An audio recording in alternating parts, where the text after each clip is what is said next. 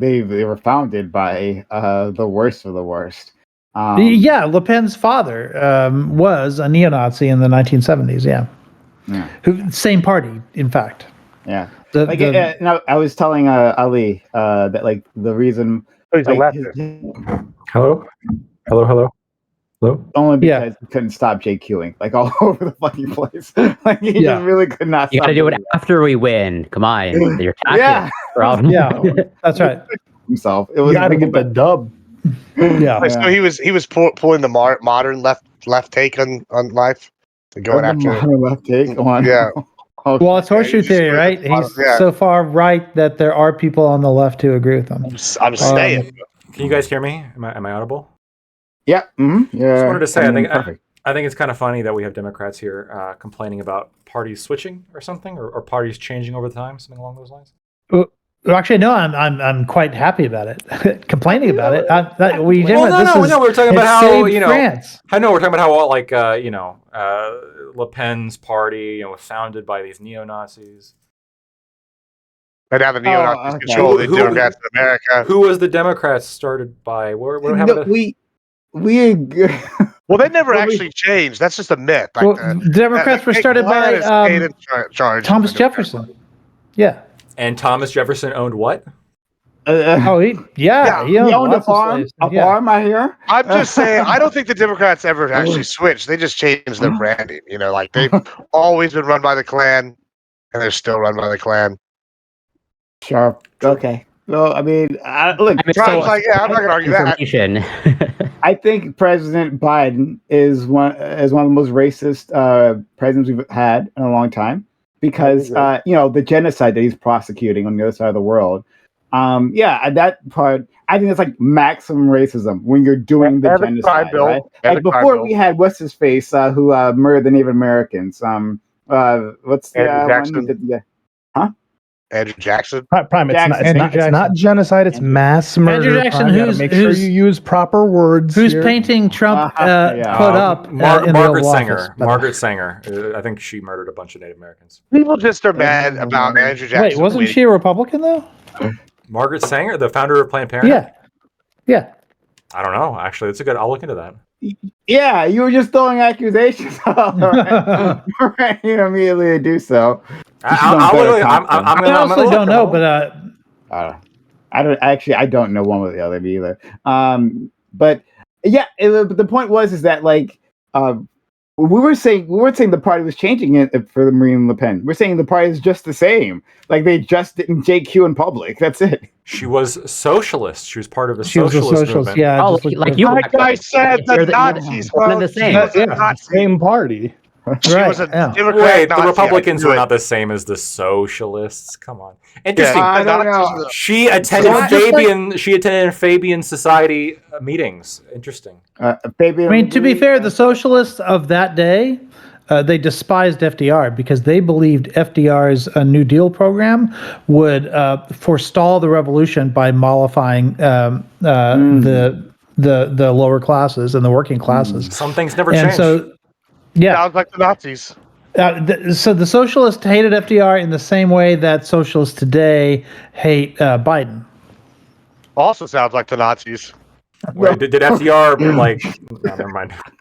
Because the Nazis also hated Biden. Yes. A lot of coincidences here that are real. Wait a minute. I don't think, and maybe I'm wrong, right? Maybe other people feel differently, but I don't think the socialist take against Biden is that he's forestalling anything, right? Like we'll say that he's not going far enough, but that is that he's actually no. They don't. The specifics of their hatred is different.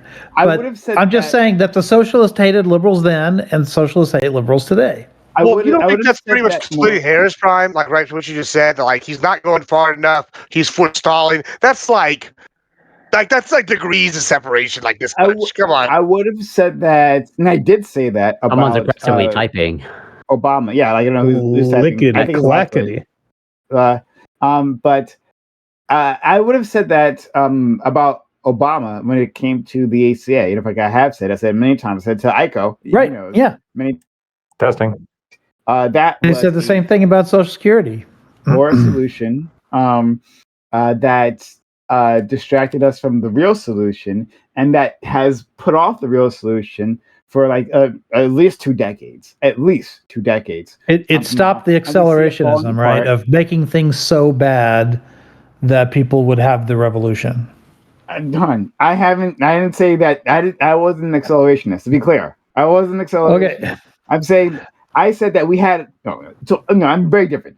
I said that we had a moment during the time where the ACA was being discussed, right? Where the country was behind a single-payer healthcare system. We had the popular vote on that. He came in with a mandate, President Obama, right? And then who did he put in charge? This piece of shit. Sorry, now you got me on my soapbox, and I was going to take me a while to get off of it. Who did he put in charge? He put in charge his chief of staff, Rahm Emanuel, Mr. Medical Insurance, right? Took money from them this entire time. Took money from them before he went to the White House and after, when he went to become mayor of Chicago. This guy, he's the one he put in charge. And then that other one, Max Ball, not Max Blumenthal, Max Baucus, I think it was, right? I believe in the House, who was also like on like the committee. And these people, like, their pockets stuffed with the medical industry money, right? Or private insurance money. And then we're surprised that out of that committee, he recommends, hey, why don't we have like a quote unquote market-based solution? What a surprise. And then Obama says, well, I mean, like, I've tried. I mean, there's just no way, right? And then, right? So he takes the Republican plan. He does the Republican plan. The Republicans that he does this to mollify. Well, he doesn't. Okay, he does it for 2 reasons. One, to mollify the Republicans. 2, because he actually is a Republican light, and he actually wanted to do the plan in the first place. But anyway, so the Republicans he mollified, and then he like continuously weakened the law afterwards. He kept watering it down because he wanted to be bipartisan. And we realized that the Republican Party as a whole turned away from him. He was there trying to just get a few votes. And he wanted to get to for the ACA, right? And then it whittled down to 3, 2, he needed 1 vote. And then he get 1. He watered down the bill again and again to get at least literally just 1 Republican vote, so you can call it bipartisan. And he didn't even get that. So he made his own bill worse.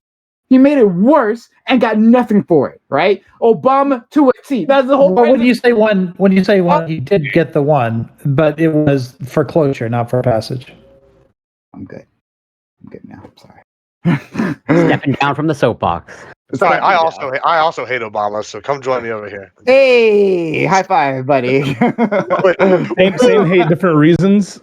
Yeah, sure, different reasons. Well, to be clear, I'm pretty sure Gibbs was for the repeal vote when they tried to repeal it, but Bernie betrayed you and voted against repeal. Yeah, it's all Bernie's fault. You mean McCain? McCain betrayed the Republicans. No. Bernie also voted against repeal. Sorry, what bill did he vote against? When they tried to repeal the ACA, right? Bernie voted against that. Well, of course, Bernie voted against that. But yes, the shock vote was McCain voting against it. Yeah, that's what threw everybody for the loop because he was a Republican. Right. I don't think that was a betrayal for Bernie voting against it. Look, once we had it in place, right? Like, I don't want to go backwards. Like the other plan was, if it would have been reversed, it wouldn't have been replaced by anything. I know. I was being sarcastic. Wait, hold on. So much, then you'd be happy to see it repealed. No, I think Ico's right. Like, first of all, is it lagging on Ico's end or is it my end? It's Ico. Okay, am I still lagging? As it was before. You're just a little bit robotic, or you're phasing in and out of roboticism. Yeah, I don't have anything. I think it's the Discord in Texas. Yeah, I think it's Discord. Yeah, because it's doing something with mine. I just did a speed test. I have like 800 milliseconds. I just heard you go robotic for a second. Gibbs is going a little bit robotic too. It's all Texas. I bet it's something to do with. Maybe it's the hurricane. It's Texas.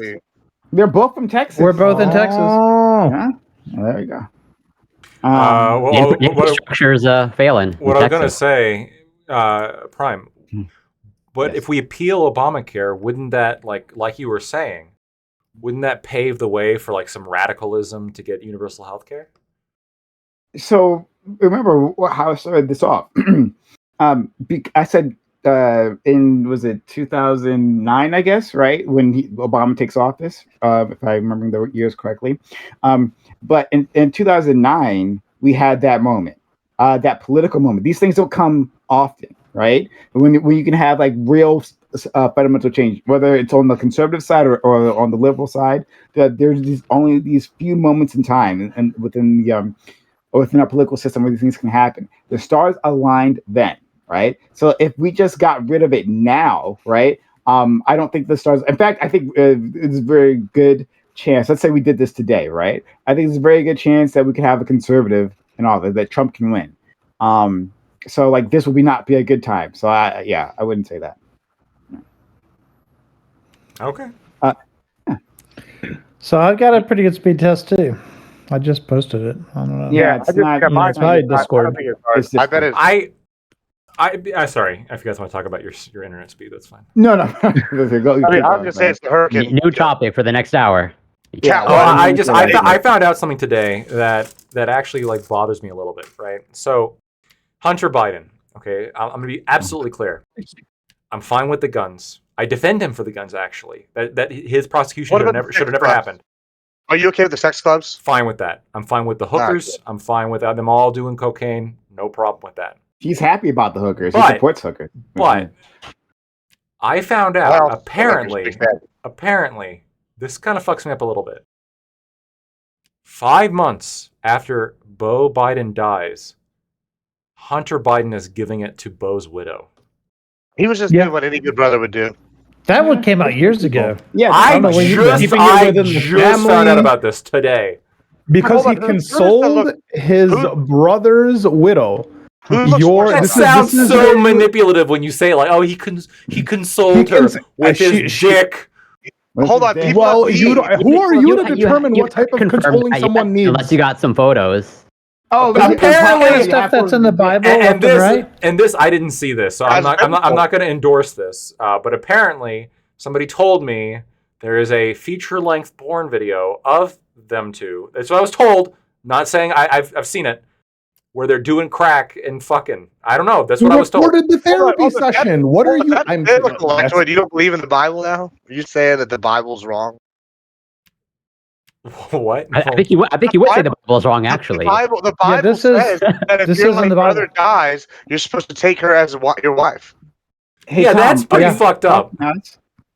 Would you rather some stranger? You just called the Bible fucked up. You would rather some. Wow. There's a couple passages in there that are a little bit fucked up. Okay, the whole slavery thing. You take care of her needs, bro.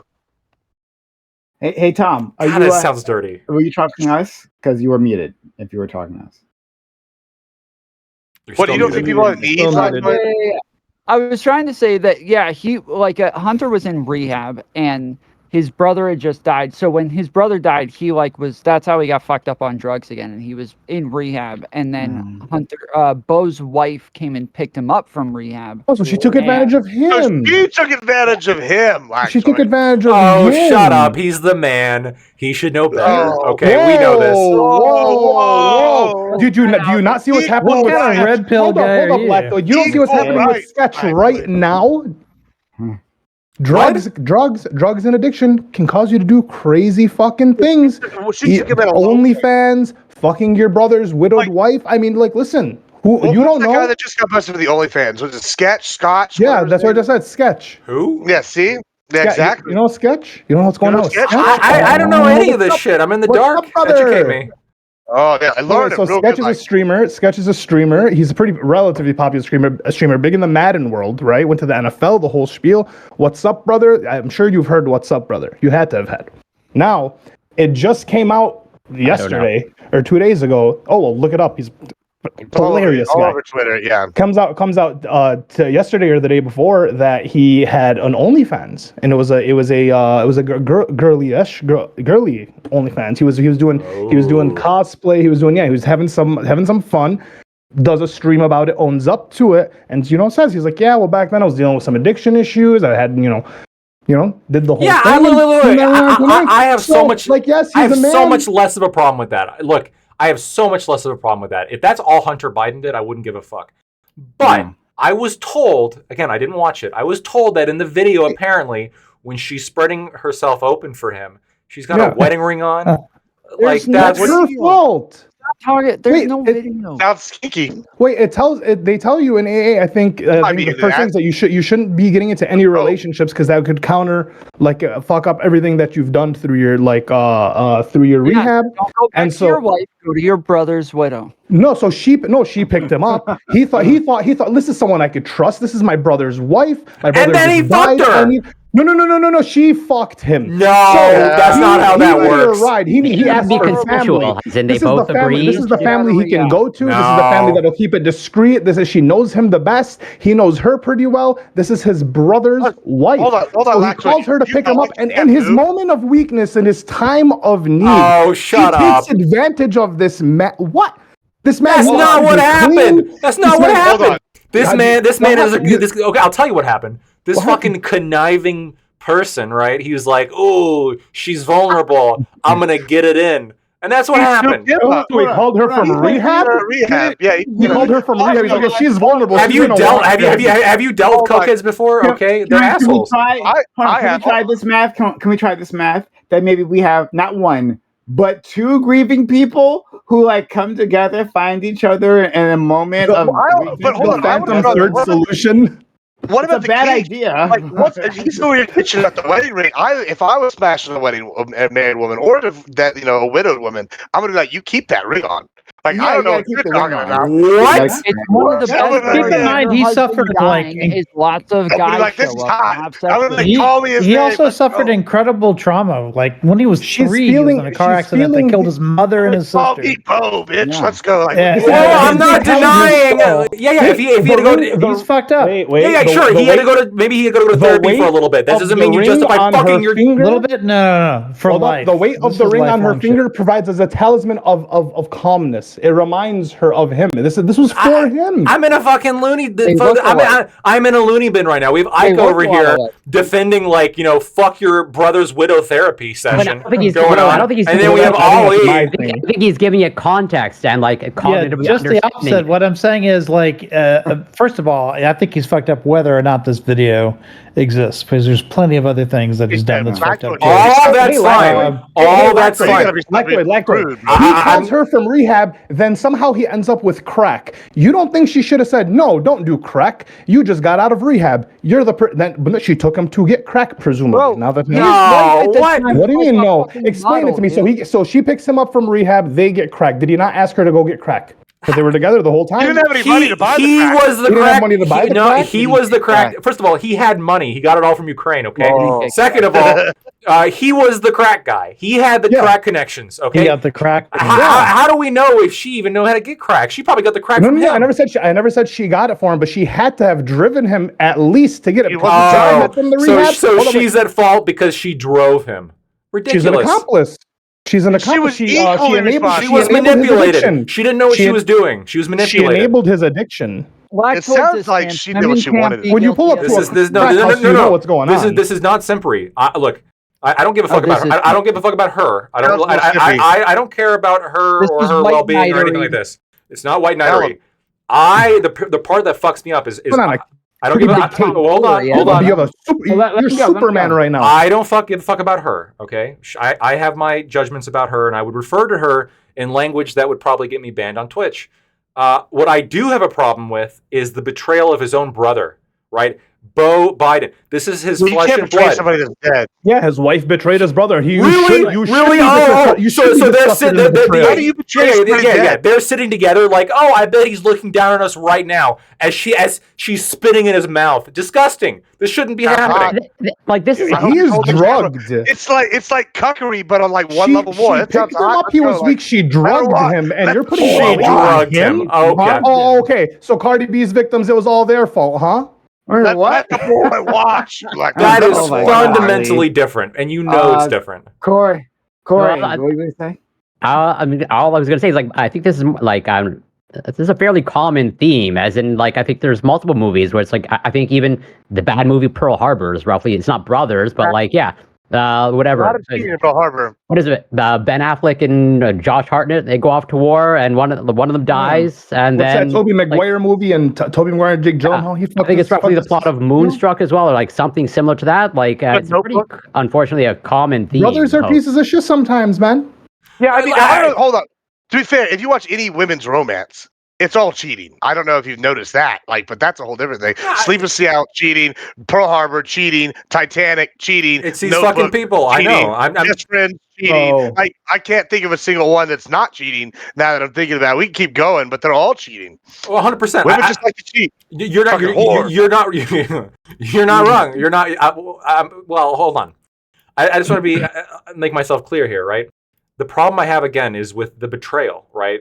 And I'm curious, would any of you could it hit a point where even you guys would be like, yeah, that's pretty fucked up, right? What if she was yelling ooh, say your name is Bo? If he wasn't a crack addict, would you be okay with that? If he wasn't, I would ask if he her wasn't about addicted it, to crack, sure. I would be like, Bro, holy Bo, he chose can the you put crack. your wedding dress on? I know he did. Just I like would he ask her sees to the put her heroin, wed- but those people I are would- also in a different mind Exactly. state and easily I would tell her manipulated to and put her taken wedding advantage of. dress on and keep the ring on. And that's what I'm talking about. We're trying to get real fucked Gibbs, up. Gibbs, We're gonna stop. dive into real issues. Hold on. The more crazy it is, the better it is. I promise. The problem is, I know you're telling the truth, and that's the worst part, right? Because Yeah, bro. if you were somebody else, I could just say Gibbs is lying for the show. But Yeah, I'm not sure lying. about that with you. This is fucked up. I don't like that. Okay, wait a minute. It's gonna be that dead husband grippy. Lactoid. Oh yeah, it's gonna be good. Lactoid. I believe you do have a brother, right? Am I incorrect on this? Yeah. Well, I have a sibling. Yeah. Oh boy. Okay, yeah. So he has a brother, and so for one thing, I think it's interesting that he's having such a reaction. But I'm assuming I don't know your brother. I have no idea about anything about his brother. However, I'm assuming that he's a good guy, right? I'm gonna. Lactoid is the evil twin in this case. That's There's a specialist possibility. also. That's a possibility. So I'm assuming he's a good guy, right? And when you want your wife, right, after you have left this mortal coil, taken too early from us, because of your fucking motorcycle, and then that you wouldn't So want much fun, by the way. brother to be with your wife, because he's a good guy, right? Disgusting. And First of she's all, gonna be no. Second of all, disgusting. Okay, absolutely not. And I'd be looking down from heaven, and I would be judging. I'd be judging just as hard as I'm Lactoid, judging would you right rather, now. Lactoid, would you rather your wife be in the woods with a stranger or your brother? Or a bear. Third option. No, just those two. I would by orders of magnitude. Okay, if I had a wife and I died, Yeah. I would want her fucking a stranger by magnitudes greater than fucking a blood relative. This person who we went to Thanksgivings with, Christmases with. Yeah. They Someone sat she 5 knows feet. intimately, someone she knows well, someone who will protect her, who takes extra care because he loves you. They are not supposed to be having sexual thoughts at the dinner table, okay? This and if isn't they fuck, sexual. This is love. and if they this is fucked, protection. oh, it's just love, right? Okay, I'm sure. Yeah, that's all that was. Yeah. Aren't you? He is in a moment of weakness. He needed to be consoled. She took advantage of him. He consoled her. He thought he was consoling her. He's like, well, this is what she needs. She's Ali, giving me what I need. Men have agency. He is responsible. But aren't you all about maximize consent? If it's consensual, what do you care? And again, I'm not saying to criminalize it. Another example is this is roughly also the plot I'm saying we should encourage it. of the TV show This Is Us, where two best friends, where the guy dies and then his best friend marries the widow. It's a common theme. And if it's consensual, why do you care? You're carrying on their memory by doing it. In fact, every time Lactoid wants his widowed wife to go into the dating you're scene. remembering them in honor forever. No. He wants her to get ran through by the fuckboys of the red pill. That's what he wants. Because once they stop As being opposed to my remembered- brother, yeah. Hold on, Fuck once they that. stop being remembered, they disappear. Wouldn't you rather not disappear into forgotten, fading memory? At least, even if it's someone screaming out your name in the bedroom to somebody else, wouldn't that be better than being forgotten? You're welcome. No, it would not be better than being forgotten. That's an insult. That's an insult to my memory. I disagree. I'd be okay with it. I encourage people to yell out my name. After I die. Revolting, disgusting. I think Am I it needs learning a therapy today thing. that libertarians are all about shame and shaming others for their choices? I thought libertarians about maximum choice. But now apparently we want people to feel better. Listen, I'm not saying criminalize Personal it. Okay. personal freedoms, and contracts. No, you're right. You're right. We can't. He's just being a socialist. No. Look, I would agree that criminalizing it would be more ethically problematic because we would be interfering with a consensual transaction with a non-consensual interference. I don't disagree. That said, Okay. people make decisions that I find gross and bad. Like, for example, if I open the door and I saw Gibbs here eating his own shit, I would say, Gibbs, listen, Nom, sir, nom, nom. you have the right to do so, and I won't stop you. But please reconsider. This is disgusting. And then he could say, well, we gotta consent. It's like, motherfucker, you're eating shit. You're eating shit. It's a problem. I'm just You're right. curious, Come on, would man. that actually be your reaction? You'd open Yes. the door and you try to Hold on, argument Black- him Black- out of hold it. on. I would. He's a reasonable guy. I'd want to know. Lactoid. He's It's a reason- of 2024, course. Lactoid. Do you eat ass? Absolutely No, not. he's Disgusting. He absolutely does. He doesn't eat pussy. He doesn't Lactoid eat barely pussy. has You don't sex eat in anything pussy? outside of missionary, okay? My Oh, Look, God. it's through a sheet, through a hole in the sheet. That just as God intended. Well, God first of all, I intended your think brother to if you fuck open you. the No, door, no, Yeah, that that's was a what- typo. that's That what- was a typo. That's what Obviously, the there's no Torah, way. The Bible, I'm sure it's somewhere in the Quran to fuck your brother. You know, I'm I sure think it's somewhere there. That's I some think like he- cattle shit going on, right? Like, oh, like inherit the wife. That's sexist. You know, actually, you know. Oh, about sexism I are we think- now? I think you have other Yes. problems. If this Wait, Texan, Since when has sexism bothered you? if I this got- Texan, Well, now Admiral he's above Gibbs, it. right? Like suddenly was like outside of your door, right? You Eating there shit. in, I don't know, Toronto, right? It was suddenly outside of your door eating poop. I think there'd be a lot of other things, right, that you That have have led to to that. establish first How'd you get before here? dealing with that. A lot of bad things are happening. No. Like obviously, yeah. Obviously, if Gibbs showed up outside my house eating shit, like I would have more than just the question of, you know, why are you doing that? But like Yeah. I'm saying, let's say, you know, and negotiate. Oh, God's doing his your work microphone right is now. not working currently. Hello? You muted Yeah. yourself. Can you hear me? God's Now plan, it's yes. working. I don't know what okay, happened. sure, sure. God. Let's say like I came down to Texas and me and Gibbs were hanging out, right? He seems like a fun guy. We were chilling, and then like, you know, yeah, chatting up some hotties, right? Drinking some whiskey, and then like, you know, oh, he's got to run to the porta potty, and then like, you know, I'm waiting in line, and he comes out with shit on his face. Yeah. I will Now, ask. hold on. Was there a girl in there or What not? if the There girls was are no into girl. it? There was no girl in there. Oh, What if the all girls right, are into it? Then I'm leaving because Nah. fuck him, and fuck those girls. That's What if crazy they're, like, people. What if they're Well, I mean, really the hot? baddies usually are. I don't care how hot they are. If they're into eating shit, I'm out. Yeah, Well, don't lie. okay, You okay, get a but little bit. let's maybe try like another example. Let's move away from the scat example. Let's try to keep the audience. Maybe they're not going to be fans of this. Proper Right. terminology, guys. Yeah, like I don't know, this was a far reach. Our friend Gibbs, right? I have never met him, but I'm sure he has minty It's fresh love, breath. you idiot. Dude, I carry mouthwash with me everywhere I go. Maybe it's because I eat a lot of shit. I don't know. You gotta be ready for afterwards. Okay. All right, buddy.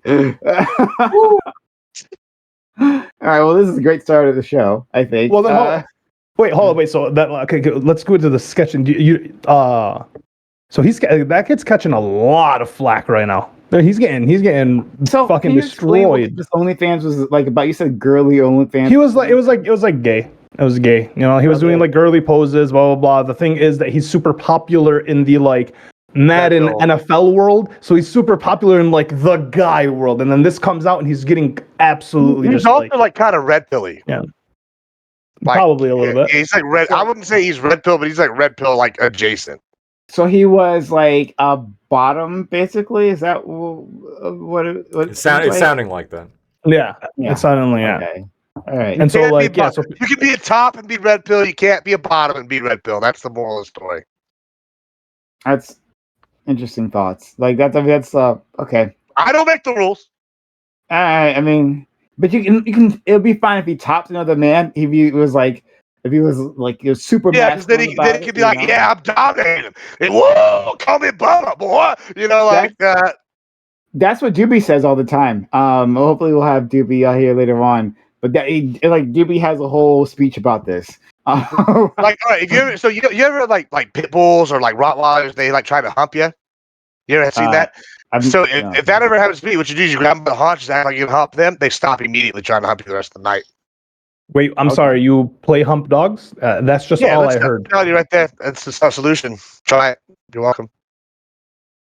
Okay. Make sure you. That's a risk. That's it's risky your business. dog and not someone else's And dog. make sure that everybody's filming it when you do it. Right? Yeah. Oh my God. That bothers Put a me tutorial less up on than YouTube. fucking Put a your wife's. tutorial up on YouTube. This is how you stop your dog from humping you. Well, you're pro bestiality. This is noted. Wait. That is honestly like I'm dead serious about this. You guys might not believe me, but I'm dead serious. Like if I found out like a guy like fucked his brother's wife after he passed, that would disgust me more than if I found out that like he fucked an animal. 100%. What if it was his dead brother's dog? Yes. What if it was his dead brother's dog? That's on the line. But I'd still be more in favor of that. Yeah. Well, can you articulate why? Yeah, Exactly? It feels a violation, right? This was his, and now it's Just to make it more explicit, like, do you view it as like a moral transgression? What it's just like keep it in the family, bro. It's less about like, okay, I agree that like logically speaking, I could not argue that it should be illegal because morally speaking, it's not a violation of consent. But it triggers like the disgust factor very strongly in me, right? So like the same disgust factor that you guys have for other things. Do something like that. Would you think he was wrong for it? Well, no. Wanting him to, I'm okay with that. No, not. I'm asking his brother Bo. Would Bo be wrong for wanting Hunter to do that? No, it's the betrayal that fucks me up. Like if he said, "Yeah, you can fuck her," or like and that was a discussion they had beforehand. At that point, I really don't care all that much. Like I'm not judging them all that much. I have two brothers, and one of them just doesn't really get much. And if he was able to hook up with one of the chicks that I hooked up with, I would be super proud So of him. benevolent. Your wife that you had two kids with your wife. Remember, these people are religious. They think they're going to heaven. Okay, they're gonna meet up in heaven. Oh, here's your brother, also in heaven with you that I fucked. He's gonna have to square that with God. He says it in their Bible. No, they're gonna be together in heaven. How awkward is that dinner table gonna be? That Hunter is all that religious. Awkwardness in heaven. How awkward is that dinner table gonna be when Bo and his wife are reunited and she has to admit to fucking Hunter? He won't care. He's in heaven. That doesn't matter. There's spiritual. There's no jealousy in heaven. I'd be jealous in heaven. There are no negative feelings. Right? In heaven. That's not the heaven they believe in. That's the heaven Ali might believe in, but that's not the heaven that Biden believes in. They need to read Dante. Speaking of They're Dante, Catholic. I got Dante right here. But hold on, There you go. Aiko, I actually want to answer this, Aiko. So, if what you're saying is the Bible recommends like getting with your siblings' widows, explain to me when all the parties are dead. Yeah, it requires it. Sure, yeah, it requires it. Now I'm guessing when you go to heaven, you see all your loved ones again, right? I don't think you're having to like talk about like who you to be fair, that's Old Testament stuff, and there's not a concept of an afterlife like in the time of Deuteronomy. So there wouldn't be like the people who wrote those rules wouldn't have been aware of the stuff that Christians would later believe. I'm not talking about like the historical thought process. What I'm asking is like under current theology, we know two things. A, there is some kind of an afterlife if you're a Christian, right? And B, you meet your loved ones there, right? Yeah.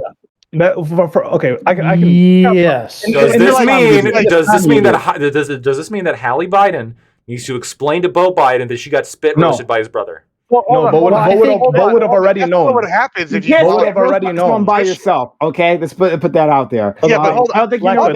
Wait, Also, you're a whole different kind of being. You're a whole kind of Lactoid. So the idea would be that these people are watching over you from heaven. They are beyond worldly possession and worldly needs and worldly ideas. They're watching me fuck my siblings' widow. Pay attention. Blah, blah, blah, blah, I can. So what happens is when you're actually close to God, you understand. When you go to heaven, you then understand the will of what's going on down below. And so when you get up there, there's no explanation. There's no nothing. I'll tell you what the will is. The will is he wants to get his rocks off, and there is a vulnerable woman. So be it. So they're Catholic, right? Wait, hold up. Right? Why so you're putting this all on him? There's a specific answer to this within the Catholic Church, which is, first of all, the best case scenario for Hunter and for Bo's wife, I would imagine, is purgatory. And they're not going to be in the same place at that moment. They're going to be on their own journeys to like shed themselves of sin over tremendous amounts of time, like, thousands, hundreds of thousands of years, optimistically. And so by the time they actually make it, like the way Dante structures it, the lust is actually the last thing that you have to have burn through you before you can cross over into the heavenly plane. And so by the time you make it there, you're such a rarefied person that the person that you were is no more. Mm-hmm. Yeah, that's you're a whole different like level of. You become like, have you ever read how heaven is described? Like it's like if you're not like the most diehard Christian like my parents, it's gonna be all like yes, every day you're going to wake up and you're going to be singing the praises of the Lord and everything will be. That's not heaven for us. Like I mean, that's heaven in Islam is you get to just do whatever you want and it's just bliss. Mm. You get what you want. Oh, And okay. if you do a suicide, never mind. Okay. All right. Yeah, for Catholics, what you have to do is you have to purge yourself of all that desire, and that takes. It can't just be a random one. Mythological amount of time. Specific type. I mean, with all my lusts, especially. Yeah, it's gonna take a bit. Yeah. But which, by the way, the circle of purgatory that is lust is at the very top of the mountain. It's in fact the closest sin to God. Yeah. So it's the very last thing you have to conquer before you get to heaven. I lust after Jesus' body on the cross. He's like the purest of sins, Yeah. Yeah, he's got a six pack. Yeah, usually Yeah. Okay. Most Western art. Yeah. All right. He's fucking yoked. Let's try to talk about something other than Hunter Biden's dick. Right? I know it's an intoxicating conversation. We were having a completely put out different an discussion. article today saying that calling Kamala Harris a DEI hire is what bigotry looks like. Racist, yeah. Like she is a DEI didn't hire. Biden literally say that he was going to hire a black woman as the vice president? It literally is just a DEI hire. Same thing with Justice Jackson, yeah. Just is. Yes, they just are DEI hires. Like same thing with Reagan, right? Reagan promised he would put a woman on the Supreme Court. Like DEI hire. Reagan also did DEI hires. I mean, that's pretty normal for politics. Hold on. But if they don't say it, and they only put in white men, those aren't DEI hires. No. No, they could be, but it's only. But we would Wait, if they're selected, I'm only going to get a white man. Yeah, if they're selected, if they're selected because they're white men, then they would be DEI hires. But Kamala Harris and Justice Jackson that's were not diversity. That's the opposite of diversity. Well, no, we're saying that like if we're saying diversity that like yes, like, obviously diversity is the opposite of white, but the point is that yeah, sure we could call them that if somebody actually said we're only going to get a white man for this position or something like that. Yeah, then sure, we might say something similar. Yeah, my point is that like DEI is not the word for this. It's identity politics being behind it, right? Affirmative action for white men. But it is a diversity hire. Like that's absolutely, they were diversity hires. Yes. Yeah, but hold on. Before only white men were considered, right? And so. Correct on. Well, you can argue for DEI, but they are DEI hires. No. Hold on. Right? I'm just saying that like this is identity politics, right? Like you agree. What's being described here with Kamala and the Supreme Court Justice Ketanji Brown is identity politics. I'm just saying it's no different from the identity politics we had previously, where like putting anyone other than a white man on the Supreme Court would have been political suicide, right? Look, there's another form of it, yeah.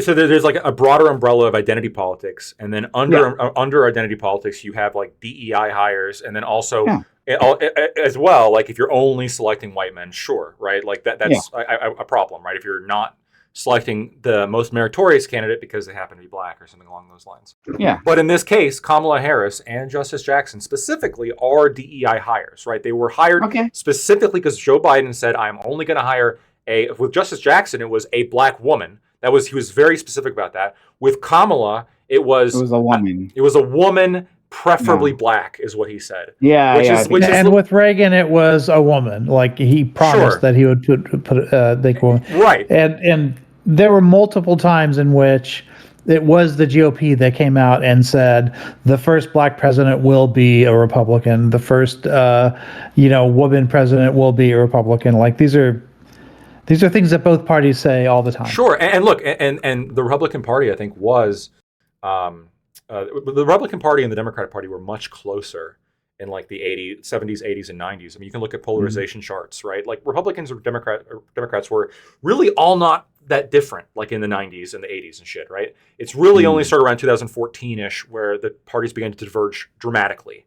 But like right now, because Nina Turner, well, okay, there's obviously the Civil War before then, though, but there was like through the latter half of the 20th century, the two parties were very closely aligned. But Nina Turner on Twitter, for example, specifically said this, right? Like, oh, this is racism, by the way, when she shared a tweet about somebody calling Kamala Harris our first DEI president, I think was the tweet, which I would argue, I would agree with tomfoolery. That's not racist. When you select somebody because of their race, overtly and specifically, this is a DEI hire. And so people are saying it would be the first DEI selection, who, by the way, if she became the president, if Biden took it and then Biden died and she took it, then she'd be a DEI hire by never taking it. Well, no. Would you say Obama's the first? Well, that's fair. A lot of people voted for him because he was black, yeah. Well, it's not just that, but the reason he became president was because of his very famous convention speech, floor speech, in 2004, in which he was picked for that speech because he was a black senator, and he was the only black senator at that time, and so. He was selected for that reason, and one might say that the only reason he's president was because of that speech.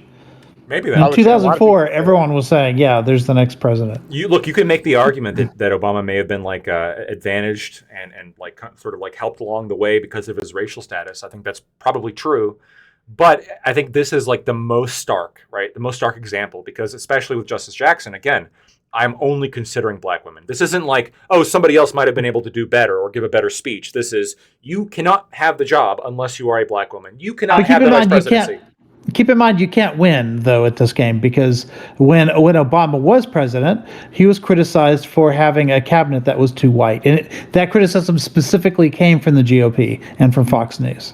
Yeah. Okay, I'm not defending them. I'm not defending them then. Yeah. Anybody who was to criticize a board for being too white or too black, absent this kind of DEI bullshit, I don't subscribe or endorse any of those criticisms.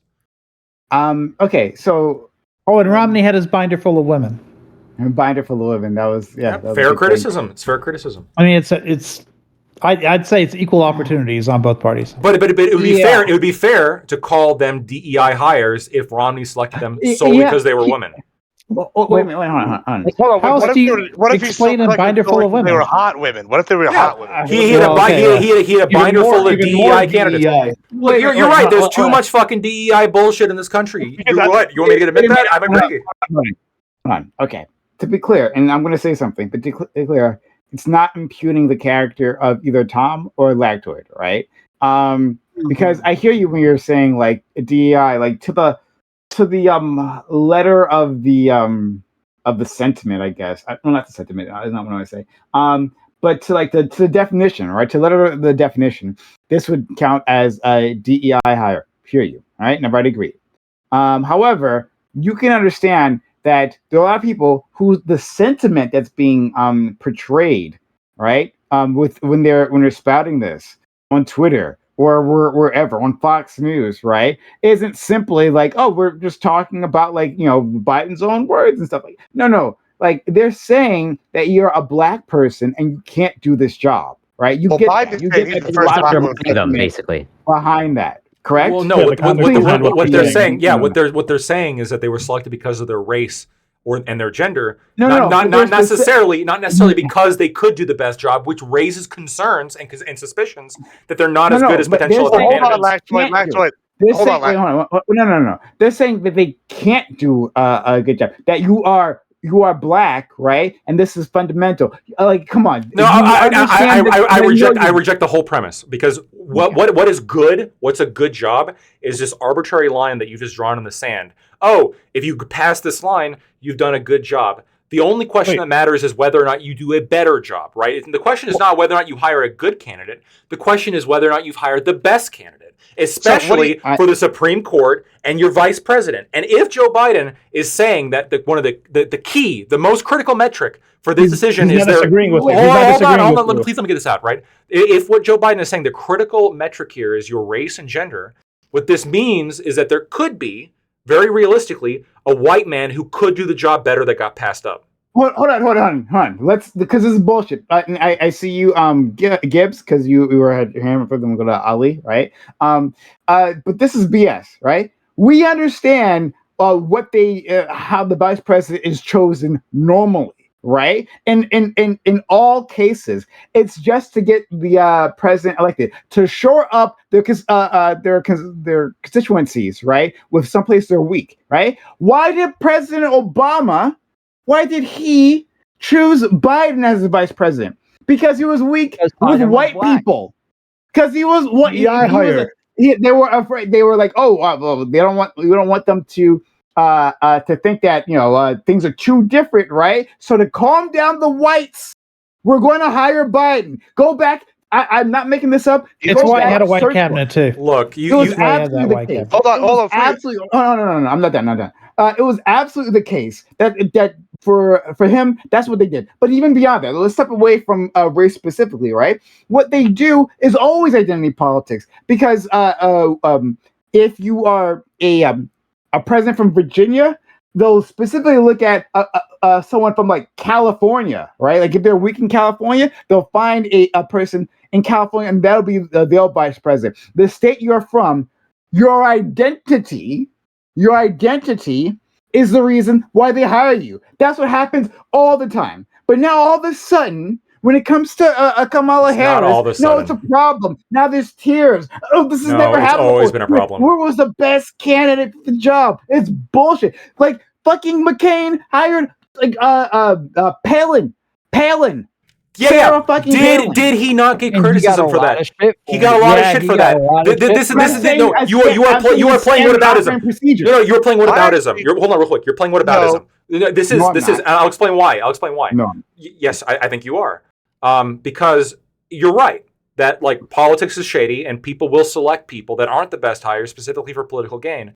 And when people do that, they rightfully open themselves up to criticism. McCain got criticized for picking Sarah Palin, as she should have. I'm sure Obama, I don't remember this all too much, but I'm sure he probably got criticism for picking Biden from some people, right? No matter who you pick, you're going to get some criticism.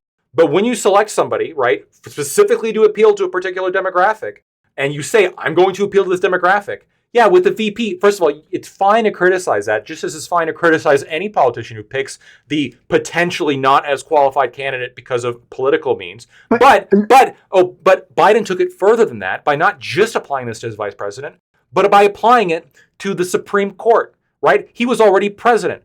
Explain to me why he had to pick and this, by the way, was his most strict requirements. You had to be a black woman. Explain that. Mm-hmm.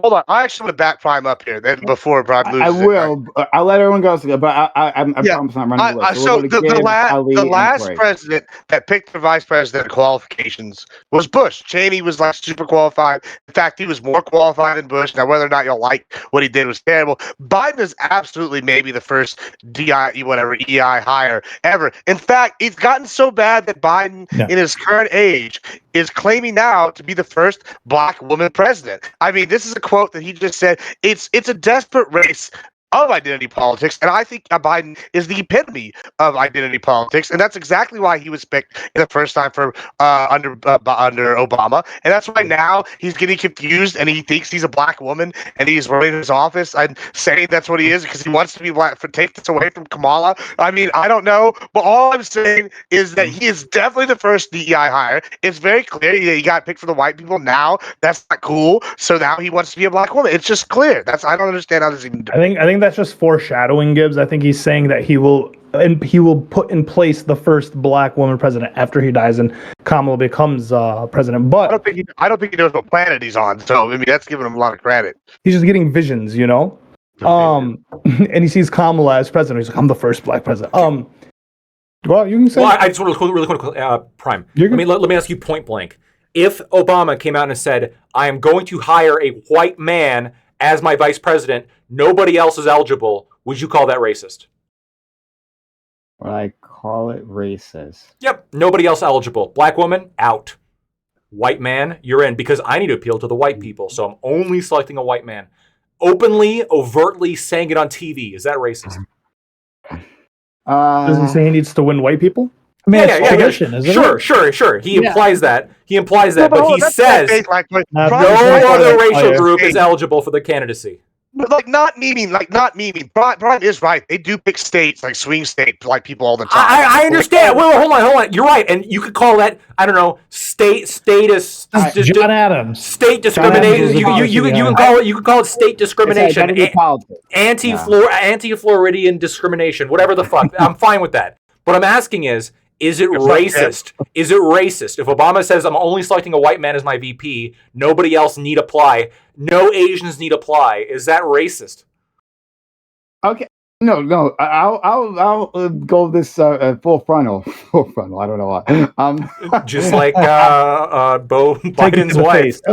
He's gonna take it to the face. We're back to the scat. Well, we're back to arguing whether or not DEI hires are good instead of like whether or not it's actually a DEI hire, right? I'm in favor of DEI hires. I'm in favor of like getting a black woman as VP or getting black women on the Supreme Court. I'm in favor of those things. I'm just not going to deny that these are DEI hires. I don't think that's the problem. I'll go Ali and Corey. So I'm going to answer straight up. Yeah, so I don't think the problem is that. Oh, you want to go? Yeah, let me finish it, and I'm almost done. Right. Prime Ali Corey. Thank you, Corey. Okay. Yeah. I absolutely. I will say that yes, it is racist, but it follows a long tradition of racism in this country, right? When only white men were allowed to be vice presidents, only white men were allowed to be Supreme Court justices, and they specifically have been choosing people because of the region that they're from, to shore them up, right? They did it specifically to mollify the country in terms of identity politics, exactly, right? So, I would say yes, you're right. If Obama came out and said specifically only white men are eligible, that's racist, then he's only following a long tradition of racism. Let's break the cycle, Prime. Me and you. Okay, right now, no more DEI hires. Okay. Got you, buddy. Ali? I was gonna say for Tom, I don't think the problem is pointing out that it's a DEI hire. If we were gonna speak like strictly factually, when you say Lactoid that something's a DEI hire, I'm like, okay, that makes sense. But when some dude on Twitter posts, did he leave? Lactoid? I'm still here. I accidentally. We're missing our Swedish model. He's a DEI hire. We only have one Swedish model on this panel. We can't afford to lose him. So you can hear me, right? Also, Prime is the king of DEI hires. Is the most diverse panel I've seen. So I accidentally clicked on a how to install a toilet video. My bad. You're talking about scat. Now you're talking about how to install toilets. Are you? I need to replace my toilet. It's like I'm a DIY. Not a DEI. I'm a DIYer. Okay, I do my own work at home. DIYer. DIY. Do it yourself. Yeah. So I was saying, I think the problem more is like, so if someone says like 1350, you understand that that's just like, you're just throwing the We'll be you're back, doing Brian. the racist undertone, right? So that when someone's just going out and saying, "Well, Kamala Harris is a DEI hire," to Prime's point, the implication when someone's tweeting that isn't that like, "Oh, factually she is." It's that the only reason she got this job is because she was black. Just like an affirmative action hire would have only gotten the job because they were like. Why is that minority and racist? Why is that racist? to It's say? true. Yes. We can say actually true. facts. If you're speaking in the once again, when Lactoid's talking about Like, it, if I was- when like, that's Tom like brings saying it up, I'm math not is like, oh, these guys are racist. But on Twitter, when someone's like bring up, if you're having a conversation, someone just brings up 1350, you're gonna be like, okay. I mean, I guess that there's a fact to that, but why are you bringing it up? If the conversation is about crime rates, then it'd be relevant. Ollie, do you think math is racist, Ollie? Like whenever they say like 2 + 2. Inherently. You think so? You his think people that's- invented math. I think you guys stole it from the Arabs and then you guys ran with it. If it's cultural appropriation Okay, and all. okay, all right. So, but Yeah. well, I got nothing then. Corey? Yeah, I like to, so not that I'm necessarily like in favor of DEI in every context, since Thank Mike you, can tell the Corey. evidence is pretty mixed. But I'm curious, Lacto, because you mentioned I think something specific earlier of like, well, it's about I think the words you use like, well, it's about the best candidate for the job. So I'm curious, okay, how do you go about doing that or selecting for that? How would you want, let's say, the alternate, Supreme Court selection process to work? As in, like, how do you select as the best candidate? So ideally, with any kind of candidacy or student, you would like review their record and you would select them based on like meritorious considerations, right? Like how long their record is, how impressive their record is, how eloquent they're able to explain their ideas, how complex their ideas are, how they're able to, their knowledge of key areas, all sorts of things that, again, like are based more on the character of their person and based on their credibility and their merits on whatever they're going to do, as opposed to things that are skin deep, right? Like their race or their gender. What about electability as a factor? So electability is one of these things where it's like, I recognize like in the practical reality, it's a consideration. Okay. And I'm not denying that I understand like this happens, but And identity is a factor in electability. I'm aware, but electability I don't think is actually fundamentally like a justification. You're basically saying like, I have to do this shitty thing because enough people want this shitty thing that I won't be able to appeal to them unless I do this shitty thing.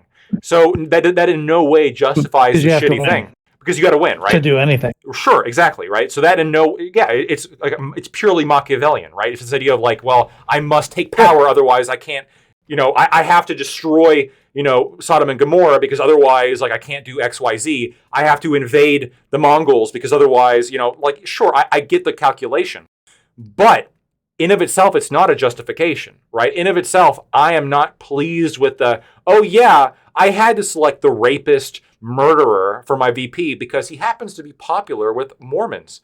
I get it. You want to appeal to the Mormons in this particular election, but fuck this guy, okay? And I'm going to criticize you for selecting him, as you should be criticized, but I get it. I understand. And you're going to do it regardless of whatever criticisms I'm going to levy because you want those votes. And I'm not denying that reality. Actually, I'll give Corey first. Yeah, go ahead. So I think you mentioned in your response to me, it's like, well, you should look at their record. Well, why is that important? I think it demonstrates, their industriousness and their, how well in the past they've applied their knowledge to real world scenarios. I know what you're going to do. You're going to cite that study that indicates that like years on the job doesn't necessarily correlate to job performance, but no, not years on the job. Well, I mean, yeah, sure, you can distill it down, but generally speaking, experience is actually not really the greatest. Depending on, there's some jobs that are exceptions, but actually, okay, what we select for, okay, we look for experience for every role, and yet actually looking for experience is actually not a good way or a good metric. I actually took a look at that study that you sent me.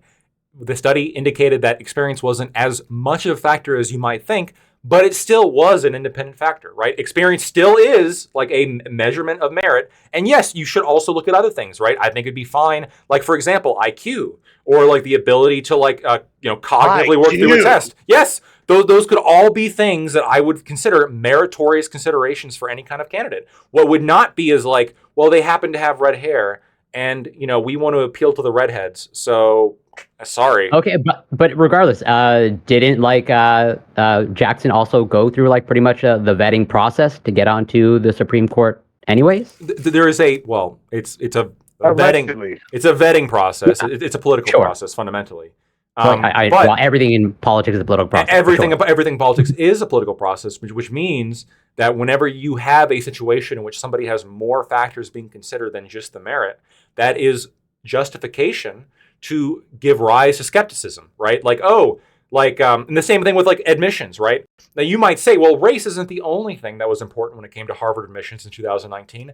There was other considerations as well. And you'd be right. There were other considerations. Okay. But there was an analysis of this. And in 2019, if race was not a factor, 2/3 of black students would have not gotten in, which means that 2/3 for black students, and their deciding factor was their race. And if there was no racial considerations, more than twice as there'd have been twice as many Asians that would have gotten in. So half of all the Asians got fucked because, yes, sure, there were other considerations, but it was the race that was the important part.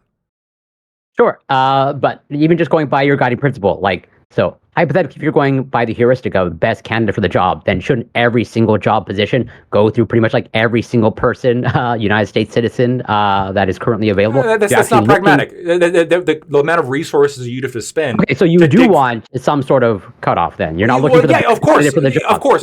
So then But you're hold on, heuristic. no. Hold on. Having a pragmatic cutoff because we don't have the resources to interview every citizen is different than nobody is eligible other than a black woman. It wasn't just that Ketanji Brown Jackson was the one that applied. There were plenty of other applicants. Yeah, but you still want a cutoff, right? Just as it's not mutually exclusive, as you can have, your So DEI the cutoff was one. And someone can also be meritorious by your criteria as well and equally qualified. You're right. You have an arbitrary line. You're not filtering for every single U.S. citizen, and because you're not actually searching for the best candidate for the job. Otherwise, you would be. You'd actually. No. You're searching. Planet. Hold on. You are searching for the best candidate for the job, but you obviously have to limit your search because the costs of searching.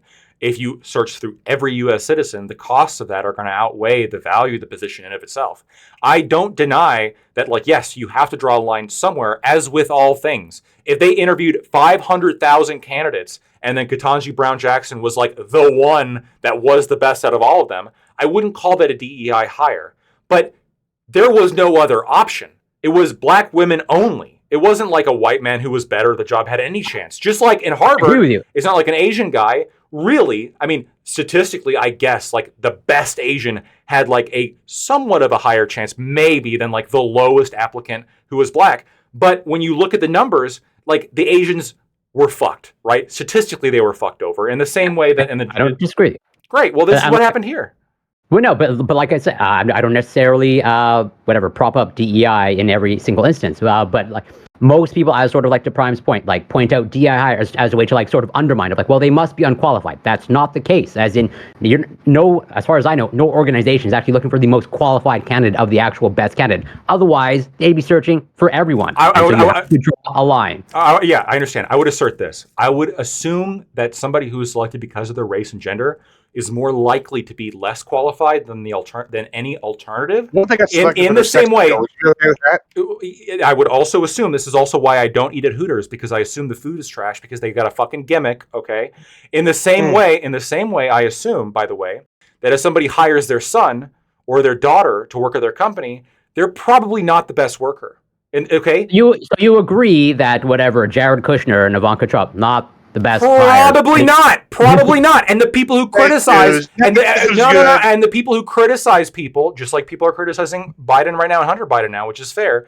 People who criticize people for putting their families in positions of power, I think that is a perfectly fine criticism to hold. And I think the only Biden thing I don't have a problem with. No. It is probably. Are you fucking kidding me? It is probably more likely. Okay, if somebody says, "Oh, I looked at all the candidates and my son happened to be the best choice," I am skeptical. I want you to show me some fucking proof. Show me the test scores. And if I'm wrong, I'm Oh wrong, my God. but I'm probably not wrong. They grew up learning your system their whole life. Of course, they're going to be the best. You don't have to train them to think like you. These Like, they motherfuckers are already- dipshits, Gibbs. They're This is a dipshits. good They example got a silver spoon in their mouth. They're That's useless. system's based. I don't want to hear out of you. That's bullshit. You Like, they think literally- these politicians' kids are useful in any meaningful way? Hold on. Let's just They got make their it last name lottery. Hold on. I don't give a shit. Yeah, cool, great, good for them. Let me give you something. Like, you're trying to tell me that there's a difference between 18 years, maybe more, of training, like that they had to endure from the day of their birth. They learned how you think, how you run your business. They learned the ins and outs of the way you do this. with Gibbs' I mean, world. hold on, just throw these out here. There's a lot of assumptions being made all. Hold on, there being assumptions being made all over the place here. This is the least of the assumptions. This guy should, in theory, know how you think better than the guy that you take off the street with. Oh Lord, this guy's got the best qualifications per se, and then I got to go over here and train this guy for a year and expect him to think like me and do the things I want them to done the way I want them to be. Yeah, then like, show that's your work. bullshit. No. Nepotism's Gibbs, great. Gibbs, Like, I don't understand how you can argue this. Okay, I will argue this. You show your work, right? If you can demonstrate that your kid, I will show it. Yeah. If you can demonstrate your kid is actually the best at running the job, and you can show me like by actual metrics, I can be convinced. But in the same way, they already got 18 years of training. In the same way that you hiring your kid, I'm going to assume is nepotistic. If you select somebody, I'm only selecting a black woman. I'm going to assume that's racist, and I'm going to assume that this is not the best candidate because you have made it clear. You have made it clear that other candidates need not apply. In the same way, by the way, if you say only my kid is eligible for this role, Gibbs, let's say I said that. Let's say I said only my child is eligible for the role of CEO. Would you assume that the CEO position then is held by the most qualified candidate? Or absolutely 100%. Gibbs, shut the fuck. No, you know this isn't true. For it. If he's been bred for it, if someone's saying that, they're probably confident that they've been bred for it. Yeah. That's like I argue that. Oh, you think that mule off the street's gonna be better than the stallion that I bred? If you have a successful company, right, and you're like sitting in front of your board and you're like, yo, my son is going to be CEO. The assumption I'm hearing is that you're training your son to be CEO. No, it's that you want your kid to be powerful because it's your fucking kid. That's my assumption. But if your kid flops, which is kind of like what you're going with, if your kid flops, your legacy's fucked. Your kid is gonna be broke and not set up, and you're kind of getting your kid is your legacy. Your kid is your legacy. Yeah, and if he fucks up, which to your point, as opposed to what, working at Walmart? It's the fucking CEO job or bust. This is a great idea, right? This is the level of thinking that kings and queens have been used throughout the ages. Like, clearly, my child is clearly the best one, and that's why I'm putting on the. I've already trained them. Yeah, and then they're gonna marry the best queen. How often did the kings pick a different kid than other than the first one? All the time. Always been a good idea to put in your kid. Like, clearly, you've trained them. Hold up. In many societies, if you could beat the king, in many societies, if you could beat the king in what the king's role is, you could challenge the king, and if you could beat him, that's not true. Not only that, I watched Vikings, and that was on History Channel, and I saw him battle for Earl. Okay, I saw Ragnarok. I saw him. I saw Ragnar. He said, "I'm challenging you for Earl." That happened in some societies. No, it's true. It happened in some societies, but the vast majority. Once these warlords, and they were all warlords at one point in time, right? Like, forget the fine clothes. They're all warlords and thieves and murderers at some point in time. Who overthrew other kings that got overthrown. Exactly. So they killed them. But it wasn't challenging it to do it better. It was just, hey, I better according to back then that was better. Back then it was better for somebody. The ethical good was the transcript was, can you kill me? Cool, you get to be king. He was the best at the job. Right. It was better for that guy that was king. You know what I'm saying?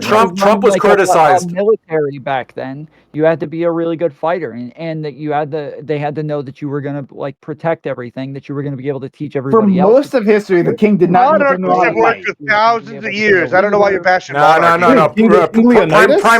Prime is right in this. Like, it got to the point where the kings were so fucking deformed because of inbreeding that they couldn't even stand up. Okay, those are your European kings. Those are the European kings. But they ruled on. No, they didn't. They didn't get overthrown. They Another died. meritocracy. They fucking died. What happened here in the United States? Where's the United States that we overthrew?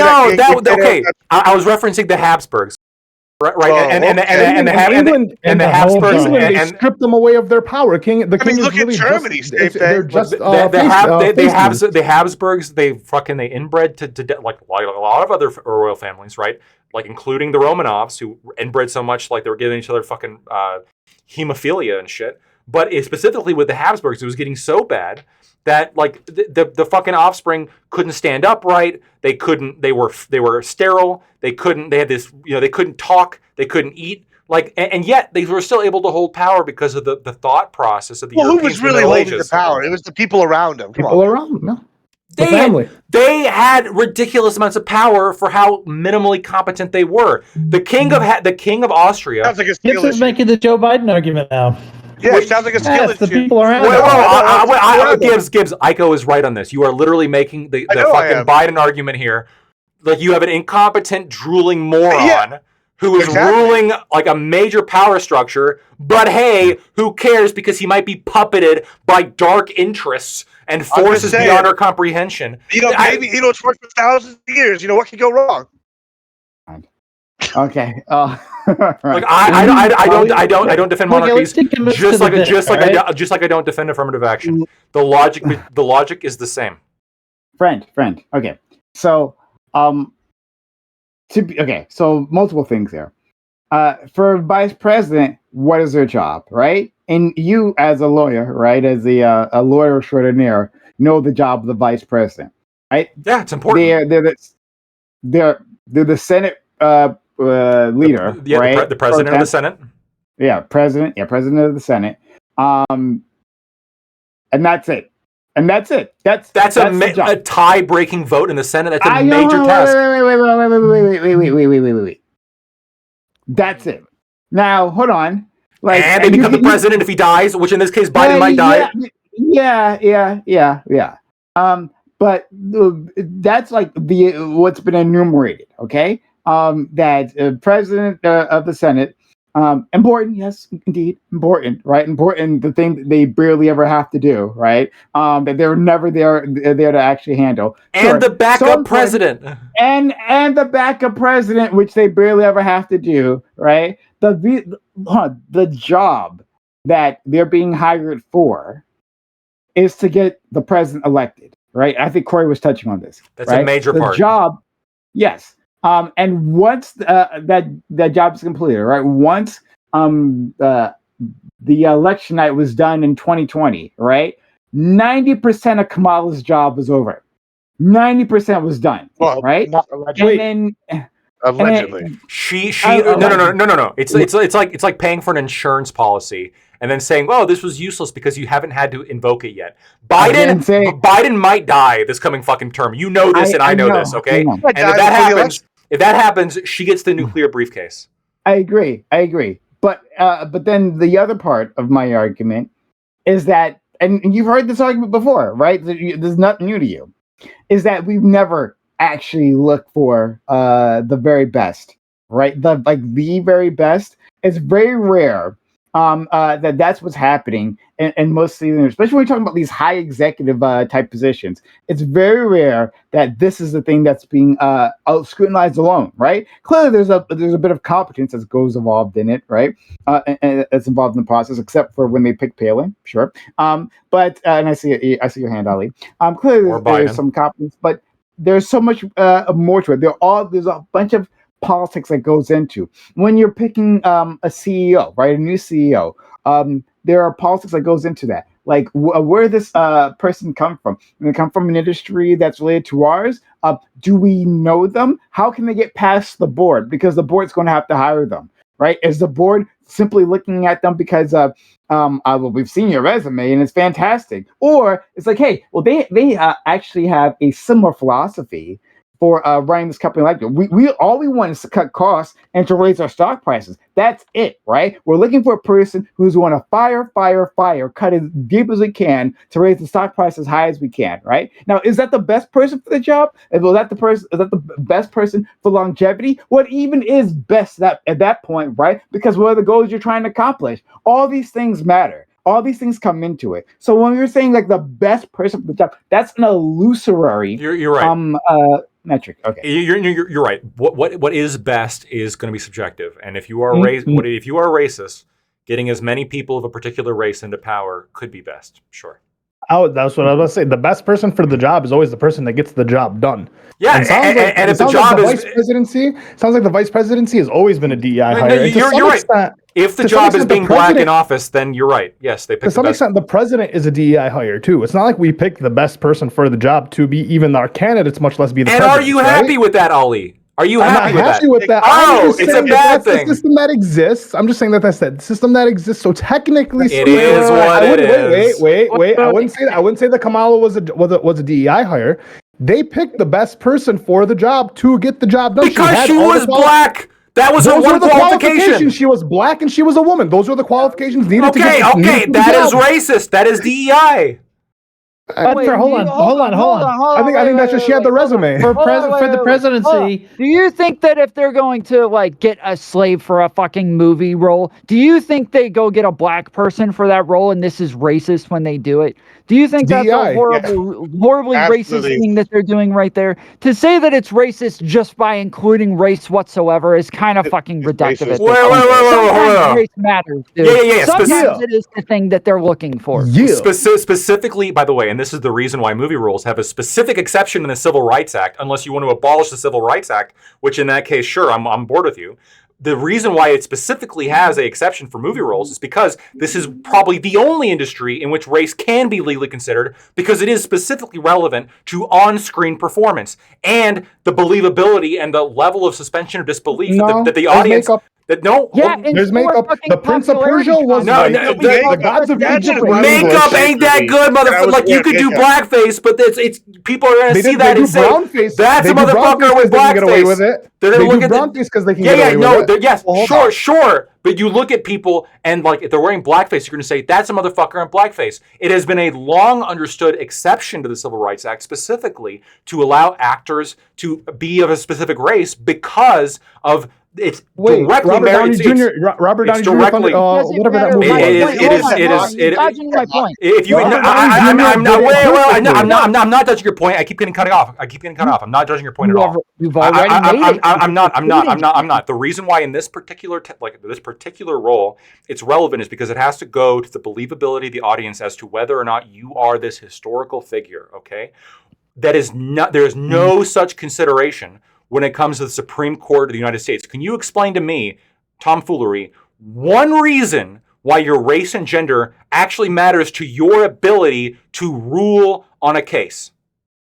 Well, the point that I made was for vice president, and we're talking about getting the actual president elected. But if you want to talk about somebody on the Supreme Court, the Supreme Court is generally going to be something that you're using to get reelected as well. You're trying to put people in place so you can say, hey, I put people in place that you're going to be happy with. And so because I did this now, you can elect me again. And it's the same thing as a vice president as well. You're trying to you see where this goes? You see where this goes? Where this goes is now under this theory, which I don't even deny. Like, yes, there's some I understand the logic, which is like ultimately everything is to just get reelected. Well, this justifies putting anybody in power, right? Donald Trump could have put Hitler himself as in the Supreme Court justice place if it would have gotten more votes. Himself got elected, so that you don't even need to make that point, buddy. Oh my God! Let's go to Tomfoolery. Let's go to Aiko and Corey. And thank you, my friend Doobie, for being here. Go ahead, Aiko. It goes where it's been, which is to say, even now to this day, you wouldn't expect a woman to win for the presidency. We all know that to be president, you've got to be a man. It's been that way from okay. How many women presidents have there been? Bro, I know so many people who voted for Hillary just because she was a woman. That's not what I said. You have to get a majority. How many times Pick a are good you going to get a majority of the Electoral College? And you can't. And no woman. That's yes. The Electoral College has never picked a woman. Never. You're right. A better woman could win. I would even say that in picking candidates for 2028, if you pick the party that picks a woman is going to lose. Okay, Aiko, let me ask you this. If somebody says, I'm not voting for that candidate because she's a woman, are they a sexist? Or are they just, well, that's okay because it's just a political game, man. They're just voting for who they want to. Yeah, but you've got it reversed, right? Because yes, we know there's a lot of people who won't vote for somebody because they're a woman, right? But the real question is, will you appoint a man because you know that you need to win in order to get anything done? Yeah. And if that's true, if electability is a reason, is a legitimate reason to appoint somebody, then somebody's identity is sometimes going to be determinant of your electability. If you say, and so you're going to have to do it. Your resume. I understand. If you say, Aiko, this is my proposition. If you say to the world, I am only going to hire a white man because a white man is what will get me reelected. This reflects not only poorly on you for making this decision, this brazen decision to get elected at the expense of what I think is higher moral good. All right, and sure, you can argue higher moral good is and you can argue that's necessary or whatever, but be prepared to take criticism for that. But I think that reflects poorly on the country. And I think it's relevant to criticize the country where there are specific people who won't vote for the best candidate, specifically because they're a woman. Just like the fact that Biden even has a reasonable, they don't want to vote for Biden. Right. Just because Biden has a reasonable, and that's another consideration too. But just because Biden believes reasonably that it will get him votes by selecting just a black woman and selecting a black woman as the Supreme Court justice. That reflects poorly on the left of this country, that they are such rabid identity politics ideologues that they can't get over the fact that maybe you should be selecting these candidates not based on their race. You just agreed earlier that both parties do this. So, no. Specifically when it comes to, if we're talking about the women, you can criticize the right for also being, a little bit less rabid, I guess, because they seem to be less about this DEI shit. No, I'd say the left was a little bit less rabid, right? Because they occasionally do put a woman up there. But the right never will. Never does. Whoa. Hold on, real quick. They put up Sarah Palin, first of all. Second of all, not for president. But for vice president, just like Biden selected a black woman as his vice president. Yeah, you just said that. No, that's not what I just said. Well, just like I think that if he picked Sarah Palin because she was a woman, that would have also been a terrible choice, and he should have also been criticized for that. What I'm saying is that wasn't the reason she was a terrible choice. Well, sure, you can say that's not the reason. But what I'm saying is it's reflective of, I think, the bigotry, honestly, of this country, where if you were saying, I have to select this person because they're bigoted against women. Because of their immutable characteristics, because I need to appeal to the bigots of this fucking country, because the black people aren't going to vote for me unless I get a black person on this fucking candidate. I love that lag towards acknowledging racism because it usually pulling teeth with him to get him to do so. So this is a fantastic... No, it's racism one way. It's racism one way. If I said I'm gonna, I acknowledges racism when it's one way. Yeah, it is racism one way. I've already bitten your bullet. Acknowledge that it's racist. No, you haven't. I've already done that for you. I gotta say one thing. Please. It's racism one way, because if I was to make a statement that might statistically be true, even though it's fucked up, I'm only going to hire white candidates because they're less likely to commit a crime and I don't want crimes in my workplace, even though arguably I can make that argument. We would all say that's pretty fucked up. Just like if you were to say, well, I got to select a black woman because I got to get elected. Sure, that might be right, but fuck you for doing 46 presidents. I'm only going to hire family members. What percentage of them have been anything else? Anything other than? Hold on, we got to go in order. Corey, Ali, right? And then Doobie, I'm sure has something to say. I have something to say to Lactoid as well, but Corey. I'll try, and I should be brief. So Lactoid. So it was brought up earlier of the two presidential candidates now, okay? And are you satisfied with that outcome in terms of what's currently, No, I'm not satisfied with this fucking outcome. Okay, and so what do you So what do you think, okay, in terms of these are what have been propped up, these would have been elected for. Okay, I'll tell you. The solution is voting tests. We have we've got to remove these people from the voting pool. Sure, but what do you think? Okay, they're selecting for multiple things, but let's say Joe Biden, okay, 4 years ago, what do you think he put on the table? This is why you should vote for me. Who? Joe Biden 4 years ago. What what did he argue for as the reason he should be voted for? Well, In terms of, let's say, would it be fair to say that he's an experienced politician? there is, yeah, for sure. Okay, and do you think that in most people's minds that's an argument in favor of voting for him or not? That's a debatable question. No, right there. I think that's reasonable. I think that if a voter was to look at his the fact that he's been in had this much experience, and were to say, "Oh, I value that level of experience," that would be a reasonable statement. Yeah. Okay. Well, Other people would say the opposite, I though. think You know, that proves my larger point in terms of what most people select for, in their mind. Well, their experience, therefore they must be good at it. Doesn't actually hold out to be true. Not that I'm saying Joe Biden is awful or whatnot. Definitely large room for improvement. But generally speaking, on average, okay, you're always trying to make at least you appear to me to be making the argument of well, it should be based on merit and best candidate. But generally speaking, on average, even you yourself are probably bad at selecting for the things that you want to select for. Just as most people, they go by the marker of well, their experience. Joe Biden's been in whatever politics for whatever decades, 5, 6 decades. Therefore, he must be a good politician. That actually doesn't actually hold up to be true. Also, I'll bring up to the fact Can I address? So it's not necessarily about people being the best judges of whether or not somebody is the most meritorious, because I agree with you that it can be difficult sometimes. It's that they're fucking trying, right? It's oh, here is something that has to do with merit. I'm evaluating this at whatever bonus points to election here. Voila, that's why I'm calculating that I should vote for them. In the same way that if Biden, currently Biden's rapid decline mentally, in which his brain is leaking out his fucking ears, people are looking at that and saying, wow, he's really not that competent. I really don't want to vote for him. That's reasonable too, right? They're making an evaluation about what they think is meritorious categories. And they are right. These are meritorious categories. This is not merit. Well, hold on. No, brain capacity?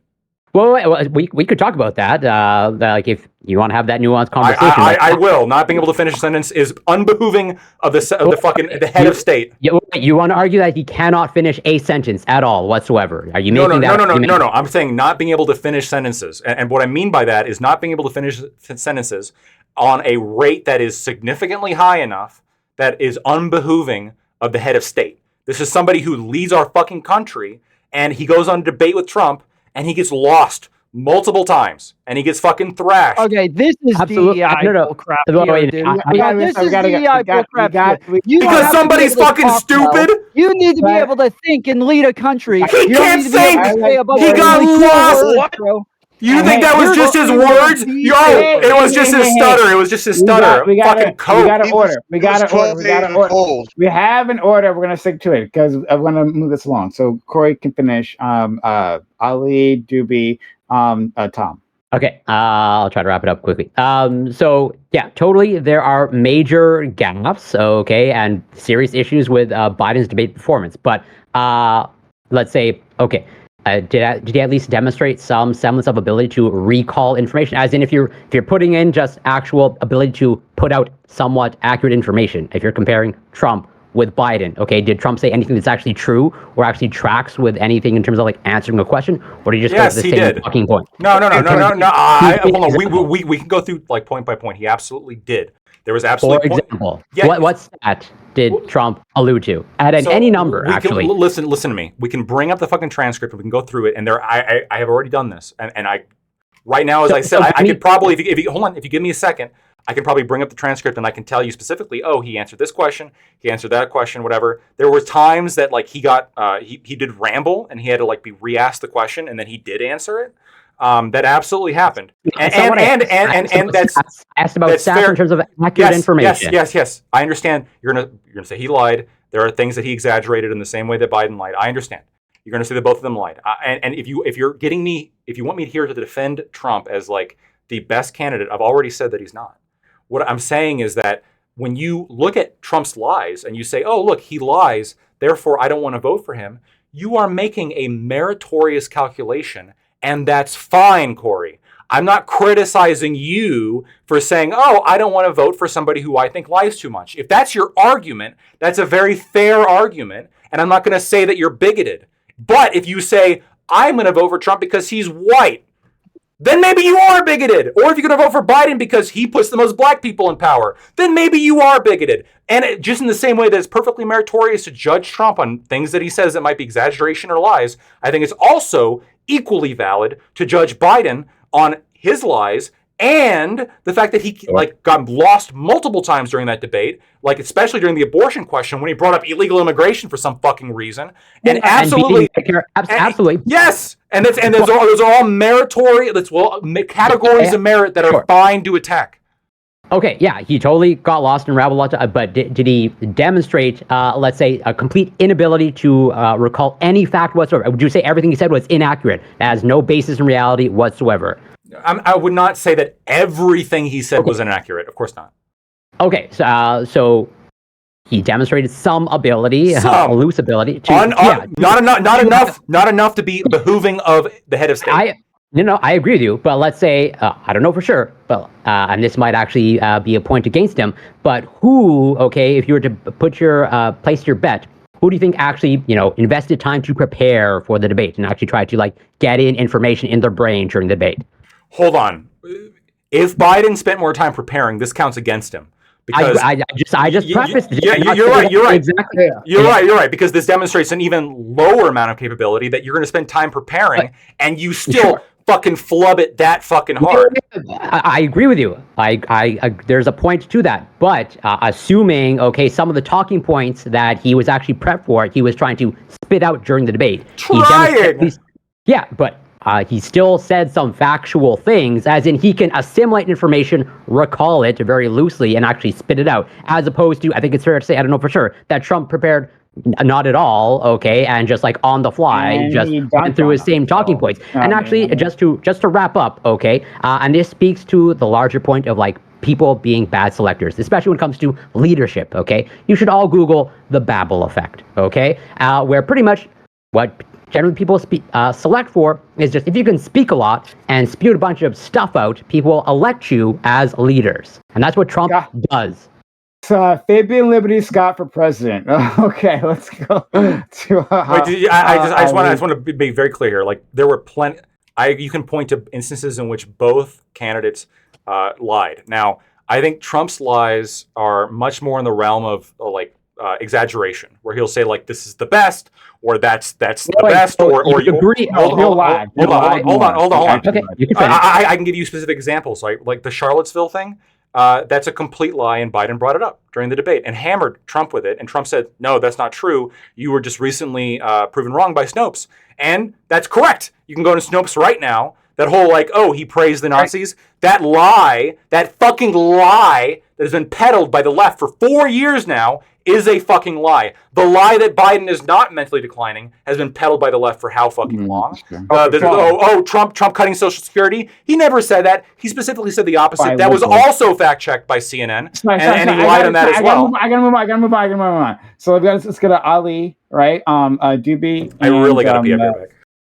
Okay. I was gonna ask Lacto. He's listening though. But I'm listening. Sure, go ahead. It'll be quick. So you're against DI. How do you feel about pandering? So when Hillary Clinton was I keep hot sauce in my bag, or when Joe Biden says the black community vote for me, that's also morally corrupt and bigoted and so on and so forth. Yeah. Look, if somebody, it's revolting. If somebody patterns, someone panders like the fucking hot sauce bullshit. Did we all not cringe? Do we all not cringe at that fucking bullshit?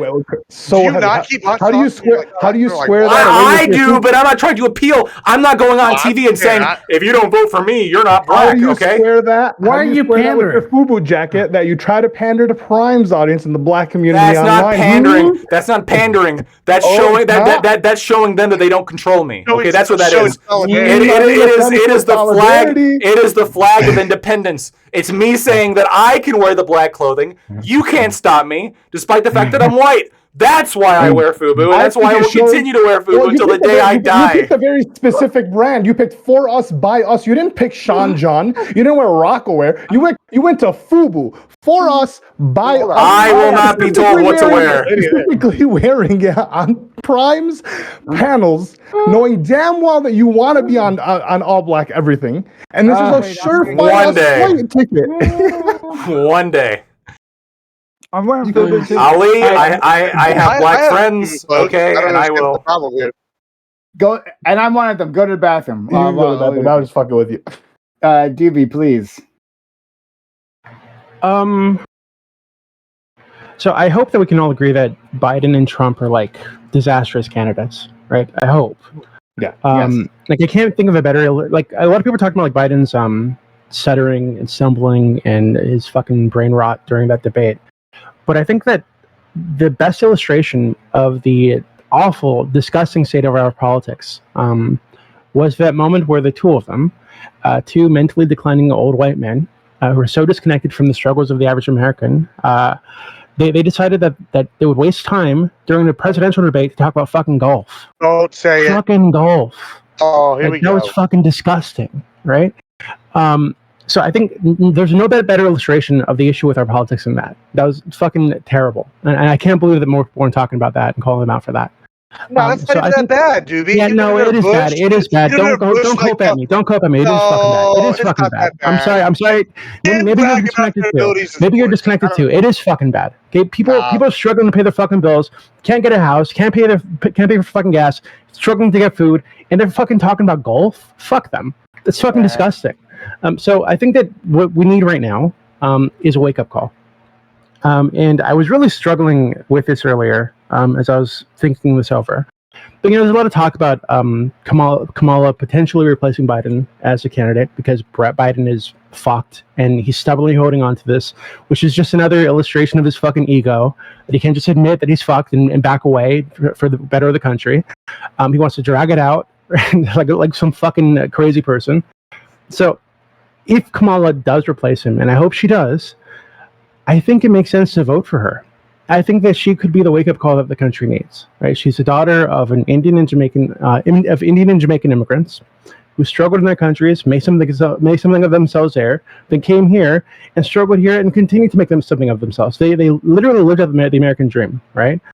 I think that her. And I know that Lacto is really upset about the identity thing. I am very upset about this thing. What you just said, I'm very upset about this. Listen. But I think that it's important to acknowledge her identity, to acknowledge that her diversity as a Black Asian American woman, she sort of embodies the diversity and evolving demographics of the United States.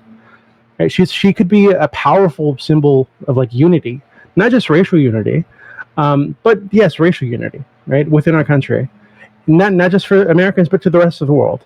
So that, hey, yeah, there's that saying, "E pluribus unum," out of many one. A lot of people take that to mean out of many colonies, one nation. I've always thought of that as out of many peoples, one people. Right? And she's a great illustration of that. Right? These two peoples from opposite sides of the planet came together in the United States, made it happen, and they made a child who's now potentially going to be the president of the United States. There's no better story than that. So I think that selecting her as president, not only would she serve as a symbol of unity for the country in that way, but I think that her presidency would inspire underrepresented communities. I think she'd break racial and gender barriers. I think that her perspective, as somebody who did grow up, I think wasn't there a big story a long time ago about trolling. No, I'm not trolling. About Biden actually voting against busing, right? That she benefited from as a young student here in California. Right, so I think she is actually the next logical step, right? If what we have is Trump versus Kamala, it makes no sense to go to Trump. Trump is a fucking disaster.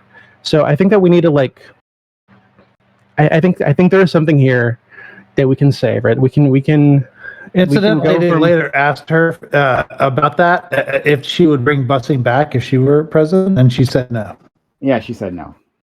Yeah, she was a coward. She also, as Tulsi Gabbard pointed out, she arrested how many people? How many people did she prosecute for weed? Arresting people for crimes doesn't make you not black or something. It's just weed, which was illegal. And then she smoked weed. She smoked the weed. Wait, hold on. Okay, Lactoid, you're a fucking lawyer. You should want her to be enforcing the law, even if you disagree with the law. I don't want her breaking the law. Weed was illegal. The law was that weed was illegal, so you arrest people for it. No. That's a bullshit law. That's a good appeal to Republicans. I'm sure she personally disagreed with the law, but because it was a law, because she's a law and order candidate, she was able to do it. No, hold on.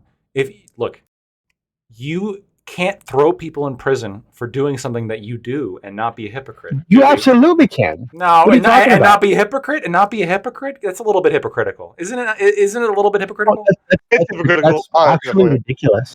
So first off, do you agree that she is somebody who, as a what was she, an attorney, or no, she wasn't an attorney. She was a DA. Whoa! DA. She was a DA. She had discretion. She had discretion. Hold on. So as a DA, she was able to, as DAs are meant to, put her personal feelings about this aside and be like, hey, this is what the people want. This is the law. So I'm going to enforce the law as written, which is exactly what you should want from a candidate. You're going to give me a stroke. You're going to give me a stroke. The DA, That's exactly what you should want from a DA. The DA. She was literally smoking a doobie and then going in there and arresting the people. Yes, the DA's. You'd be understanding, the law was a wow, you're gay. Jesus Christ. Listen, pick and choosing what laws she can enforce. Because she's not a law and order candidate, because she chose to run on her emotions. Hold on, you get to pick and choose what laws you're going to enforce when you're the DA. If she was just a prosecutor where she had to like listen to the DA telling her what crimes to prosecute, I actually would not hold it against her, which is why. Bullshit. No, hold on, I would not.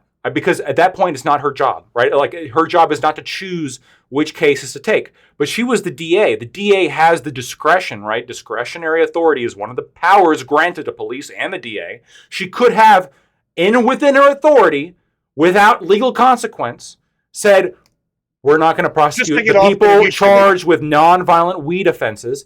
But she chose to do it while smoking weed. This is incredibly hypocritical. It's sort of Kafka-esque, right? Where like the enforcers are doing the thing that they're enforcing against you. This is the ultimate us versus them mentality, where when we do it, it's okay, but when you do it, we're gonna throw you in a cage and deprive you of your fundamental human rights. Okay, hold on. You're lying. She was in college and she smoked weed. She wasn't a DA smoking weed. That's not true. No, we don't know. That's not true. Once you start smoking, you don't stop. Tulsi Gabbard threw her under the fucking bus on that. She was smoking weed while she was in DA. No, not while she was in DA. When she was in college, and she admitted to it. She admitted that she did a bad thing in college. Well, then she shouldn't have admitted to it. Then she grew the fuck up and became a DA. She rather than just dismiss the democratic will of the people who voted for the people who put these laws into effect, she said, "Hey, this is the law. This is what the people want." So this what you're is saying, what a law and order candidate would do. You as a Republican should want this. I'm not a Republican. I'm not a Republican. You're gonna vote. I'm not a Republican. So just to be clear, you're saying that you're saying that it's perfectly fine for somebody to do something that they and then later enforce a rule against that thing they did, that if they had been caught, they never would have been able to even occupy the position of DA to begin with. Yeah. What's the issue with that? It's fucked up. Do you expect that these people are like fucking robots? Like they never make mistakes in their lives? Okay. Doobie, let me ask you this. We know that Bill Clinton. Would there be anything hypocritical? Would there be anything hypocritical? Would there be? I understand. Yeah, they're fucked up human beings. And electing somebody like that who understands what it's like to live to be in these environments and make. Yeah, they understand what it's like to get high as fuck, because that's what she did, motherfucker. She got high as fuck. Let me ask you this. Do you think it'd be reasonable for somebody to rape a bunch of people and then afterwards, like, it wouldn't be any hypocritical at all to go like throw people in prison for rape? Obviously, there's a spectrum to this, right? So just like the spectrum that you're on right now, the spectrum goes both ways. There's a spectrum to the damage done with tested, Doobie, okay? Right? So obviously, raping somebody is worse than smoking weed in college. Obviously. Listen to me. In the same way that, like, you could say, well, there's a spectrum to this, so if somebody rapes before they become the DA, like, rape is bad enough that, like, you know, whatever. Like, I understand why they're going to... should never be able to hire a police officer to any kind of traffic... Any kind of, like, traffic violation? Hold on. Well, I think that's the case. If they got punished for the traffic violation, I'm fine with that. But when we're talking specifically about, like, rape, for example, if we had somebody who committed rape and then, like, enforce rules against rape, you can say, well, that's at a spectrum where like the enforcement of the crime is more important in this case than like the level of consistency or avoiding hypocrisy. I get that, right?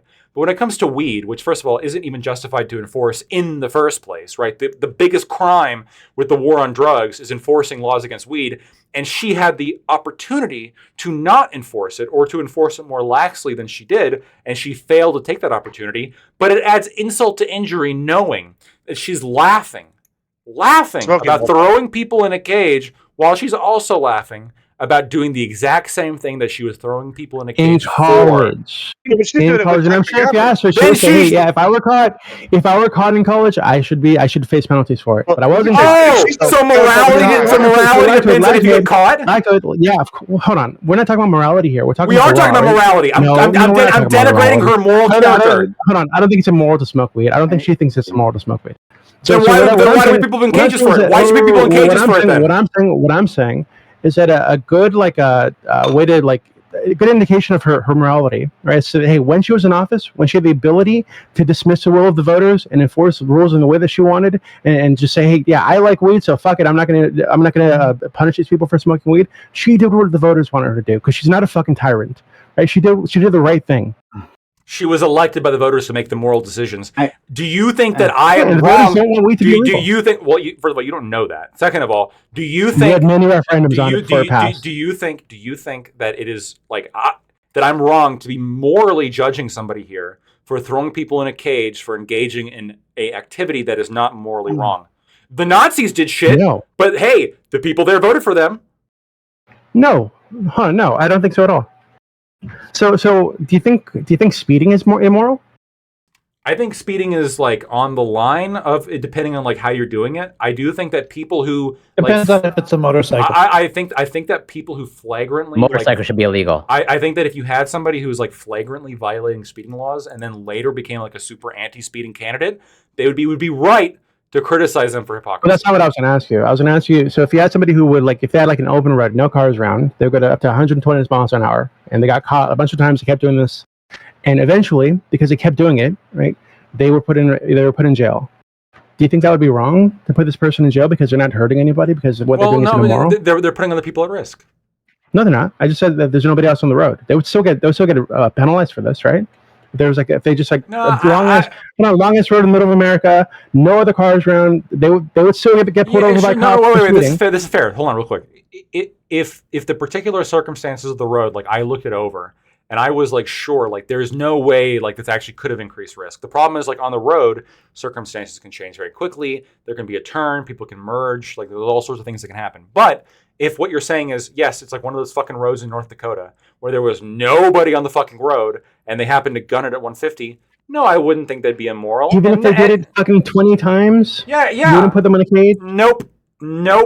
Oh, you're lying. I'm sorry. I would not. I'm telling you, I would not. Just like I would not put them in a cage for smoking weed. I would not put them in a cage for smoking crack and fucking hookers like Hunter Biden. I have been saying on Twitter for weeks now that Hunter Biden should not have been convicted for what he was, for what he got convicted for. Why is morality why is morality important to me? Because I think law should reflect morality. Because I'm not a fucking authoritarian, Kafka-esque, like 1984 nightmare dweller where I want like the state where I want the state. Yes, laws are just the vehicle through which we democracy. Democracy says, hey, you can't walk around with your dick out even if you're not hurting anybody. When democracy does something immoral, when democracy does something immoral, and you all agree with this to some extent, like if it's slavery or the Holocaust, when democracy does something immoral, yes, it's fucking immoral. It doesn't matter. Is it immoral to walk around naked?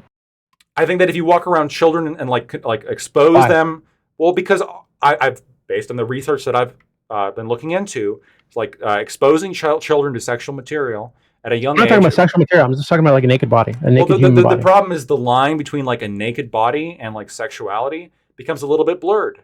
And like yes, in situations in which like there is a risk of sexualizing young children, which I think walking around naked could pose, then I would be in favor of punishing people. Yes, could. But yes, you're right. But if you were to grant me a situation like, let's say there was a bar where there was no children, then I'd be fine with people walking around naked. Or if it was a beach. No, what if I'm at the park? It's just really fucking hot. I'm at the park.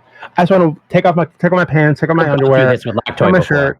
Sit on the bench. There's a risk. Just stand there on the I think bench. there's a risk of What sexualizing is children how? because they're Who's seeing been your sexualized? sex sitting there- organs. So what? That's what you fuck with, brother. Like that's So your what? sex. Some people fuck with their fingers. We had our hands from children. No. Oh yeah, what about lesbians? You would lock up lesbians everywhere because their fingers. That's for a different reason, okay? But like the sexual, like fingers are not sexual organs in the same way that And sex tongues, organs yeah, are. What about mouths? And I agree with you that there is a level of qualitative analysis here. Do you think Hey, there's an immoral? argument for And- mass and- mandate. sit on You that bench cannot and expose like the take the tongues The to Sup- children who the can Su- see them. The Supreme Yeah. Court, the Supreme Court has already acknowledged this. There is a Irrelevant. level of qualitative analysis that comes with identifying what is pornography and what's not, what appeals to a prurient interest and what doesn't. And I would use my They're best wearing and lingerie in the I street. would use my best judgment to determine whether or not like any particular person's conduct was too sexual for the children surrounding them, and then I would make that moral judgment in the same way I'm making that same Okay. moral judgment when it comes If I was to just sitting there, legs spread, you spread could and go dick and balls out, you it's could totally fine as you doing could it around children. you can maybe come up with some scenario that like if I analyze all the facts involved, I might come to one conclusion or the other. But what I'm saying is that's going to be a moral decision that I'm going to make. Ultimately, I think all laws should be backed by some level of morality, because laws that are not backed by morality, if we say something needs to be illegal, but not because I can identify anything wrong, this is the basis for totalitarian authoritarianism. This is the basis for That's 1984 ridiculous. bullshit in which we're throwing people in a It's a basis cage for society. for possessing a It's plant social standards that material. we impose. You know, these are dumb social standards enforced We by got low move on. IQ Listen, idiots that shouldn't even have the right to vote.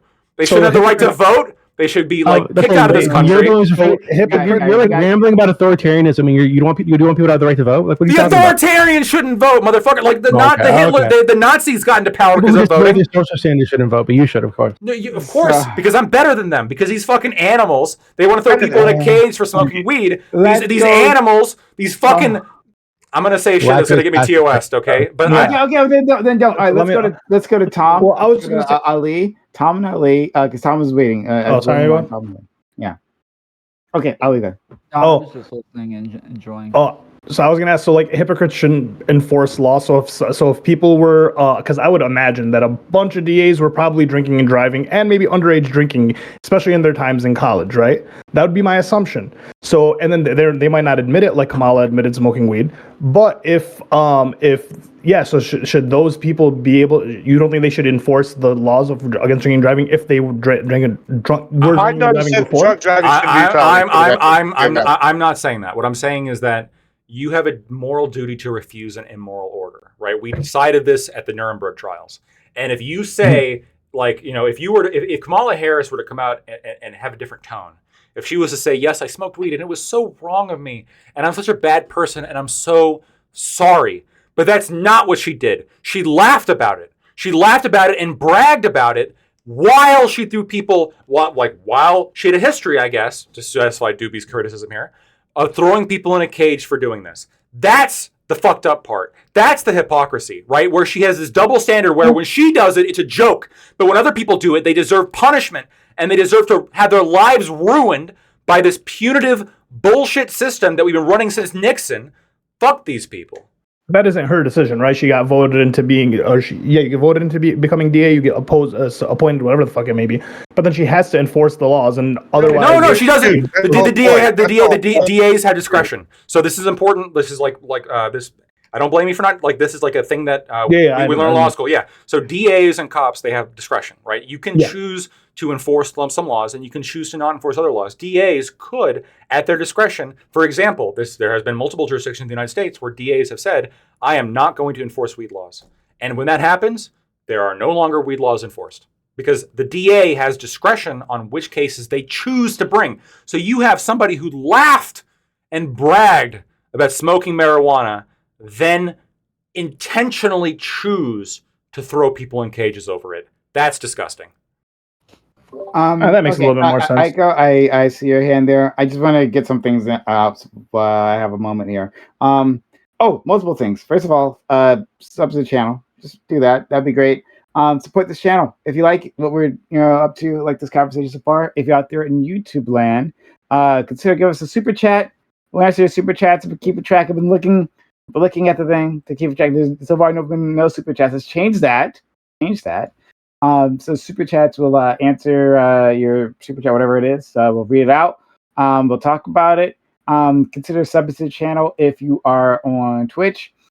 This is a brand new month, and we could really use the help. So consider doing that. Sub to the channel, get bits or give subs. Support this community so we can keep doing all these, having all these great conversations. And this is a funnier one than I expected. I'm really enjoying it. But if you like me be able to bring all these people together for you, if you like showing up here, week after week, consider supporting us using your Amazon Prime, just Prime Gaming here. If you haven't used that somewhere else, please consider using it here. It's free for you, but it does a lot for us. And you can also give memberships on YouTube.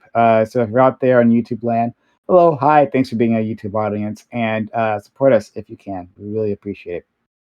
Okay, back to this, right? Doobie, I see your hand, so I'll add that in there as well. So multiple things.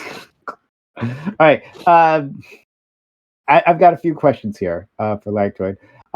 Lactoid, what if would it change your mind if Kamala Harris? I don't know this for sure, right? So I'm just asking hypothetical. If the election that put Kamala Harris, and I'm pretty sure it's an elected position there in California, as DA, right, was a tough on crime election, right? She ran as a tough on crime DA. There was a tough on crime sentiment, and then they put a tough on crime DA into office, right? Would it be, but it's specifically drug crime, right? Would it be wrong for her to not then enforce the drug laws after that? I think there might be some level of hypocrisy if you're running as like a tough on crime candidate when your history was to like betray that. It would be kind of similar. Like, do we all agree that it's somewhat hypocritical? Like, when you have those politicians, like in Hungary, for example, that one like anti-gay politician that was found like fucking a bunch of men at that one bathhouse, like that's kind of weird, right? Like, we would agree that there's a level of hypocrisy there where you're going to like push for anti-gay legislation while fucking other men. But the voters demanded a DA like a. Yeah, well, the voters should elect somebody else then. Nobody has a right to be an elected official. The voters never have complete information. Well, right? I understand because she lied to them. Oh yeah, okay, but what if she even admitted it, right? She's like, oh, actually, I did do that in the past, but I've learned my lesson, right? As a former druggie, right? I learned my lesson, and now I'm on the straight and narrow, and I want to crush these other people before they make the same mistakes that I did. Look, if that was the case, if you had like a situation where somebody was like truly like sorry, and like they said they would never do it again. I mean, like, there's still a part of me that's, like, bothered by the fact that, like, well, if you had happened to get caught, like, you wouldn't have even been in the position to run. So that's kind of fucked up that you want to put other people in the position where they can't run by being in this position. There's part of me there's a part of me that, like, fucks with me. But I think it's probably, like, less bad.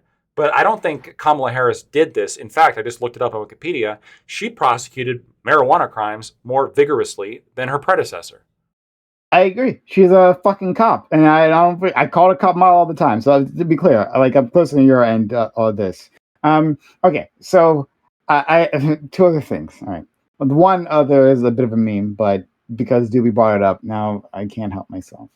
All right, so we're talking about victimless crimes. All right, so what if you have like a group of guys, and they're well-spirited lads, right? And something they just like to do, right, is like rub their dicks on children's playground swings, right? They just like and he leaves immediately. But like that's the thing, right? Like their playground equipment, they just like to touch it, right? With their penis. Now they do this at night. There are no kids around, right? And in fact, they're tested. They test themselves, right? They don't want to spread any like STDs somehow, right? And they just like jerk off on the equipment, but they wipe it down, and there is literally no disease transmission, no way the kids will ever know, right? This is just a thing they like to do. They like to jerk off on the swings, right? Would would you prosecute that? The victim is crime. It's someone jerks off in the forest. Wait, are you talking to me or Doobie? Yeah, I'm telling you, no, lactate. You said Doobie. I am so sorry. I was looking at chat. Repeat it one more time. I've had half a bottle of wine. Just explain the same detail as well. Something about jerking off on a playground or something? Yeah, lactoid jerking off. No, a group of guys jerking off on the playground. They like to jerk off on like playground equipment, right? They take STD tests. They're completely clean. They wipe off the remains completely, right? You don't even bleach it every night. But they do it at a time where no one is around, and they just it's a public playground. But like there will be children there in the next few hours on those slides and on those swings. And they bleach it? They bleach it? And they bleach it. Yeah, what's the problem? Okay, I just want that's it. No, I'm asking you, Prime. Like, what do you think the problem is? No, I think it's a victimless crime as well. Victimless. Yeah. So I don't know. I'm just curious. Would that be? I see your hand. No. So To be clear, like, the level of risk here to children is high enough that like we would investigate this and in any realistic scenario throw people in jail over this activity. But like in the perfect scenario that you craft where like they have mitigated all risks to children, I mean, yeah, sure. I mean, I'll play along with the hypothetical, but in reality, people who jerk off on children's slides are posing a risk to children. In reality, how are they posing a risk to children? Because they're not like bleaching all the fucking jizz. Oh, okay. Because you're saying they're not bleaching it. Okay. Yeah, and sometimes a child might arrive at night, right? You don't know. Well, and we're also not going to like pre-test people to find out if they actually are tested and clean. Exactly. Well, maybe we should have a regime of that. All over kids' fucking playgrounds. Maybe we should have a testing regime for this, right? And so like give them a legal have avenue. A guy who stands in front of kids' playgrounds test you before you rub your genitals on the swing. Yeah. And now that we have a legal avenue, then we can keep it safe, and then anyone else outside of that, then we criminalize them, right? By the way, if I found out that Hunter Biden was doing this instead of fucking Bo's wife, it would less egregious. Less egregious. There's nothing wrong with him fucking Bo's wife. Your worst take so far. Now I know that you're trolling me. Okay, now hold on. What's wrong? Okay, explain what's wrong with that. He's looking down from heaven on his brother, fucking jamming it up her ass. Yeah, and she has their wedding ring on that he saved up to buy. You sound so jealous with that. He's defiling her. She was his. She was. Okay, you're speaking as if like the brother owns her or something, right? Yeah, it's a marriage. They own each other. Marriage is over. But I'm assuming he loves her. I'm assuming he loves his brother. He wants them both to be happy. So if they're able to make each other happy, what's the problem? No. They own each. This is not. Hold on. This is actually not a sexist thing. I think they both own each other. That's how marriage works, right? Should they ever move on after that? Till death do us part. No.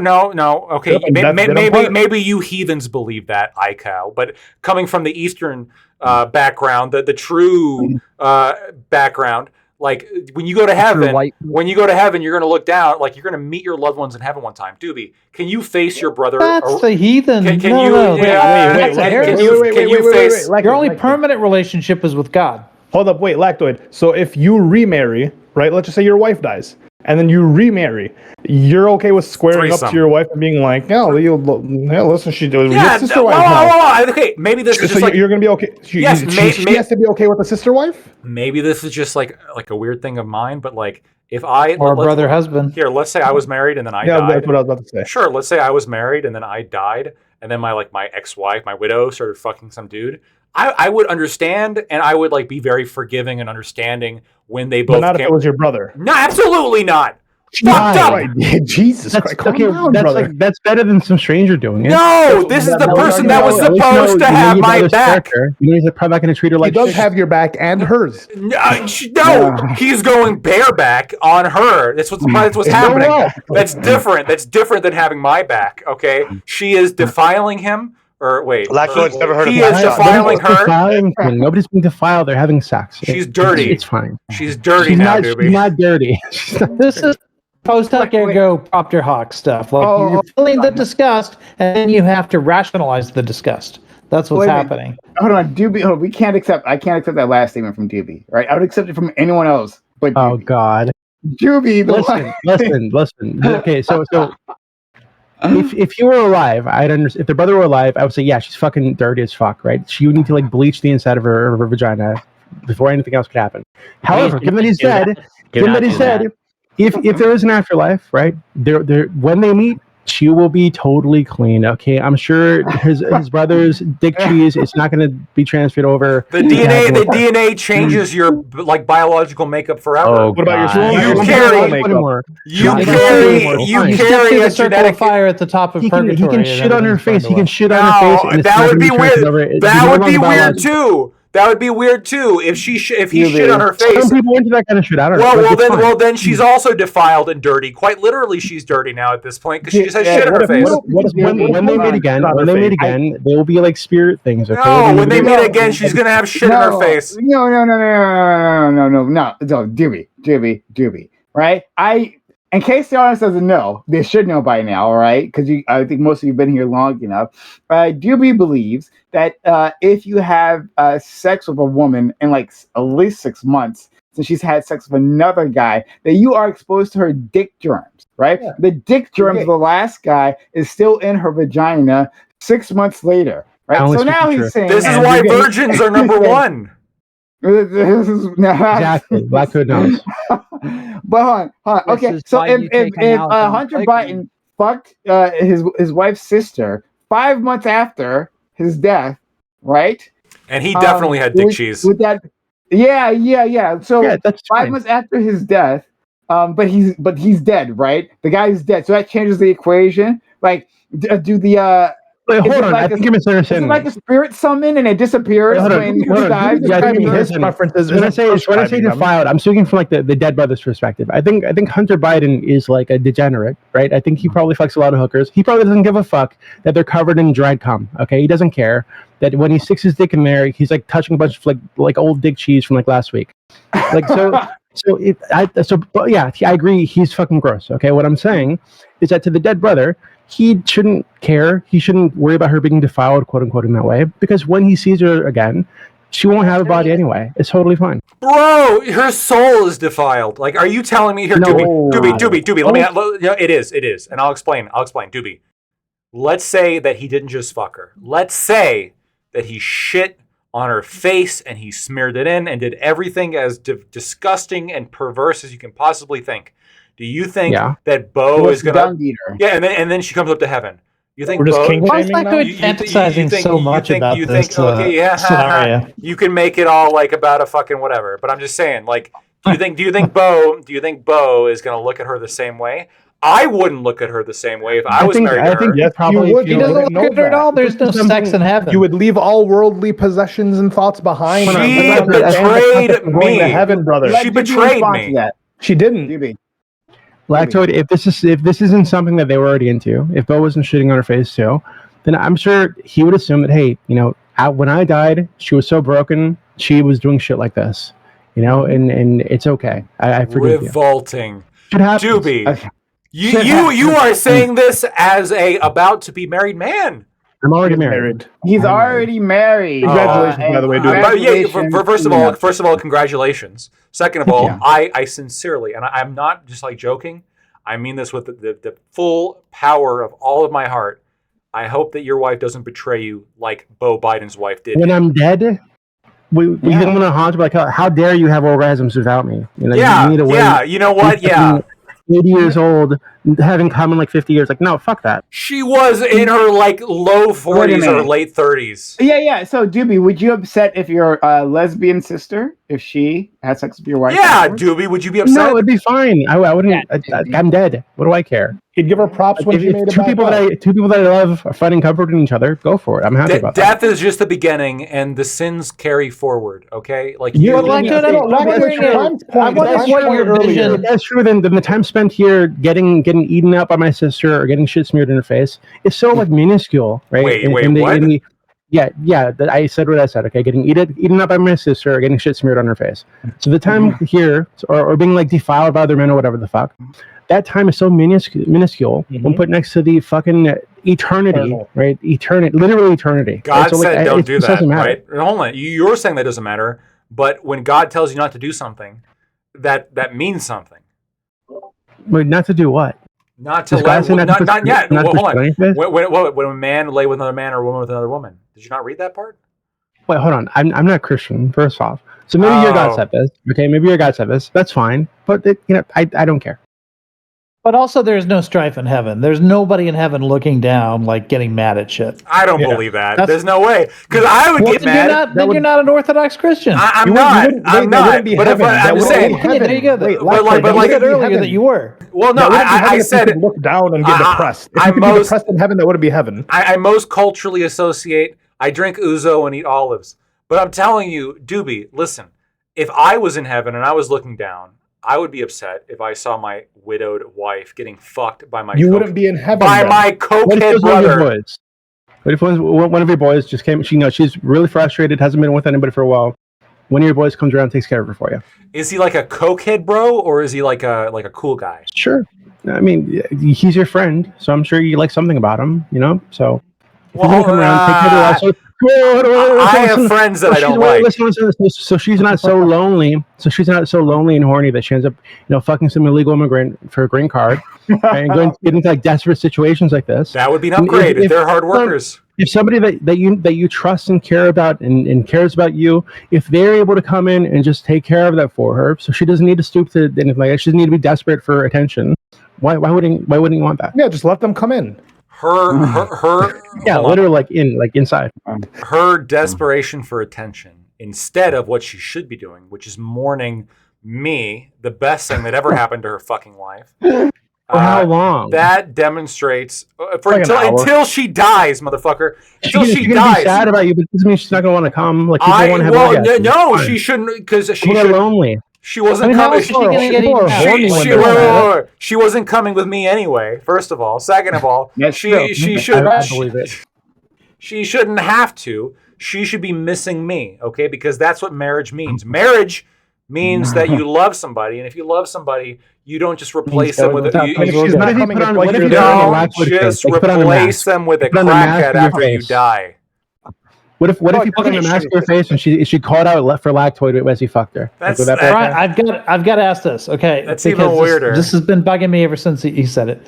This whole, I'm taking it back, okay? Because this is what we were talking about when I first wanted to say this.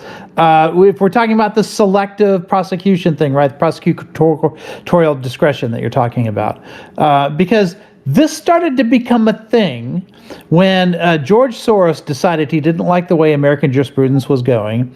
He started funding progressive DAs all across the country so that they would not prosecute the laws.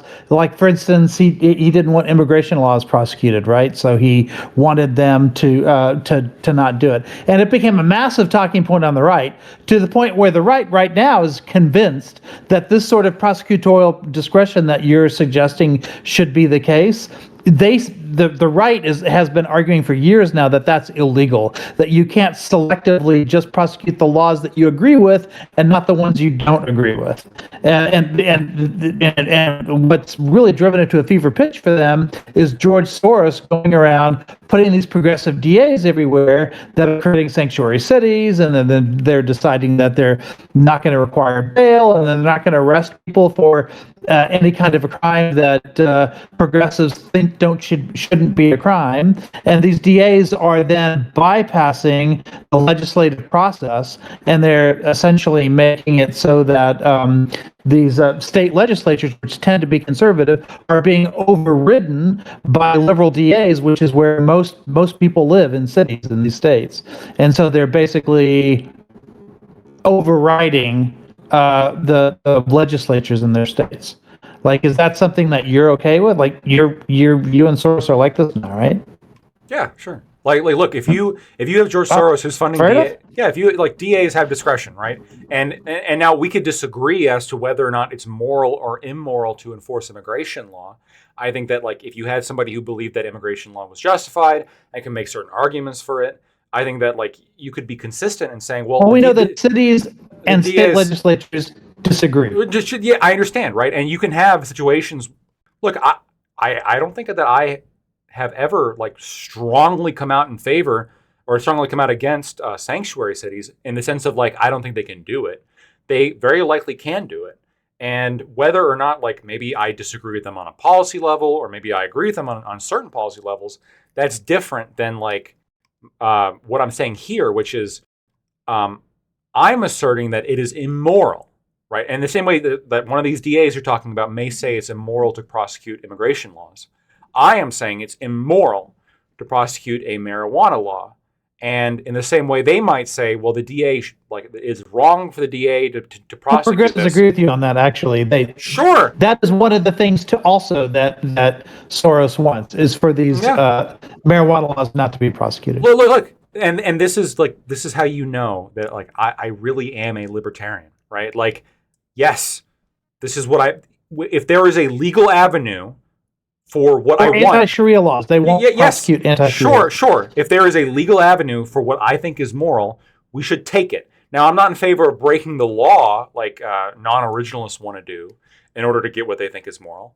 But I am in favor of, if there is a legal avenue to get the most moral outcome, we should take it. And if not enforcing marijuana law, and marijuana law is illegal, is, I think, immoral, if there's an avenue to not enforce that, you should take it, whether Soros fucking funds it or whether fucking Trump funds it. I don't care. Like, it is immoral if you do this. And if you laugh about doing marijuana... I'll take that trade. I'll take that deal with you right now. Absolutely. I'll take it. I'll take it too. I will take it so much, Aiko. I will take that trade, and I will defend... if you're going to stand with me on this, we can stand together until the fucking end, because this is something that's very strongly... I think you've persuaded me. Yeah, I mean, in total, that's a pretty good deal.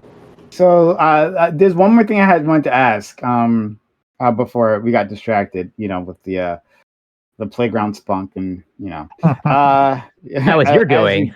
I got so wrapped up. I had something of substance to say, and I had to wait for that shit before I could say it. Oh, that's true. Okay, fair enough. Okay, that's fair. All right, so let me just get this one thing out, and then we can decide where we want to go with this afterwards. But it's another callback way back. Lactoid talked about, I think he was yelling at Tom, or maybe it was Gibbs. They look the same to me. Nobody. But he was yelling at one of them and asking, like, what does the person's race, like gender or race, have to do with them, like, being a Supreme Court justice, right? With the implication that it doesn't at all. I would say that it does. I would say that it definitely does.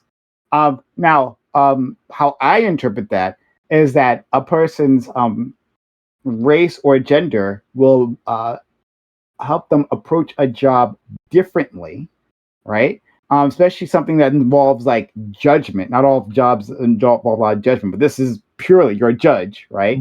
So I would say that you would have different outcomes. So if we could imagine, right, that the Supreme Court was purely black women, right, up and down black women, I think we can see that it's likely that they'd have different results, right? That their experiences that they would have had would inform them, just like it informs all of us, right? And they might arrive at different results, even if they have even similar judicial outlooks, right? In terms of like even the current makeup, I think Probably that worse results because black women are less likely to be qualified. that's true. That's true. but, but see what I'm trying to say, yeah, is that like it would be weird if it didn't affect it, right? Like, it'd be weird if we have like a group of white men, 9 white men, who had certain experiences, grew up in certain neighborhoods and not in other neighborhoods, who had these experiences, not other experiences, that somehow that would match with black women who come from a completely different context, right? It would be weird if they all just arrived at the exact same conclusions. So you don't think so? Please explain. I don't. So the recent Supreme Court decision, Fair Admissions, specifically talks about how they're not necessarily getting rid of the idea of bringing up your race, right? They never said that.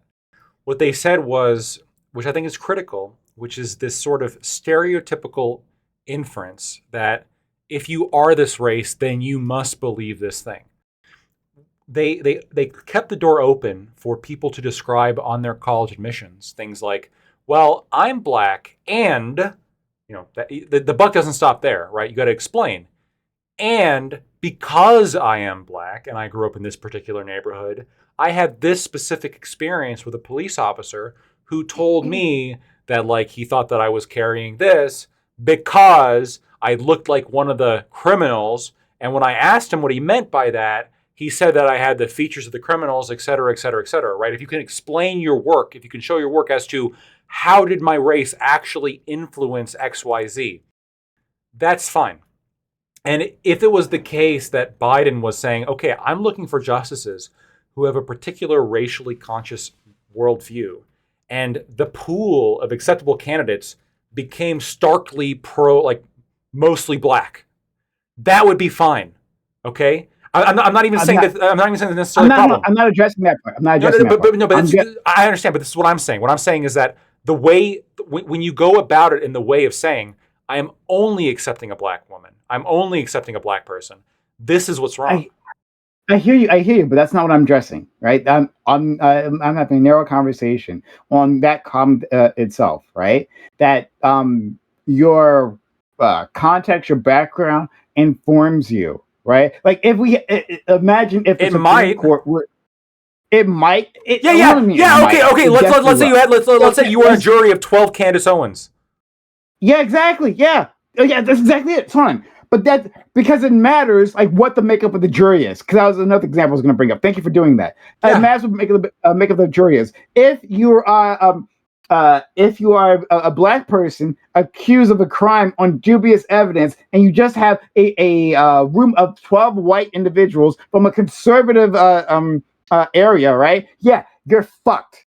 You're fucked. Okay, but this is 12. This is 12 Candace Owens. You're fucked too, aren't you? Yeah. I understand that. I'm not saying that. Hold on. And I didn't say which way, right? I didn't say which way they would judge, right? I'm saying 12 black women would be different, just different. I didn't say they'd be liberal. That never came out of my mouth, correct, Lactoid, right? I said they would be different because... How would they be different? The implication is that they'd be more liberal. Because of everything I just said. Because of how their background informs which would make them what? Informs them into what? Yeah, informs them into what direction? Yeah, it might inform their views on fucking abortion, maybe. Into that what? Might be a thing. Into what? It could be 12 Candace Owens, though. Yeah, what I'm saying is that they might be better informed. Yes, it might be. They might be better informed on how a woman's body works. That might be the case, right? Okay. 12 women. Sorry, 9 women. Let me repeat your logic. You don't know. I understand we're all making fun of this, but let me repeat your logic back to you. I have 2 suspects in a crime. One's a black man and one's a white man. I am more likely to be correct if I choose the black man, right? Corrected? Sorry, what? I am more likely to be correct in selecting the criminal if I choose the black man. If there's 2 suspects, a white man and a black man, I am more likely to be correct if I just choose the black man, right? Why? I don't know because statistically, no. I get what you're doing there. No, that's fine. But I don't know how this relates. Can you bridge? I'll explain why it relates. Because when you're saying, well, if we choose 12 black women, this like the makeup or the ideology behind the court or the jury in this case is going to be different. And when you say it's going to be different, you're saying that the ideology of that particular jury is influenced by the experiences and the stereotypes that we know about black women. And I agree. Stereotype. No. Okay, you're saying that the experiences, but what I'm saying is that like these two words are synonymous here. When you're saying that people's ideology is informed by their background, you are defining stereotype. You are defining. No, I'm not. I argue that you are. I'm not. Okay, it's literally the opposite. I know that you're saying. The opposite. No. You're saying that you're not. I'm asserting that you. I'm arguing that you are. Yeah, and I'm saying you're wrong. Okay. You can say that I'm wrong. My question for you is, without appealing to any stereotypes, how can you say in what way would a black woman's ideology differ than a white woman? In what way would a black woman... without appealing to any stereotypes, whether that be being stopped by the police or having a bad interaction with the police or having being on welfare, blah, blah, blah, blah, blah, without appealing to any stereotype. Literally being black in America. Literally being black. Having the experience of being black in America. That's not a stereotype. How's it a stereotype to literally be black? In what way? In what way does it... Be black, name me the ways that affect your life. Name me the ways that would affect this black woman's life. In the ways, right? One way. Sure, the way people approach you, right? When they approach you, do they assume innocence of you, right? Do they assume that competence of you, right? Like when people talk to you, right? Yeah, let's talk about the difference between us, right? Between Prime and Lactoid. Let's say we were trying to get VC money. Right, like we've seen again and again these startups, right? These tech startups that get a ton of fucking money, right? For these like clearly bad ideas that were not actually vetted. But again and again, what's the type of people who actually get this VC money to start this up? Oh, it's white people. It's white people. White people get that VC money. Why? Because there's assumed competence, right? If Lactoid with in a smart suit, right? If he like does something with his hair, finally. If he walks into a VC room and he confidently says some bullshit about some product, this tech product that he just came up with, right? Yeah. He is far more likely to get that money than me, right? Now we will both be spitting bullshit in that room. We can spit the exact same bullshit, but with Lactoid, there's an assumed level of competence that happens there. So if we're talking about black women, yes, that's a stereotype. Part of their experience. Yes, it is. No, in this particular example you brought up, it's the stereotype of black women being incompetent, right? You are appealing to the I'm not saying that they are incompetent. I'm not saying that you are saying that they're incompetent. Yes, what I'm saying is that you are identifying the stereotype of black women being incompetent, which I would agree with you is a stereotype that may exist in certain circumstances, right? In the same way that there is a stereotype that black women may be more liberal or may have a different ideological background or may have X or may have Y or may have Z or whatever the fuck. These are stereotypes. And what I'm saying is that in the same way that you wouldn't want a black woman to be laughed out of one of these funding rounds just because, well, the people there are predicting that she's not as competent as Lactoid is, okay? Like in this, I would also not want somebody laughed out of a jury or a Supreme Court pick because they happen to be white. No, sorry. First of all, it's the opposite of what I want. Actually, I do want her to be laughed out. I want you to be laughed out. I want me to be laughed out. We're talking bullshit, right? But then again, I guess we should waste the VC money. That'd probably be the best thing. But no, I'm saying that we should be judged on the merits of our ideas, right? And the I agree. The VC ideas weren't, but I'm saying these people who got the VC money, they weren't actually judged on the merits idea. They were assumed competent because of the whiteness of their skin, based on a stereotype. And that's just But I'm saying that like that is our experience. Yes, that's our experience. Yes. You hold on. In the same way, these people are assuming competence based on the white skin. You are assuming liberalism based on their black skin. No, I'm not. No, I didn't say that. I specifically didn't say that. But you are saying that, though. I made it very clear. I even said that, like, even if the black women had similar ideological makeup as the current Supreme Court, right? I still said their approach to this would be different. Their perspective would be different. Okay, because their experiences are different. All right. right? Let me do it. Let me do what you're He's doing. saying on a perceived stereotype. Let me do what you're doing then, right? Oh, they picked the white men because their perspective is different, because their background is different, and it's better.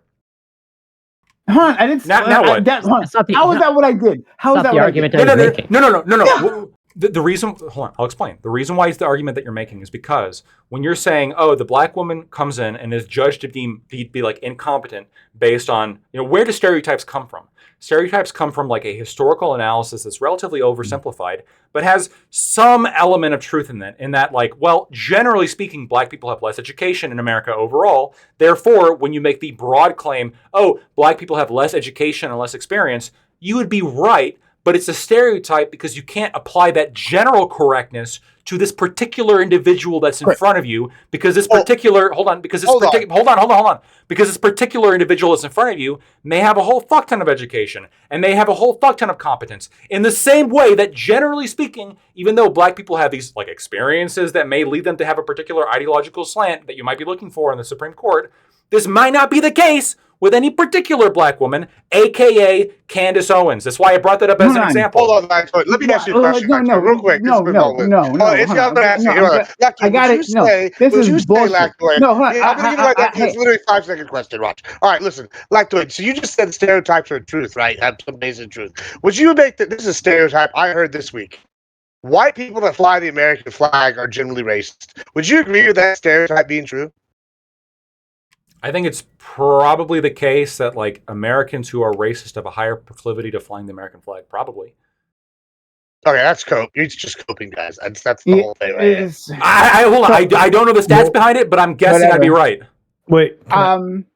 we got DB and then we got Ali. Okay? No. We got DB and Ali.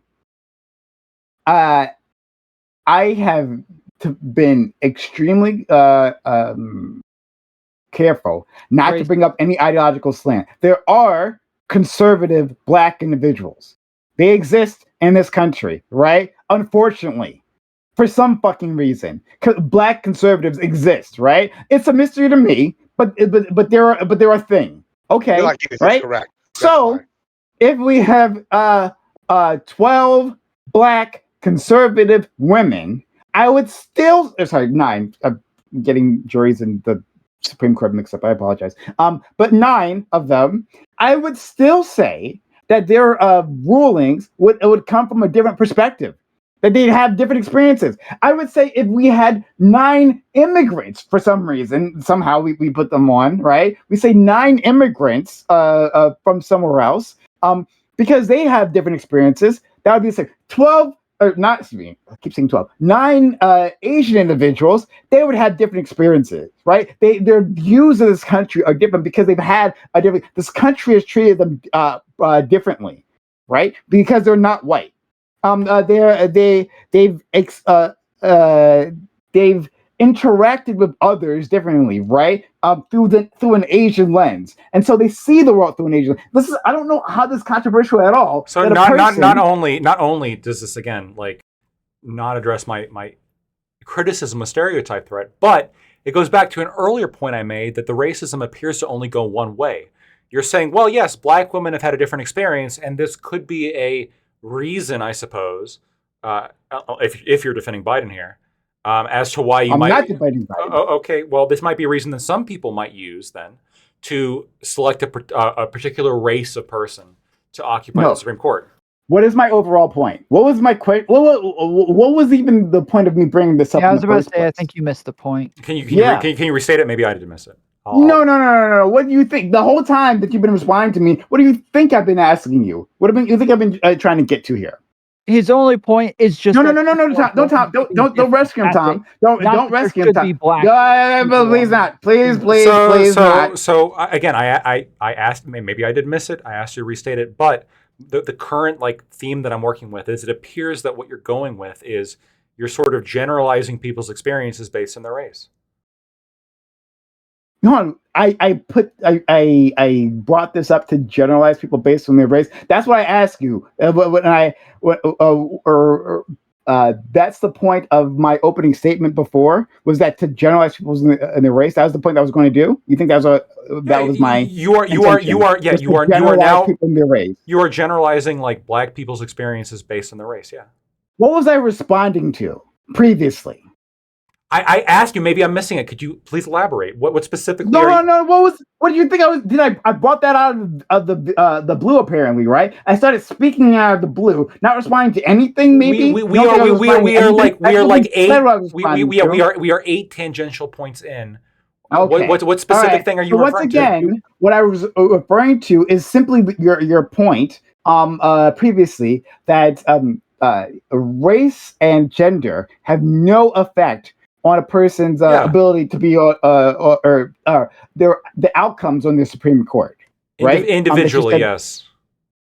So I argued, hey, yeah, actually, for these individuals, it would matter because they have different perspectives. That's not generalizing. I didn't generalize a one fucking person. I said just that different groups have different experiences. Right? But those experiences can be anything because somehow, again, black conservatives exist. They do exist, right? They're black like me, right? They have skin color like me. They walked around the world like I have, but still, for some reason, they lost their fucking mind and became black conservatives. If the benign still, point, but I didn't say, hey, the black women would be liberal, right? Oh, I didn't say they would be better. I didn't say any of that. I just said I understand. different. I understand. If the only point is like every individual has a different experience and therefore is different, this is not only true between races, this is also true intra-race. Every single white woman and every single white man also has a different experience to each other. Every single black woman and every single black man also has a different experience to each other. If it's just the milquetoast point of, well, everybody's different, I'm not going to disagree with that. What I am disagreeing with is I think what the implicit point is, maybe you're denying saying this implicitly, and if you are, then I retract me attributing this to you.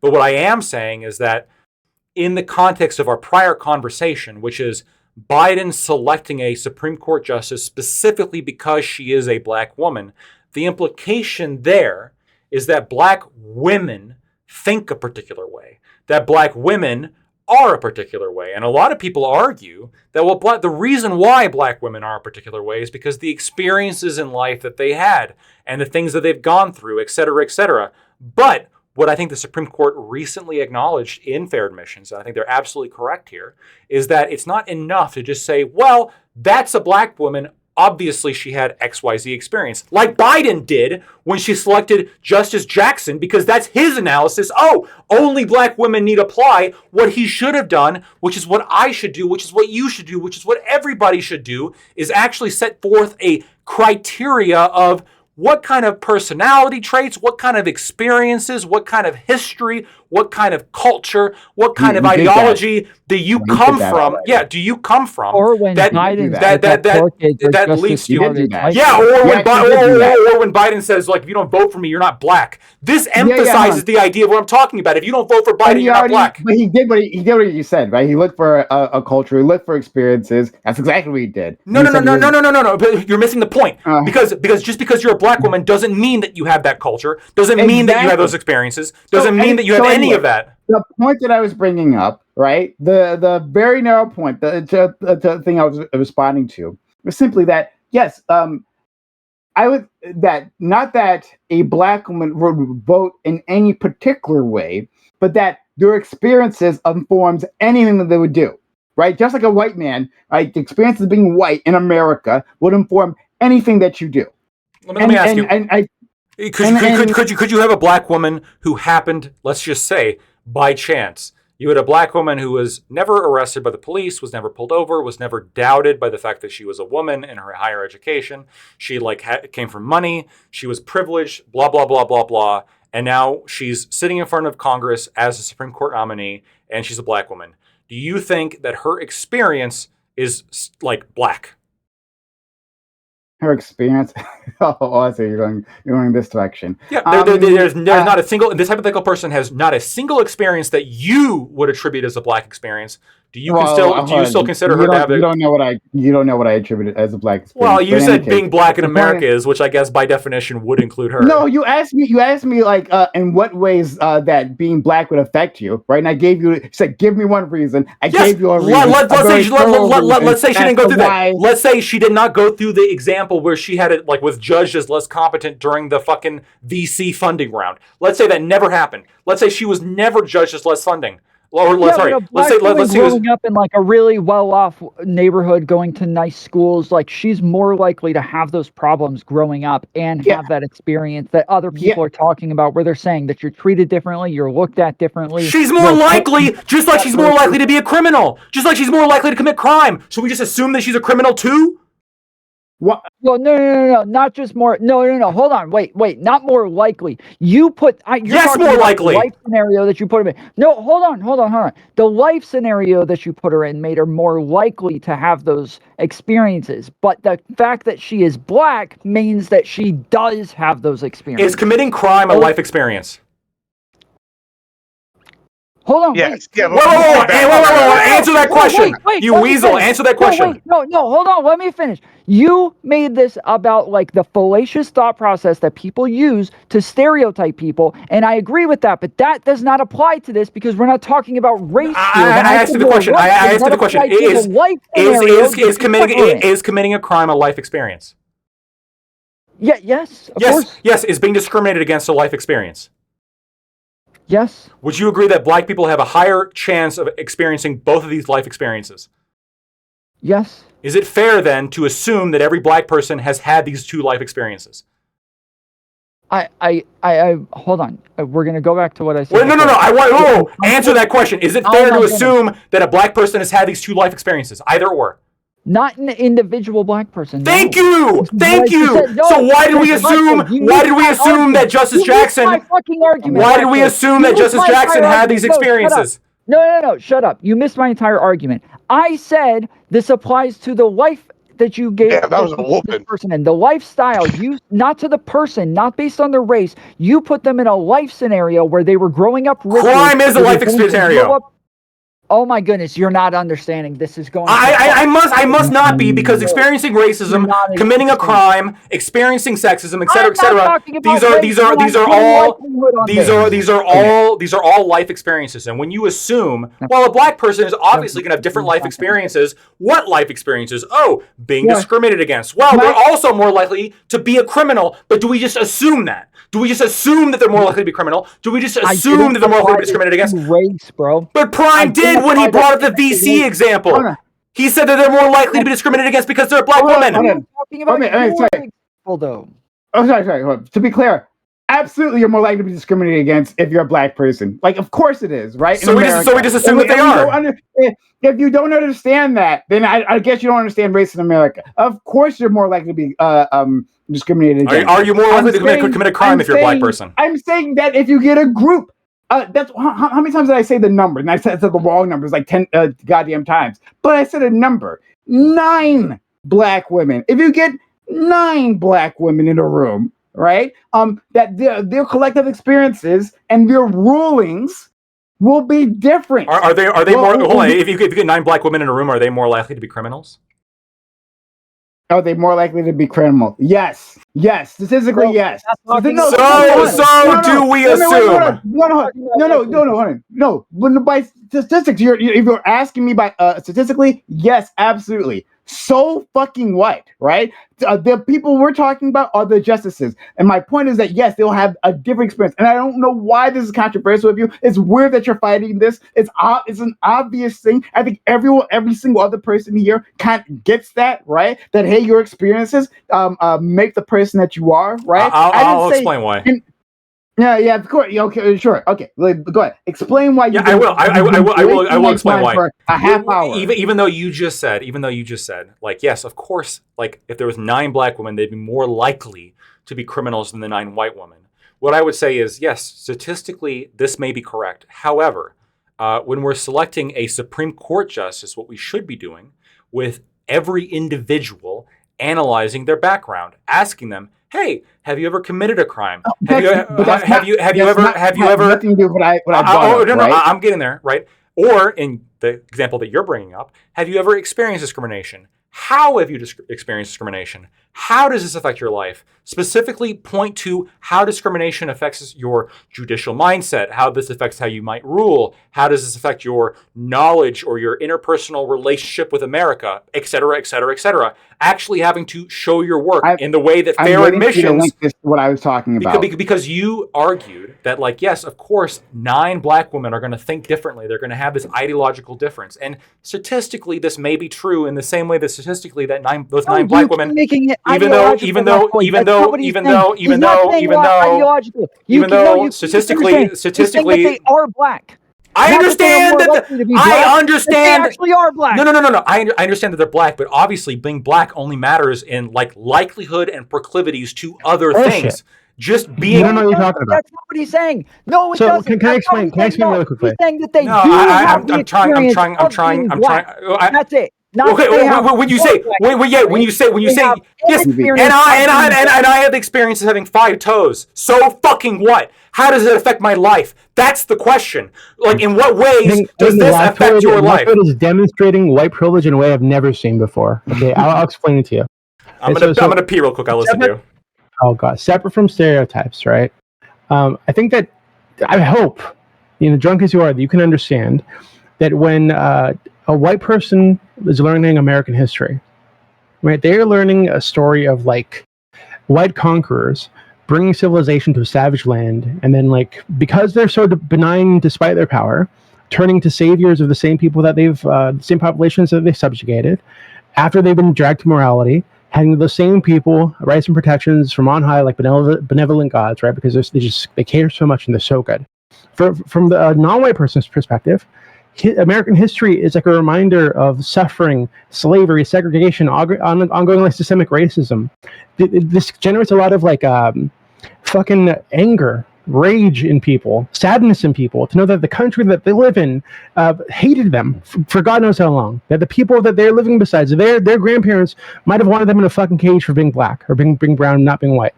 So this is obviously going to lead to people relating to the country differently. Right, relating to the history of the country differently, thinking of the country and their place in the country differently, even if they don't, even separate from any stereotypes they might fall into. So I think the fact that you're struggling with like comprehending that, right, that people might just like think of the American story, the American history, and relate to it differently based on their skin color because they would have been treated differently within that history because of their skin color. The fact that you can't grasp that. I think it's the strongest like demonstration of white privilege that I've ever seen from you. Like it's ridiculous. Can I address Doobie's? Can I address Doobie's point? Sure, go ahead. And we also have Ali who's been waiting. Yeah. First of all, I want to know that story. Well, I guess there's 3 points. First point, I don't know if Justice Jackson was ever interrogated, or any of these people were interrogated about how specifically their emotional connection with the history of America affects their judicial mindset, and whether or not this was the critical reason of why Biden picked them. If he had elaborated on that, that would have been potentially, although I disagree with the next 2 reasons I'm going to bring up, but this may be more justified than just saying, well, black woman, because, first of all, you're assuming that every black person is going to necessarily care about that when they might not. Second of all, you're going to assume that every black person has that shared history when there are some black people who don't have that shared history because they're fucking immigrants, or their parents were immigrants, or their grandparents were immigrants after slavery or after Jim Crow or whatever the fuck. Where no, it's not irrelevant, because when you say like, oh, this sort of like history of my ancestors would have, or like your ancestors would have like thrown my ancestors in a cage, or they did throw them in a cage, this like leads to some kind of generational trauma which informs your mentality of how you address America. This does matter if, first of all, like the black person's immigrant or their parents are immigrants, and also second of all, if the white people are immigrants or their parents are immigrants, like myself and like plenty of people who came in the ways of immigration that occurred after slavery or after Jim Crow, who had nothing to do with slavery, who had no connection to the ideals of the American founding. I have connection with the good ideals of American founding, and I would reject and I would reject the negative ideals of American founding, and I would be a fucking weenie if I was to base any current opinion, okay, of that I hold on like any kind of ideological basis, a fucking weenie, if I were to argue, well, you know, your great ancestor, like the Mongols raped the Swedes back in 1432, and therefore fuck the Mongols. We gotta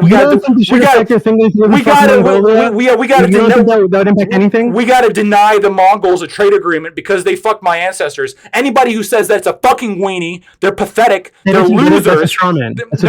No, this is not a straw man. This is not a straw man, because this is exactly the point you made when you said that people have a sort of like, well, my ancestors were enslaved or potentially enslaved by your ancestors. You're misunderstanding. You're misunderstanding. It doesn't matter whether or not their specific ancestors were enslaved or not. What matters is that they're living in a country that 70 years ago would have put them in a cage for drinking out of the wrong fucking water fountain. Right? That matters to people. This is going to impact people, because not only is that the case, but it's also the case that we're still seeing the impacts of all those things today. Right? So a lot of these people are growing. Wait, 1 second. So they're growing up understanding, hey, I'm in an imperfect system that was deeply segregational, deeply racist not very long ago. It's still pretty fucking racist, and I'm living in a time in which we're trying to undo those things and undo the damage from those policies.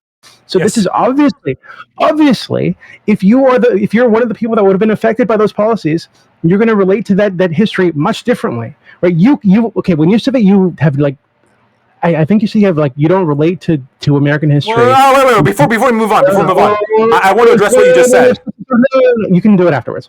So, hold on. I gotta write it down. Then give me 1 second. Right? That's fine. Your parents are white. Hold on, give me a second. Okay? I gotta write this down. Your parents are white immigrants.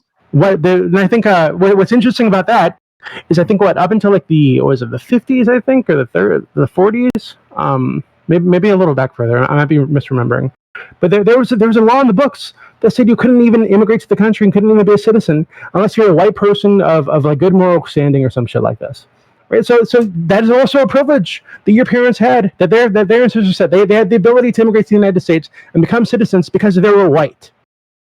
So I don't understand how you can like separate yourself from all these things and just say it doesn't fucking matter because, you know, modern day, I don't feel impacted by it. Well, other people do. Other people are going to be like, hey, I'm reading this history that says I can fucking see Martin Luther King speeches or where people are fighting for their fucking rights. That wasn't that long ago. You know, that was like, what, 6 years ago, 7 years ago, or some shit like this. I don't even fucking remember. And I'm living in this fucking country with people that are still alive today who experienced that. So obviously, this is going to impact people. I don't know why you're so averse to the idea that people might be impacted by like recent history, even if they didn't themselves experience it. No. I'm not, and I thought I made that clear with the first point, which is, or really the point I've been making to Prime the whole time, which is that the Supreme Court in fair admissions made the point that you should have to demonstrate how this affected you.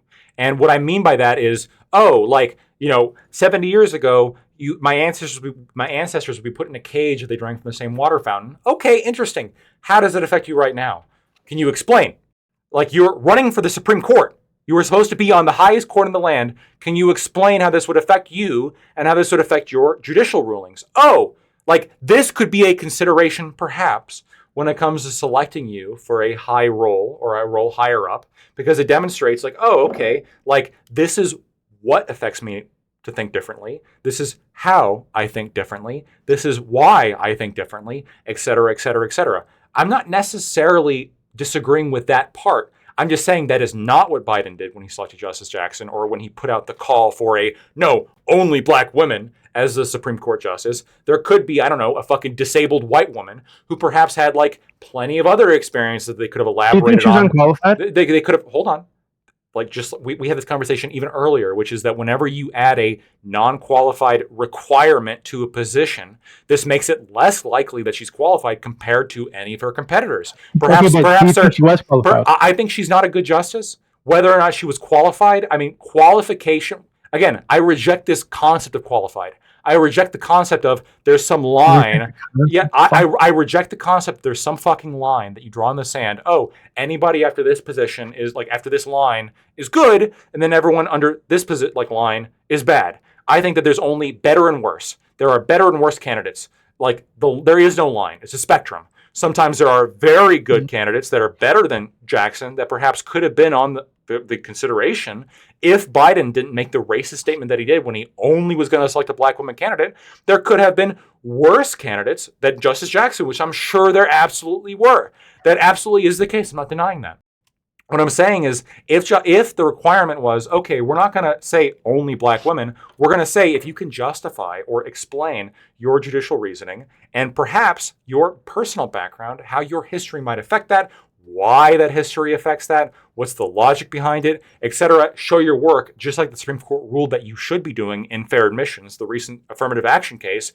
That's different than the fucking blanket, I'm only hiring a black woman, or black women are going to rule differently than white men on this particular thing. That's the point that I'm making. Second of all, when you're talking about, well, white person immigrants, they had a particular privilege in coming to this country. First of all, I don't know how this necessarily affects the decision to allow white people to immigrate to this country, though immigrants themselves obviously didn't draft the laws to decide who gets to immigrate to this country easily or less easily.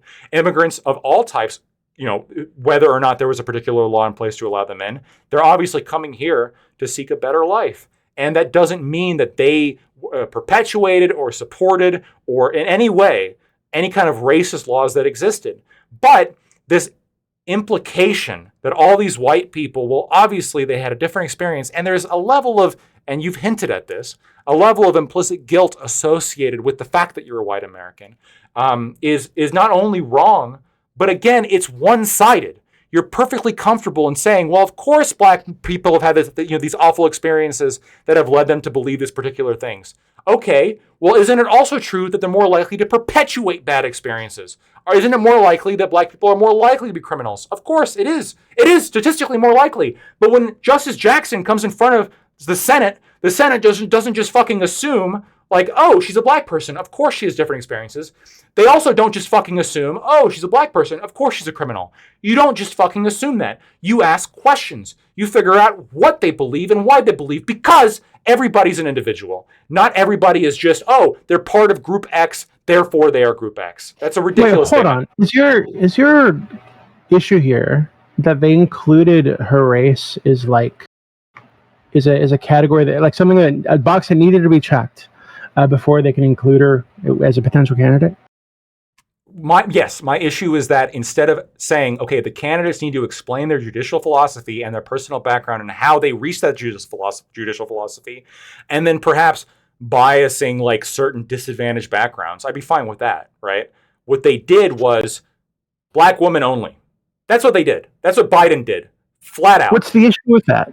The issue with that is the assumption is that Justice Jackson or any other black candidate has a particular set of experiences without investigating. No. Yes, it is. No, that's true. what Prime That's said. not true. Okay, you No. You might not be saying that, but Prime said that. Okay, well, irrelevant, right? Prime said that. Prime said that. Hold on. So Prime could be referring to the experience of living in America, growing up in America as a black person. That is an experience that she absolutely has. That is going to be different because she's black. Okay, so if she It's a tautology. as a white person, she'd have a different experience. What a dumb definition. No, stop. But what that actually means in practice. I have the experience of growing up lactoid in America. Well, yeah, right. Exactly. Nobody else does. You have the experience of growing up as a white man, as a white straight man. As a lactoid. I am the only one who has the experience growing up as lactoid. I've made such a good statement. Lactoid is within the category of straight white male, which privileges you in ways that you're apparently not aware is of. within the category of human and individual. Like, look at people as individuals, not as simply racial categories. People within the subcategory of within human of black or white, we're going to have different experiences because of black. But you agree there's a muddling of the category. Like, you can have individuals who are black who perhaps have more life experience in common with a white woman than other black people, right? I'm not really talking about. No. Answer that question. Answer the question. Do you agree that you're dodging? You're dodging. Talking about the stereotype. Wait. Can a black woman? Can you find a black woman who has more in common with a white woman than other black people? Of course. There's Why? still other though. Wait. Are they? Is every single one othered? Yeah. Oh, wait. That's what I was just about to say. Okay. So what does that mean, othered? So to Prime's point earlier, I kind of disagree with the immediate assumption is incompetence, but the immediate assumption is that they're different than you, right? So right now, races do this to each other all the time. Arabs can do this to white people, black people, so on and so forth. But white people being the majority, when black people are walking around, and if they try to do anything, they're immediately seen as other and amongst a group of white people. You can see this with the medical field. Medicine is primarily tested and made for white men. Women are already othered, and then black women are further othered without even the need for a stereotype.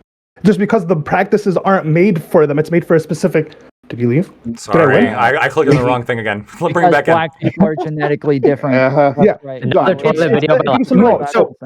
So what I'm saying is you're immediately other, even in a place where you're not even, the perception isn't even lack of competence or whatever. If a black woman goes to a doctor, she's going to receive a different treatment, a different thing than a white woman, than a white male. And so it's just the immediate other. Generally, they are different. Yes, even if they're the same as the white person, so even if they grow up in the same, even black. What do you mean? No, not always. What I'm saying is, generally speaking, white communities, they get judged generally by people. Not always. You're not black enough. Generally, generally, not always.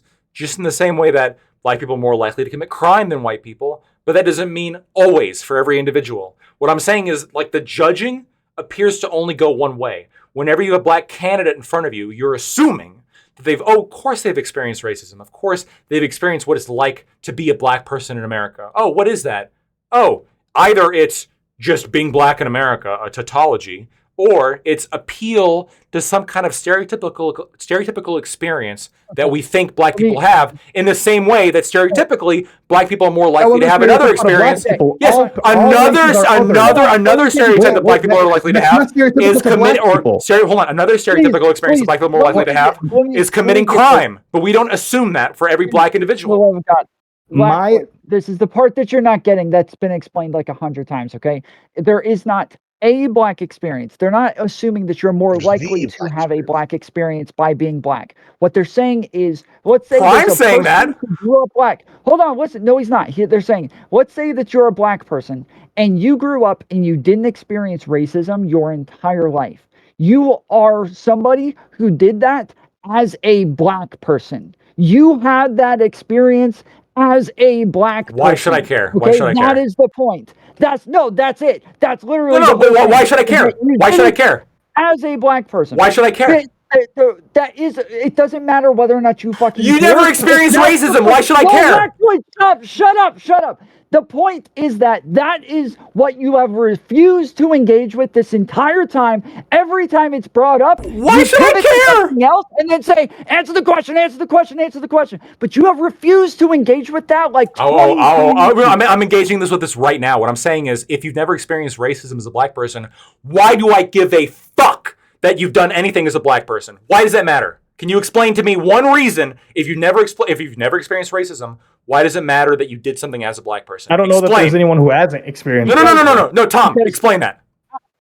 I will tell you, because as a black person, you know that other people are looking at you as a black person, and to be a black person who did not experience racism means that now you have a very unique experience with what it is like to be black, and therefore this would affect the way that you think of things and look at things as a black person. Well, hold on. Would experiencing that, like, feeling of, well, other people are experiencing this and I feel some kind of, like, level of community with them, would that be you also experiencing racism? Well, you don't have to feel a level of community with them just because you... Well, that's what you did. That's what you described. You said, well, other black people are experiencing this, therefore I am viewed in this particular way. You're defining community. No, I'm not. This is, again, I'm trying to explain this to you as individuals, and you keep making this about, like, the groups and about these fallacious thought processes, but we are talking about as individuals. These people are having... as an individual. Yes, if you're a black individual and you have never experienced racism, why do you feel, as an individual, why do you feel any community or any kind of relation with other black people? I thought you were an individual.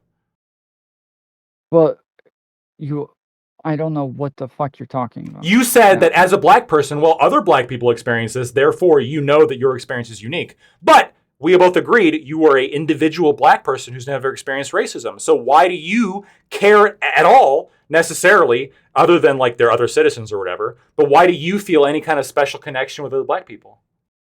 Do you think that the only thing that black people share is the fact that they experience racism? It's not the food, it's not the culture, it's not the way that they talk, where they grow up, it's not like You mean stereotypes? You mean like, oh, black people like soul food? Oh, black people talk in Ebonics? You mean fucking stereotypes? Well, I'm talking about culture. If you want to say culture is a stereotype. Yes, sure. yes. And Justice Jackson may have not had black culture, right? They never asked that. They just...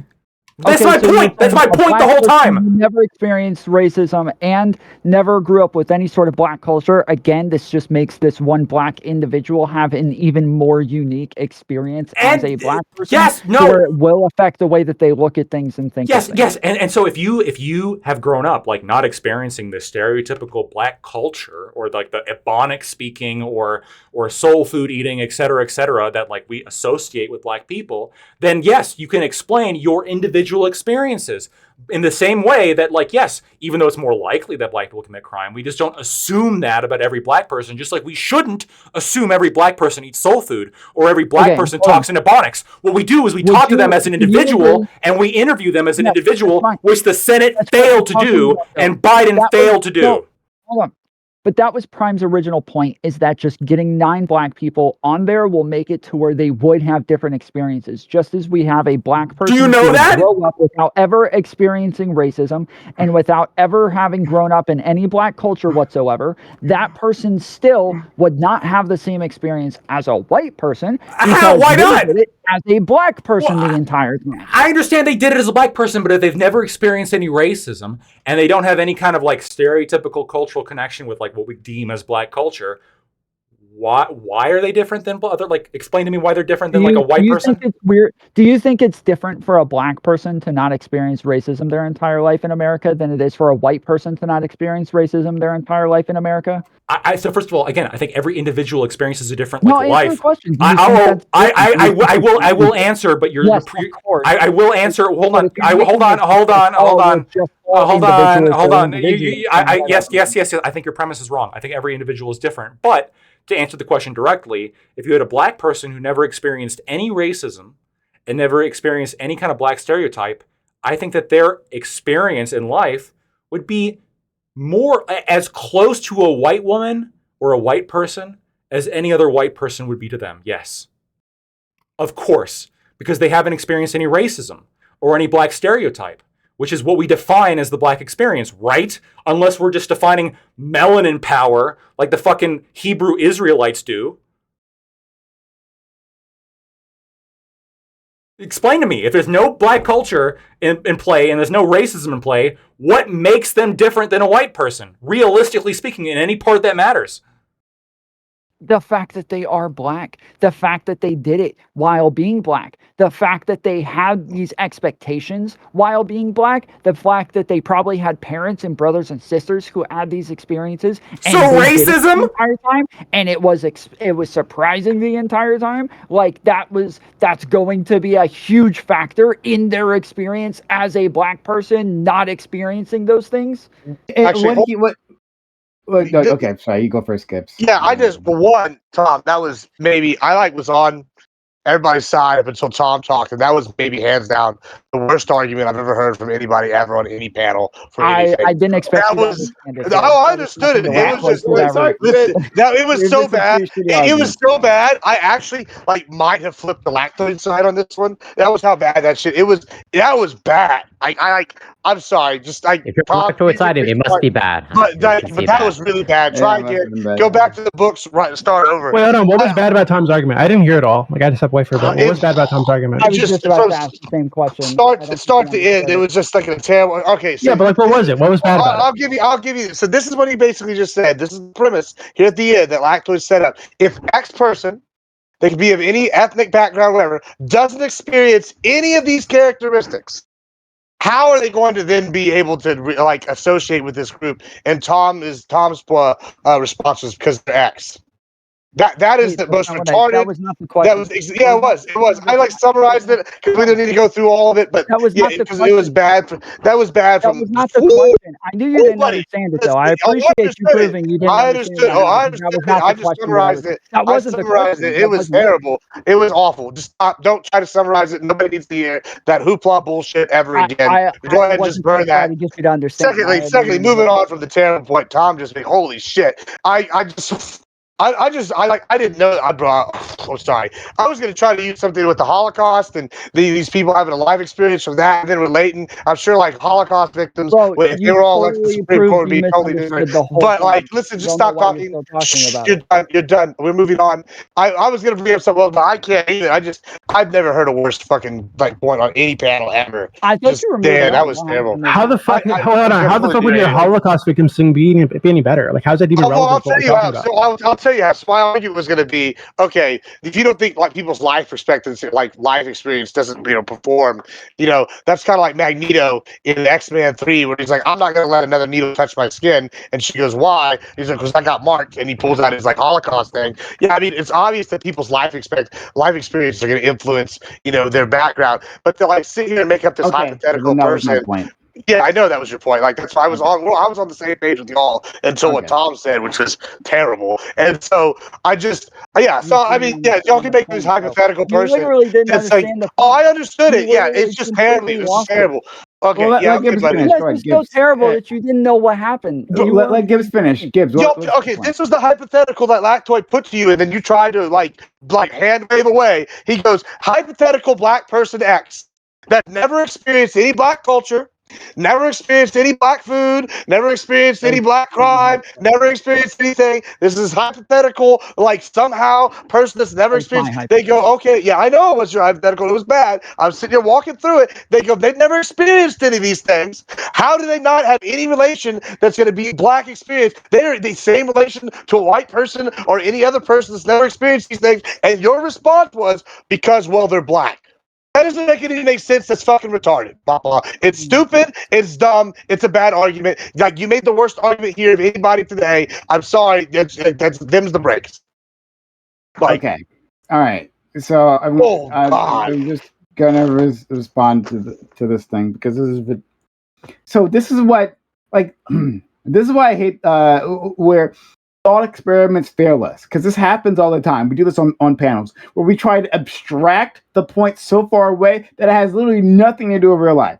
So all I said was that, hey, if you get 9 individuals of a certain background, ethnic background, like they will have a different perspective on the rulings. I didn't say what kind of perspective. I didn't say that they would have to be liberal. I didn't say they would have to be anything, right? I'm just saying, hey, they'd approach it. They have a different relationship to the material, like the cases presented to them, right? To everything about it, right? They would just have a different experience, and this massive pushback. And then what's the response? Hey, let's abstract. Let's come up with a black person who has literally no relation at all with blackness in any way that you could possibly define it. Let me make up this person, right? And then try to extrapolate a larger point from this imaginary individual,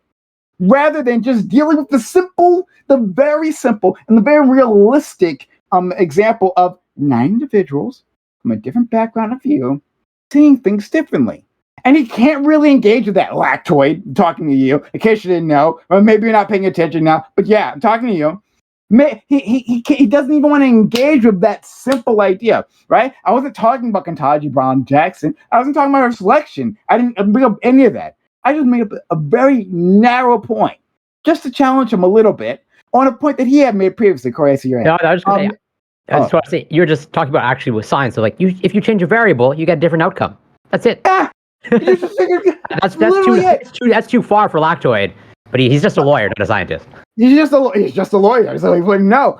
But Lactoid, no, because he'll just keep abstracting, right? And hey, if you have a 9 flamingos prime, what did you interviewed the 9 flamingos, right? Did you actually get to know them? How would you know that they would vote in only the 9 white men? How would you know, Prime? No, good question. Good question. No, Prime. Did you get to know them? Did you know their soul, right? Have you observed the the flamingos in the wild, right? How would you know? It would, in fact, it's pretty racist of you, Prime. It's racist of you to think otherwise, that these flamingos might act differently than white men. Why would you assume that? Wait. Are you comparing black men to like a different species that has like widespread I'm comparing libertarians to a different species, because it's exactly what libertarians do. I've been dealing with you guys for fucking years now at this point. And yes, you're just abstract, right? And here, all of a sudden, you get to Ancapistan. All of a sudden, Ancapistan makes sense because I've abstracted away from reality so far that, yeah, I guess it all works out. Here's what I would say. To roll with your example, if we were going to select a Supreme Court justice, I wouldn't exclude flamingos, but I would want flamingos to explain their life and like how being a flamingo has affected them and how that's going to affect their judicial rulings beyond just being a flamingo. That has nothing to do. Hold on, this election, to be clear, Lactoid, because you've been up your own ass this entire time. The selection of Ketanji Brown has nothing to do with the question that I posed, or the proposition that I proposed. It wasn't a question. The proposition that individuals with different background would have a different perspective. Correct? Right? So we don't have to bring that up. Correct? Every individual is going to have a different perspective.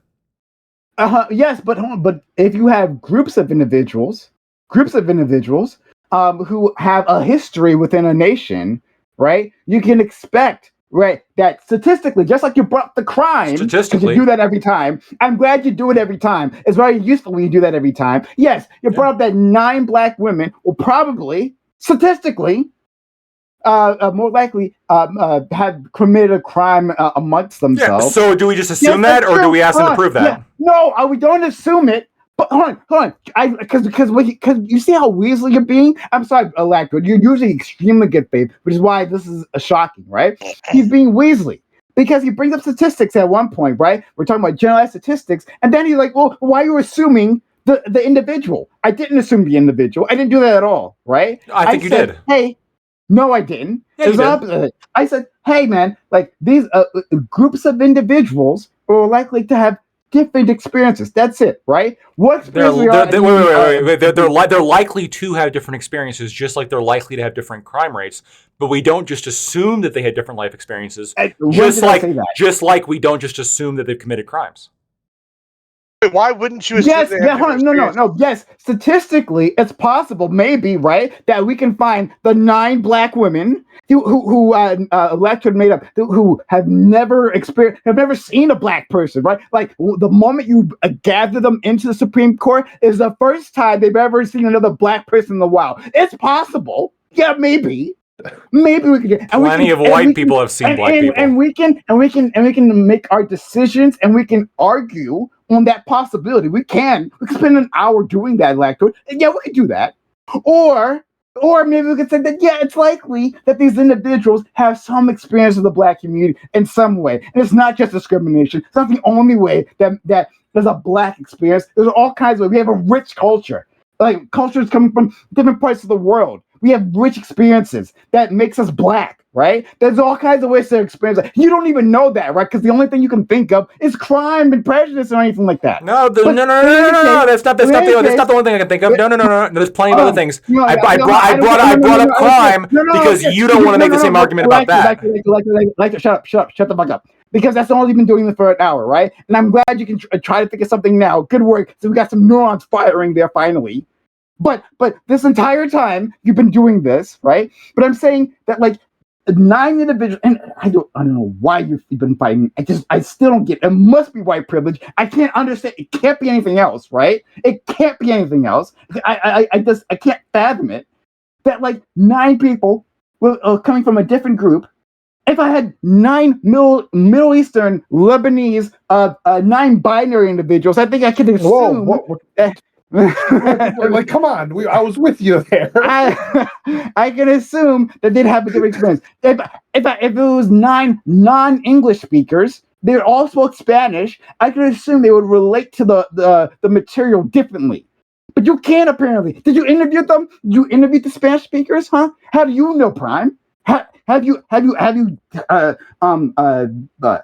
dug into each individual's life to make that assumption? How could I'm being unfair? You're right. If they didn't vote Democrat, then they're not really black, according to Biden and according to the sort of thought process that you're going along great with. Distraction.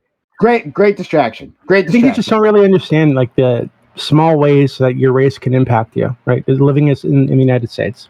I'll give an example, right? An easy one for me that I have dealt with my entire life. So I happen to be brown, right? I'm a brown American. It's very common for somebody to meet me, say, "Oh, where are you from?" Like as if I must be from somewhere else because I'm not white.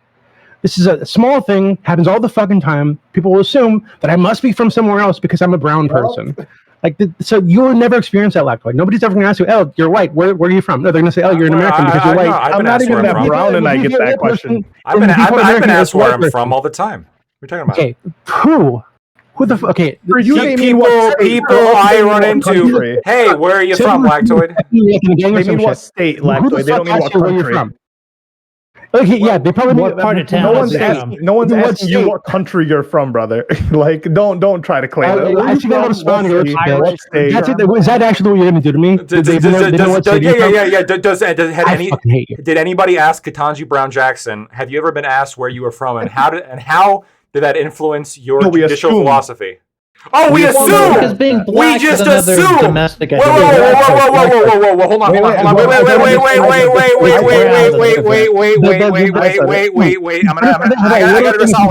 I gotta address Ollie. I gotta address Ollie. Ollie hasn't spoken much, Doobie. Don't be rude. So when Ollie says like, you're asked this in a particular way because you're brown. The question is like, I get asked that. Like, no, you're not. Like, in what context are you asked that? You're not asked that in the same context. And then I said, okay, well, like, are you able to explain, like, in this particular way, how is being asked where you're from? How does it affect your philosophy? How does it affect your mindset, et cetera, et cetera? And was this something that Ketanji Brown Jackson was asked? And we're like, no. What Ollie just said was, no, we just assume it. Okay. Yeah. Well, hold on. It's an educated guess. Yeah, it's an educated guess. So it's an educated guess that Ketanji Brown Jackson is more likely to have been asked where she was from. Do you also agree that it is an educated guess? Well, hold on. Wait. Do you agree that it is also an educated guess that Ketanji Brown Jackson is more likely to have committed a crime than a white justice? No. Why not? Because isn't the assumption that white people commit just as much crimes as black people get? That is a wrong assumption. I can link you so much fucking data. Oh, you want me to prove it? I have all of this data. Like you're talking about like violent crimes specifically. I know. No. All crimes. If you're talking about crime generally, I think the numbers are closer. That is not true at all, Doobie. What the fuck are you talking about? This is not true at all. Of course it is. Okay, I will link you. Not only you're full of shit right now, but it's irrelevant because when you're talking about like Ketanji Brown Jackson, you're not saying, what's it like? What you're more likely to do this or that. Well, you're dealing with like an individual. You can say, here's this individual. Does she have a criminal record? No. An individual. So you're not going to ask her about her criminal background just in the same way. You're not going to assume. Would you? Right, yeah. So I'm assuming they have access to a criminal history. You're right. She had one. You're right. She has a record. You know what it is. You don't need to ask her anything. Well, no. You can also obviously it's possible that she committed a crime that she wasn't caught for, right? Have other justices been asked that question? Have you ever committed a crime? Have you ever murdered anybody? The assumption should not be, even if let's say black people are most black people commit crime. The assumption should not be, let's interrogate Justice Jackson about whether or not she's committed a particular crime, right? Or if we're going to do that, we should be doing that to all justices. In the same way, we don't just assume that she's committed a crime, and we don't just assume that she's been asked where she's from. We don't just assume that she speaks in Ebonics.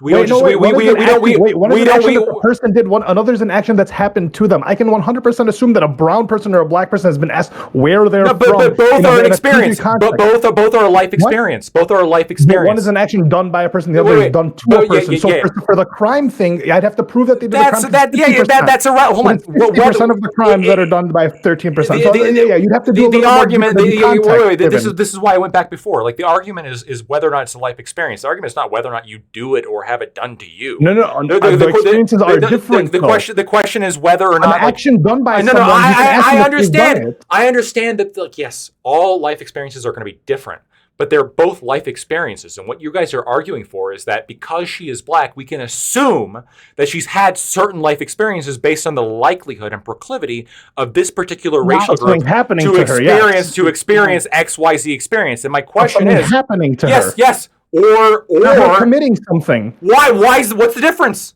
Why? I can be an Arab who's never eaten a shawarma before, but I speak Arabic and I do all the other things. I just haven't had this one particular action that I chose to do. What's the actions that have been happened to me? What's the predictive difference, right? If we're making judgments based on life experiences generally experienced by Arabs or more likely to be experienced by Arabs, wouldn't it be just as valid to say, well, it's probably more likely, or let's hear Muslims, right? Let's say it's more likely that Muslims are to commit terroristic attacks, which in America is true, and also more likely to eat shawarma.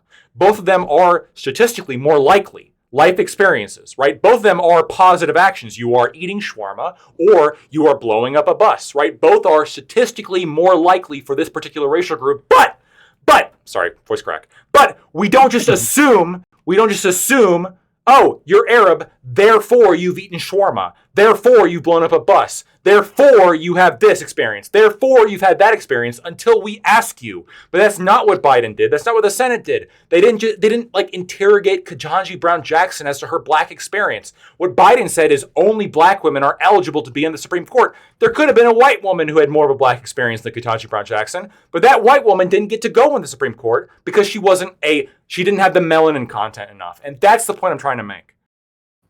I mean, I think that this is just the wrong argument. Like, I am against identity politics in these areas, just not for the weird reason that Lactoid's giving. I'm against it because I think it is a slippery slope where we do need to draw lines on whether or not we're actually hiring based on these practices. And if somebody literally said, yes, I am going to hire this person because he's white, I would be just as critical of them as I would be of anybody else saying that they're going to get somebody because they're a black woman. All right. This has been a thing. We did it. We solved it. We solved it once again. Race relations done and done in America. Okay. I'm sorry. Joe Biden's just dropped out. Like literally, like right. Wait, what? What? No way. What? We got to go into overtime, boys. No. Yeah. Wait a minute. NBC News. Yeah, that's fucking. Oh my god! I knew it. Wait, you fucking with me? Made like 5 So I statements react. today. Oh, the saying, joy in your faces No is beautiful. I was ready. You bastard! You fucking bastard! Ban him, Prime! Ban this man! Oh my god. It was on you guys for believing. You were it so in the first excited. place, okay? That was on Young. That's why I was checking. I'm like, that's why I had to check. Okay, all right. Wow, you got me there. I saw You got your me there, my face. Now watch him drop out in about 20 minutes. That's perfect. It's like, I don't believe it. Not gonna do me. He hacked my phone. Somehow I'm getting a news alert. And then he's dropped out. Thank you all for being here. This has been the Reverie Roundtable. We've had a great group of guests here. And I hope you enjoyed all this. This is okay. First of all, before we do anything else, consider supporting the channel. If you haven't done so yet, we haven't gotten any support tonight, like not any, so consider helping us out. Subs to the channel, give bits to give subs, or become a member of YouTube, or gift memberships or anything like that. We could use the help. That's how we do this. That's how I'm able to come back. So if you like this, if you like these long arguments, with all these fun individuals. I think we have a really great group of individuals. They consider supporting the channel. We do need your assistance. Okay. So I'll give an outro to these great people. Ollie, thank you for coming through. You were fantastic. Loved your contributions. You were just a lot of fun. Thanks, man. Thanks for having me. Well, first of all, I love dethroning Lactoid and being in the number one spot. Just want to give that round of. And then second, I love being here and just sharing, the Arab experience with the different ideas and thoughts that I've had, And this is probably one of the reasons why you continuously have me, just to show, as an example for that. But thank you for having me so much, Ryan. Sociologic on everything. Okay, thank you. Next, we have our friend Corey. Corey Campbell, thank you for being here, stopping by. I thought you had some great retorts as well. Any dunking on Lactoid was much appreciated. I do the best I can. I always enjoyed dunking on Lactoid as well, too, even though, he's a fellow Canadian. And what I want to say, despite Yo, we can't hear you. Yeah, we can't hear you. You got muted. We lost you, Corey. He's like, I'm gonna say, Corey, we lost Corey. Okay. My enemies can't defeat me. They keep getting cut off. Oh my god. Let's see. He might have disconnected. He's ceding his time to Lactoid since he didn't have much time to talk. When did it cut out? At the beginning. Something. Yeah. You're like, I want to say after Lactoid. Yeah. Only fitting. But yeah, despite the dunking on Lactoid, okay, if or when Lactoid is up for Supreme Court nomination, I would fully support it. I would support it for the sake of diversity, because I think we need more Canadian American perspectives on the Supreme Court. But yeah, exactly. You can find me on Twitch, twitch.tv, CoreCampbell84. You can find me on Twitter, X, Instagram, YouTube. It's Corey Campbell. Yeah, this is always great. Lactoid, Doobie, Cal Rich, Tom Foolery, Gibbs, and Sociologic. Always a pleasure. Love you, Brian. Love you too, friend. That's the kind of I can get behind. All right. And just to clarify, I don't know if you talked about House of the Dragon at the beginning, but just to clarify, are you Team Black or Team Green? I'm absolutely Team Black, of course. Oh, are you just Team Black because it's Team Black, or for I am Team Black because they are rightfully I fucking hate royalty, so it's a problem. No. I'm on Team Black as well because I'm not racist for sure. Yeah, yeah. Well, Team Black. We should spend some time talking about it because it's fantastic. House of the Dragon, guys. If you're not watching it, it is amazing. Great, yeah, fantastic. I mean, even though Gibbs finally has a proper take because he's been wrong a lot about the Acolyte. Any which way. Oh man, Gibbs. Gibbs. I love you, friend. Thank you for coming on. Yeah, the Acolyte's rough stuff. Let me tell you, I'm hurting. I'm trying to make it through. I'm praying it improves, but I don't think it's gonna happen. I mean, I will say I'm definitely Team Black. I would much rather pick Allison though than Rhaenyra. I was saying if we had to rank them, which one seems more fun? It's Allison. She seems like the smart Olivia one. Cook is beautiful. Oh my god. Yeah, big fan. I think that's all I got now. Yeah. Okay. Thank you. All I wanted to say is that he wanted to have sex with Olivia Cook. That's fair enough. I think if that's you see this, observation. I called you a tribute. We love you all. Next we have our friend Tom Furley. Thank you, Tom, for coming through. I know you had other things going on earlier, but you still made time for us, and I appreciate that, friend. Yeah, I appreciate you having me on. I'm trying to make it every Monday if I can. But yeah, my name's Tom. Go by Tom Foolery Show on YouTube, Kick, and pretty much every platform that hasn't banned me yet. There are not many. But, thank you, Fred. Aiko, thanks for coming on. You also, everyone dunked on Lactoid today, and that's great. I thought he's a uniting force here. Yeah, and I just wanted to the thing that confused me throughout that whole conversation is the idea that the most authentically black person we could put on the court was probably a white dude. That's the lesson I got from this, right? But anyway, yeah. If we could have just have found him, it would have been the historic, sort of like how Bill Clinton, was the first black president. Play the saxophone. And Biden is Yeah. the first black woman president, according to Biden. Well, and the other, maybe this is a small thing, but Ketanji Brown Jackson probably doesn't get asked where she's from in the sense of being from another country, because black people are considered American, maybe in a different way that white people are, but people don't assume you're from somewhere else if you're black, like Well, they're they black do if you're Americans. brown. Oh, my bad. I should have just said that. White Americans are just perceived as Americans. Everyone else we're hyphenated Americans. Arab American, Black American.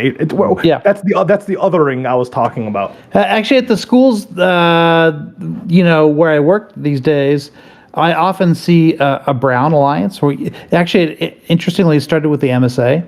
The MSA started getting Indian and Pakistani students joining, and then they started getting Mexican students joining. They call themselves, but at this point, MSA is the Muslim Student Association.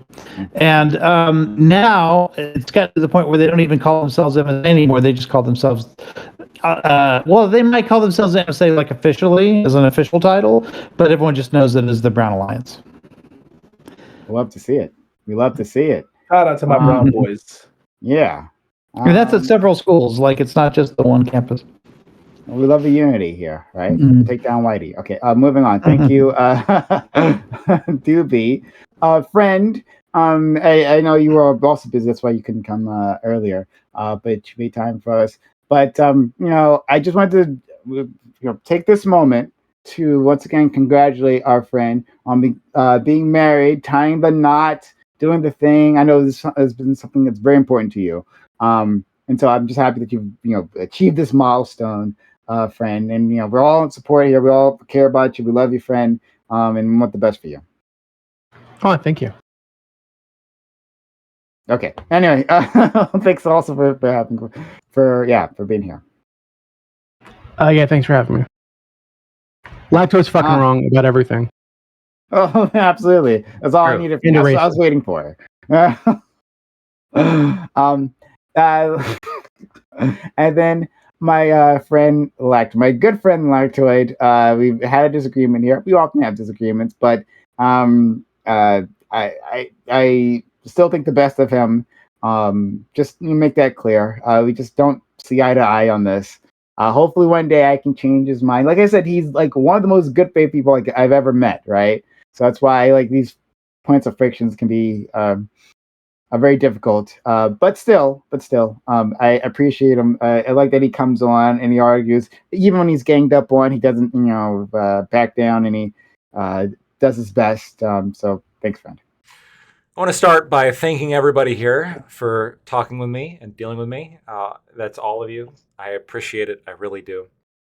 And, what I really just wanted to say, and this is sort of in line with something that I think Bill Maher said that was particularly powerful, and Ayaan Hirsi Ali as well, which is that, when I think of you, Prime, I don't think of you're my black friend. I think you're my friend. You're a person. You're not a black person. You are a person. You are my friend, Doobie. You're not my brown friend. You're my friend, and that's how I view the world. None of you are a particular race. You're all just a beige to me. That's why I am superior in my view of the world. That's why I'm superior in my view of the world, in which you are my friends. I don't need to add the hyphen. You are just my friends. And I appreciate that, and I'll never take that for granted. If you like what I had to say today, you can find me at Lactoid TV on Twitch, Twitter, and YouTube. Let's stand against racism and vote out Joe Biden. Thanks. Thank you. I do think it's a little messed up that we're reinforcing stereotypes by having the white guy on the panel have a lawyer be a lawyer and the black guy not be a lawyer. I think that, Prime, you need to be a lawyer by the time you come back, man. I have been failing my race. Saxon, I've always pronounced the name wrong, and I do apologize. I will continue to pronounce the name wrong. But they said $2.07 pounds. Pounds, yeah, pounds. I always get the pound sign and the euro sign mixed up. They both look like E's to me, and so I call the one euro. I call them both euros all the time, and the people yell at me. Anyway, they sent £2 and 7 shillings. I don't know.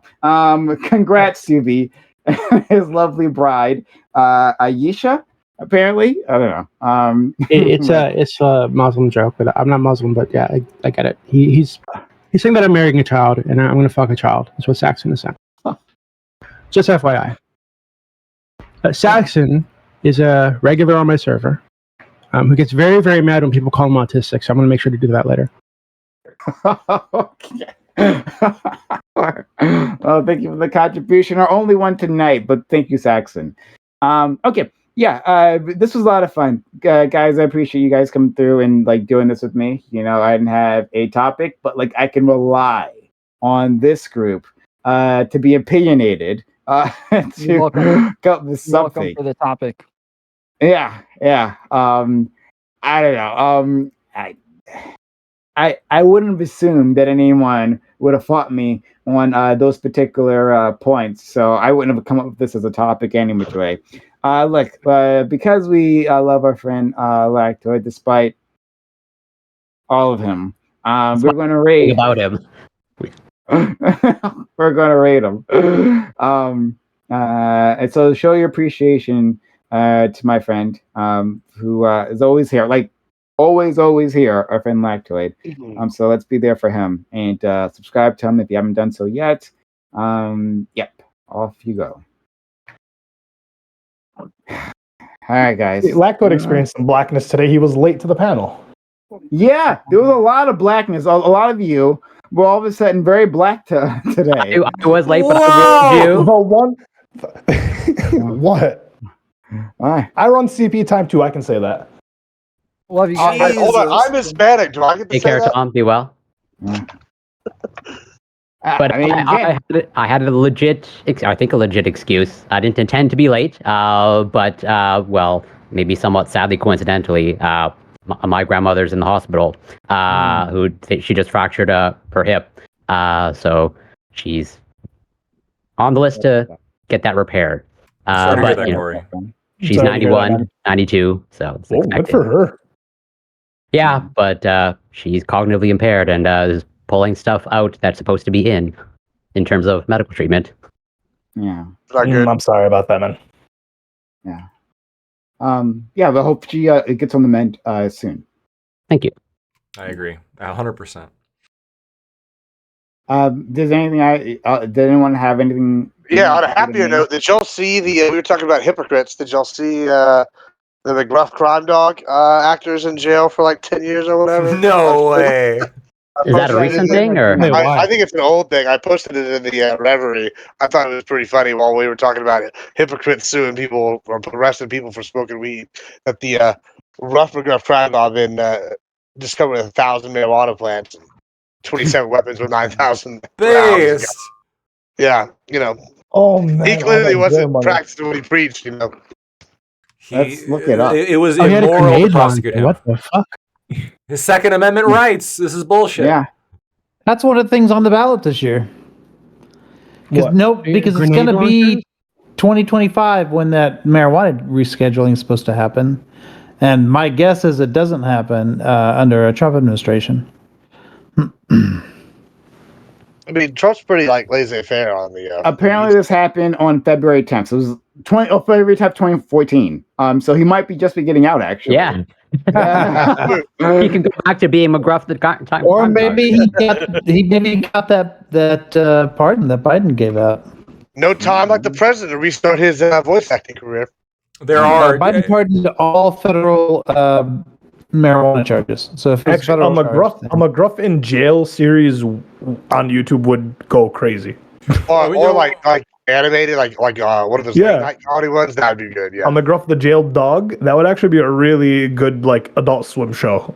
I mean, one I thing, like that. one thing that I have to concede, and this is despite the fact that I don't think Biden is the best choice. The Democrats generally have been consistently better on drug policy than the Republicans have, consistently, in every state. And there's no excuse, and there's There's no counter. There's nothing I can really say to that other than it's just been very disappointing to see the party of liberty, in some respects, be so bad on this particular argument. Also, I'm pretty sure, my guess is that the rescheduling will not happen if Trump's elected. Only because, like, I agree with Gibbs that he probably wouldn't reverse it. Like, if it happened before Inauguration Day, I don't think he would reverse it. But I don't think it's going to happen before Inauguration Day. So I think it wouldn't happen until maybe late 25 at the rate that all different steps have to happen. I don't think he'd veto it. You think he'd veto He it? wouldn't be vetoing. It's that as soon as he comes in, all the agency heads get fired and they get replaced with Republicans. And every single agency head in like 4 different agencies all have to do a thing in order for it to happen. So he would have to specifically put 4 people who are very progressive on drug policy at the heads of 4 different, at the head of the DEA, at the head of HHS, at the head of like all these different spots. And that's just not going to happen. He's going to put conservatives there.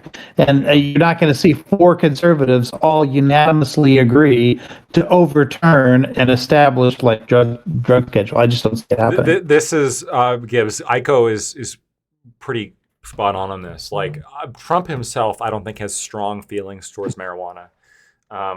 In 2016, he wasn't particularly strong, but Jeff Sessions was, right? And Jeff Sessions was the one that he put in charge of that policy, and Jeff Sessions was particularly bad. And even though hold on, you can give Trump some credit because like the hemp bill, there was some things that he did that like definitely made it a lot easier, and I will give him that credit. But like I am concerned that if he gets elected and puts in place someone like Sessions, I am concerned that we're not going to see the kind of progress that we want to see. Or just a regular dyed-in-the-wool Republican. Or even if of those 4 positions, even if 3 of them are super progressive on drugs, that 4th person would stop it. I don't know about that. Like, so this is why I might disagree. Is like even if like say he put like 4 like conservative like diehard guys in there, right? Like or just boilerplate. Yeah, whatever. I mean, I'm not being real, specific here, but like if I'm looking at it like this. I know that there's always that expression that like Republicans are just like progressives really the speed limit thing. I think with like weed, it almost is like that because it feels like everywhere you go, especially under Biden, weed is basically like rescheduled. You have THCA now, you have THCPH, you have THCPB, and it's like not necessarily even that they're able to like get it unless they like wholesale ban like any THC substance period. They're not going to go and get it. It's like it's already moved past that point like they do with tech where it's like they're not going to be able to keep up with the current laws. Like, oh, we're going to ban all these things. Oh, well, next week they already have a new THC. There is a proposed amendment by the fucking Republicans currently to basically undermine that particular part of the hemp bill that allows THCA, Delta 8, etc. And THCA is, if we're going to be honest, and I hope there's no cops watching this, but like THCA is a loophole for all intents and purposes, right? THCA carboxylizes into regular THC when you set it on fire, which people do. Also, Trump proposed specifically the death penalty for illegal drugs. I don't think. Okay, I don't think Trump was.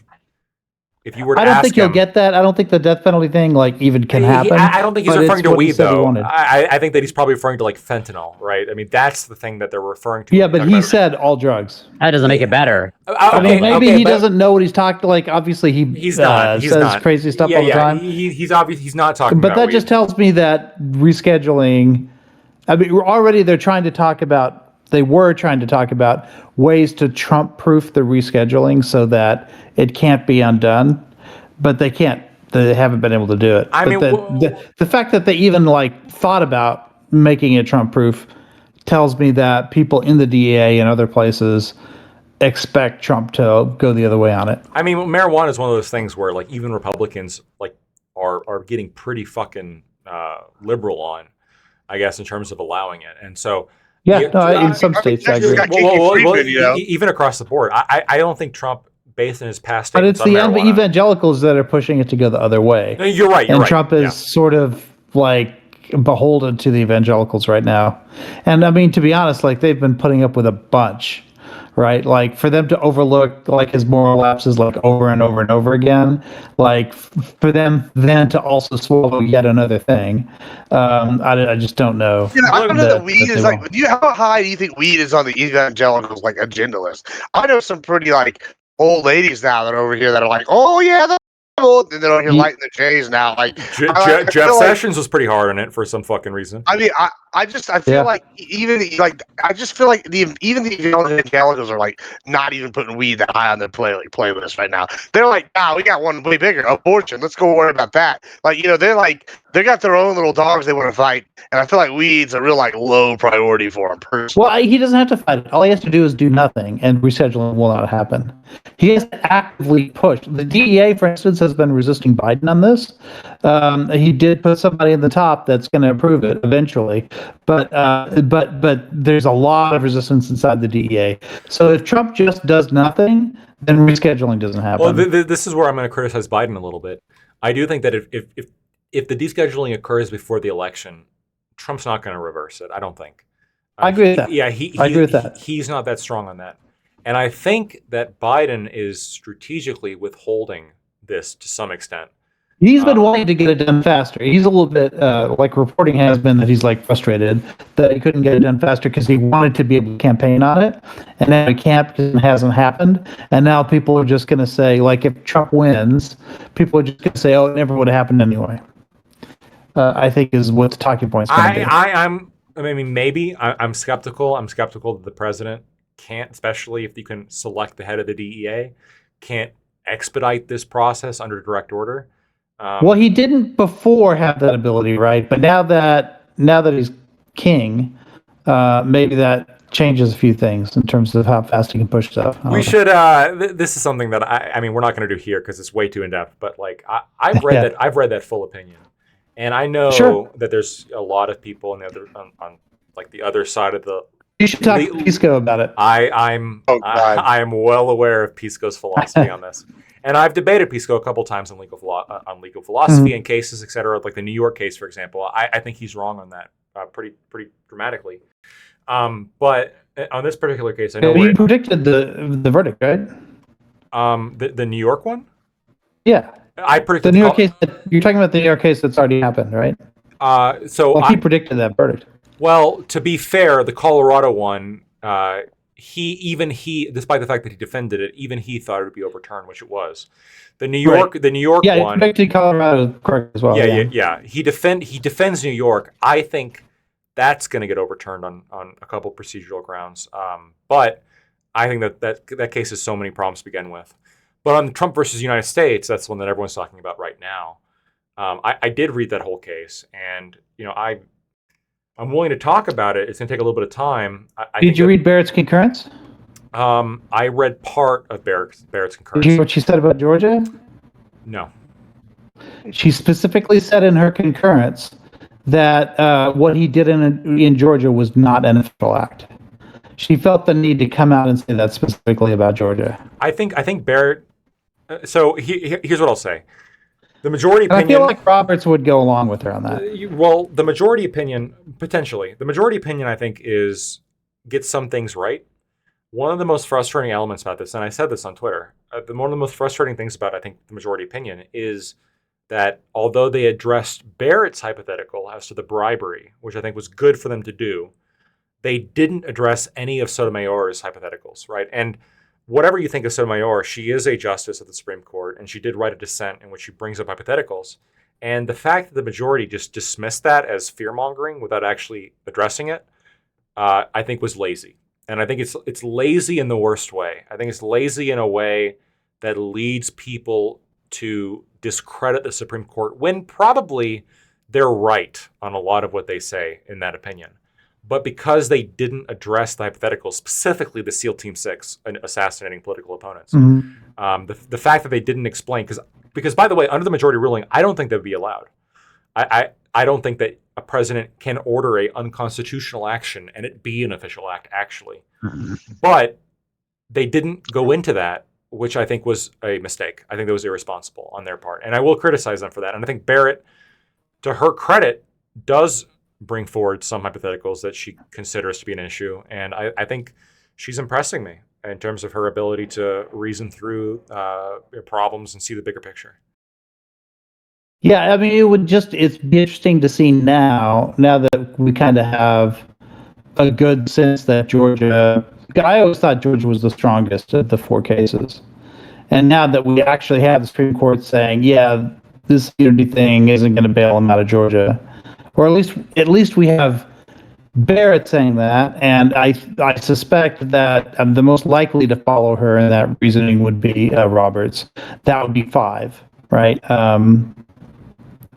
There might be other reasons why Trump could win that case, not the least of which is you have to have a unanimous jury, which is never easy. But if there's a ruling against Trump there, I think that one sticks. I think that the New York one, although I think that's getting overturned on different grounds, I don't think Trump versus United States is going to apply to the New York case at all. But do you think it gets overturned by the state Supreme Court or by SCOTUS? I think that's getting appealed all the way up to SCOTUS. I think the New York Supreme Court might overturn it, but I think if or they not don't, Supreme Court, Superior Court. New York's different. They're lower. So weird fucking names. New York, the lowest court is Superior. The highest, it's dumb. But yeah, even if the highest court in New York doesn't overturn it, I do think they're going to appeal to SCOTUS, and I think it's somewhere along the line it's going to get overturned. So politically then, because there are a lot of people on the left who've been predicting this from the beginning. A lot of people on the left have been saying that in decision after decision after decision, SCOTUS is going to bail out Trump every time. Now, I was skeptical about that because it didn't look that way after January 6th, right? Or I mean, before January, whenever Trump was like appealing all those decisions, trying to overturn the thing. But now, politically, if it does turn out that they are his white knight and they'll come up with whatever reasoning they can think of to bail him out each and every time, even if you don't think that that's a fair characterization, clearly, politically, that will be the perception, right?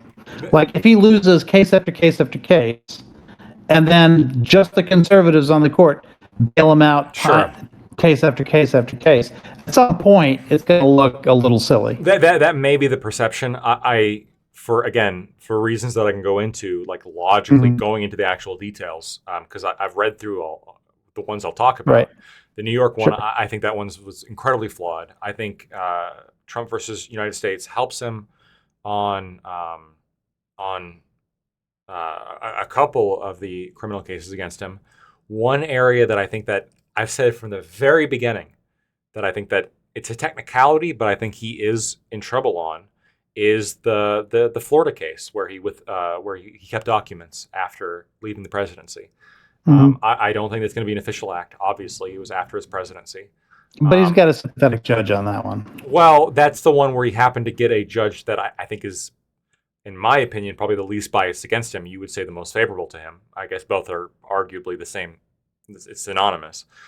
But yeah, she keeps pushing it back. So right. She does. Seems to have made it a priority to make sure it can't happen before. Well, but like that's the only case.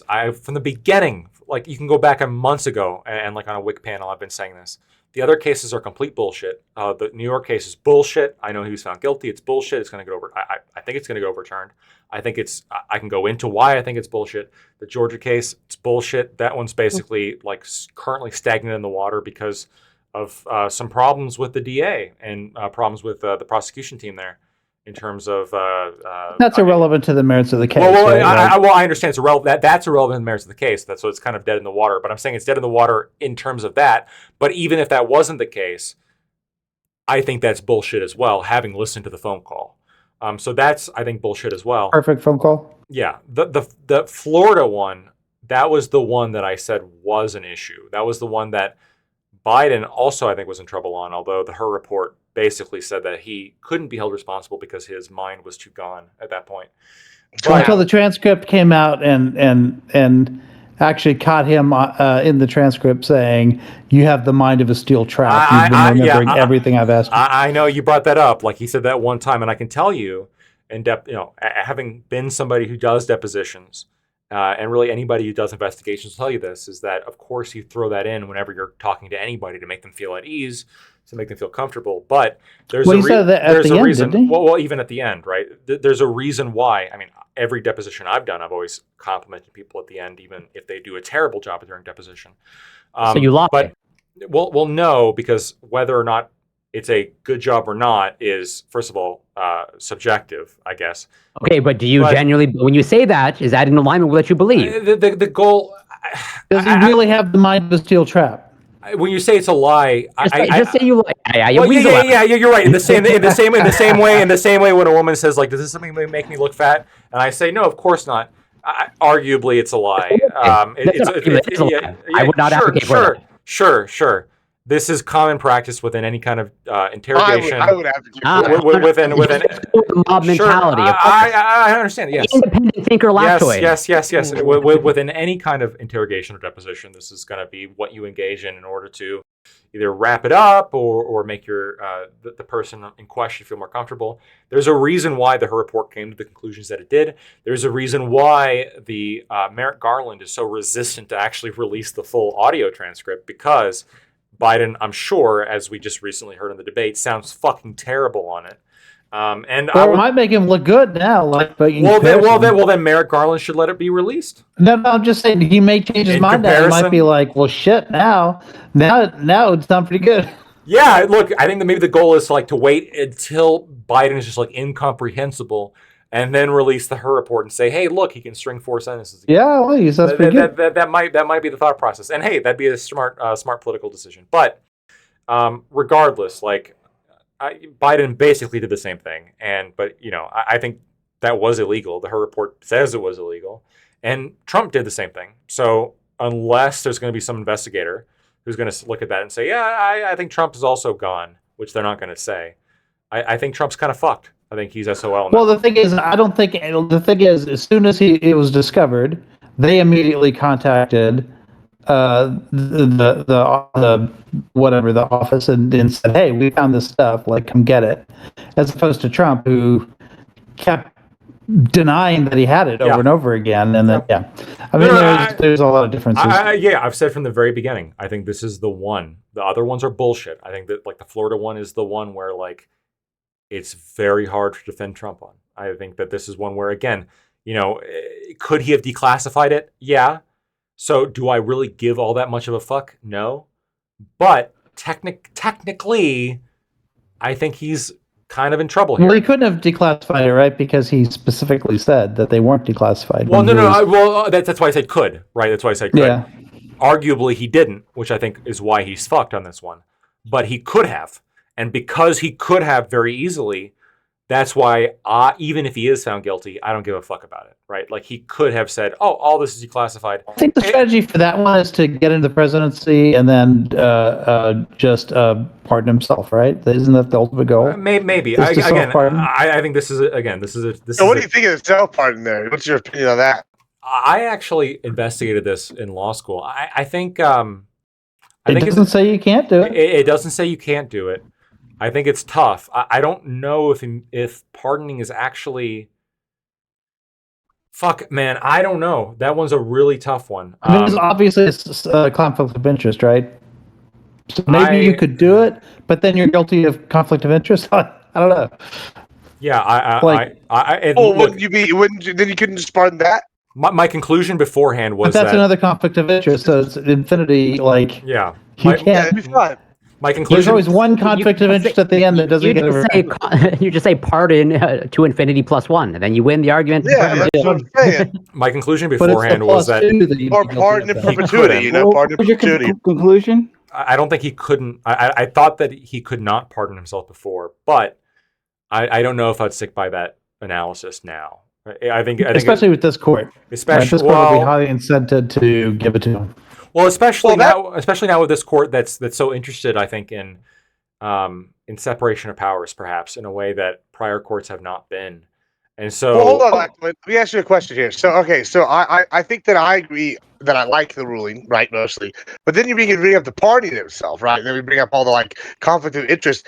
If they were to rule, if he was going to pardon himself, they're going to say, all right, I'm going to be able to pardon himself. He pardons himself. They go, if someone fights it, they go to the court, and this Supreme Court rules, and they say, all right, that's fine. Well, in theory, wouldn't that do everything the left has been arguing is bad? Because then at that point, he could do something unconstitutional. He could then pardon himself, and because that's allowed now under the the thing, wouldn't that be exactly what the left has been worried about right there? Even more. There is the political optics of it, but what the reason why? Well, I mean, Steal Team 6 and then a pardon. The reason why Steal Team 6 and I pardon myself for a constitutional act. The reason why I'm thinking through it is in Trump versus the United States, it specifically references post-Civil War, Congress tried to restrict the president's pardonability. And that's right. That was Johnson. Yes, and this was specifically listed as an example of where the Supreme Court said, no, you don't get to do that because the pardon power of the president is yes, it's plenary. It's unencumbered by Congress's will, right? And this is in the Constitution. The Supreme Court could probably write it in. Ultimately, and I've made this argument before, I think the Supreme Court is the most powerful branch because, I mean, for everyone who's concerned about like the executive power post-Trump versus the United States, remember the Supreme Court is the one who said that he has this power. So the Supreme Court could also say he doesn't, right? The Supreme Court is the most powerful branch, in my opinion. But the fact that Trump, they listed the pardon power as plenary, I think makes me consider, like, if Trump does pardon himself, I don't think Congress could say anything about it. There would need to be some kind of constitutional argument or separation of powers argument as to why he couldn't pardon himself. And I think that'd be a very difficult one to make. Let me ask you this question. Do you remember at the end of the second impeachment trial when McConnell explained why that he was whipping against conviction? I don't. He gave a final speech at the end. He didn't answer my question at all, by the way. But before, sorry, I'm getting out of here, fellas. So would you say? Yeah, I'm sorry, I don't need to control. That was a weasel out of the answer right there. Would you say then that he could commit like an unconstitutional act and then pardon himself? You didn't straight, and then like that be constitutional if the Supreme Court rules that way. What is the solution to that problem? Lactoid is a weasel. Yeah, like you didn't answer that at all. Well, not just an illegal act, but an unconstitutional act. Yeah, like an unconstitutional illegal act, like, I don't know. He made that offer to people during his term. He said, hey, do this thing for me. I think one of the people that replaced Barr, when he was asking him to do some shady shit, one of the things he said is, well, go ahead and do it for me and then I'll pardon you. I don't think, okay, here's my thought process. I do not think that he could do a unconstitutional act and pardon himself. I think he could do a illegal act according to Congress and then pardon himself. I think he could do that. Why? Why would he not be able to do that then? Because the whole logic of Trump versus the United States is that the Constitution designates the executive as a co-equal branch of government, and there's no influence that the judiciary or the legislative branch should be able to have independently to restrict the executive branch from committing what the Constitution designates the executive branch to doing, which is being a vigorous president, right? That's the point of the whole Constitution on the executive branch. But in that exact same logic, then, the president also should not be able to violate the rights of the legislative branch or violate the rights of the judicial branch, because that would also violate separation of powers, and that would also violate the Constitution in the same way that the legislative branch going after the executive branch would violate the Constitution. And if we recognize that, well, they can't go after the legislative branch and the executive and the judicial branch then, because that would violate the exact same logic that we're using to protect the executive branch, then it would also stand to reason that the executive couldn't violate the other parts of the Constitution as well, such as the First Amendment, Second Amendment, Third Amendment, Fourth, et cetera, et cetera, et cetera. And so if the president violates the Constitution in, like, let's say, the Fifth Amendment or Fourth Amendment or something along those lines, I think that arguably this would be an unofficial act. And on top of that, pardoning yourself for that unconstitutional act would undermine the Constitution, which was the very thing that we're using to justify presidential immunity to begin with. And you can't use it's the still thing, plenary power, though. but you can't use plenary power under the I don't know, Constitution. yeah, so to I don't know undermine how the you would. Constitution. So here's the problem I'm having. I don't know how you would differentiate legally the legal difference in a crime that was just illegal and a crime that was unconstitutional. Well, when it's in regards to the party. that's super the easy. problem. Well, that's super easy because if the crime is unconstitutional, that means the Constitution says like you can't do this, right? But if the crime is just like a statutory crime, for example, then what this is really is the legislature saying that they have some power over the president in a way that might contradict the Constitution, right? It's a way. It would be very similar to if the legislature passes a law saying that anybody who does a pardon gets arrested. Well, they can pass that law, and you can apply it equally to all citizens, but the president has the right to pardon, regardless of whatever the legislature says, right? And so Gibbs, I don't think your question matters anyway, because presidents violate the Constitution all the time, and the Supreme Court doesn't put them in jail. They just undo the thing, right? Like when, That's not specifically what like when Trump did the first 4 iterations of the Muslim ban, they were like, no, that's unconstitutional. All they did was strike it down. They didn't Trump didn't go to prison for that, for violating the Constitution. Usually what happens is the thing that you want to do just doesn't get done. And so pardons power is not going to do anything to change that. So that's not the question. I'm not talking about the consequences, like them going to jail, right? I'm like sitting here trying to think of a scenario, right? Okay. That's like maybe when they could use like an active. So say like the First Amendment, right? They come in here, or even the Second Amendment. They say like they're going to send armed people in to like start like kicking in doors to take people's guns, and it ends up being like there's like violent acts being committed actively, right? And this is like an unconstitutional thing, and the president's issued this order, and it's like illegal, right? We know it's illegal. Now, I agree that if it gets challenged under the court, then when they revoke that, say it's unconstitutional, things are going to go back to like whatever the pre-existing laws were. That makes sense, right? Right. But what I'm talking about is if they're going to sit here and say, okay, this is like not an official act since it was unconstitutional. The people that have died are now liable, and for whatever reasons, we're making a few jumps here, but like we can sit here and try the president for this crime. If they're going to say that, why wouldn't he then be able to be like, nah, I'm going to pardon myself, and immediately just pardon himself of this crime every single time? I don't see, like, that's a much different thing than what we have with the current, like, ruling. Like, in my opinion, I feel like one's a much more direct. Like, this is like an in perpetuity power. Why would he not be, like, how would you differentiate that legally? Like, because they're both just a crime, technically, even if one's maybe the whole thing about conflict of interest happening after the pardon in time, and therefore not itself being pardoned, and therefore infinitely into its iterations, there's always one conflict of interest that doesn't, I don't know, maybe that. But my question for Lactoid is, McConnell said during the reason he voted against conviction for impeachment, which would have stopped Trump from running for office again, he said that the reason I'm not voting against this because Trump didn't do anything wrong. He did do stuff wrong.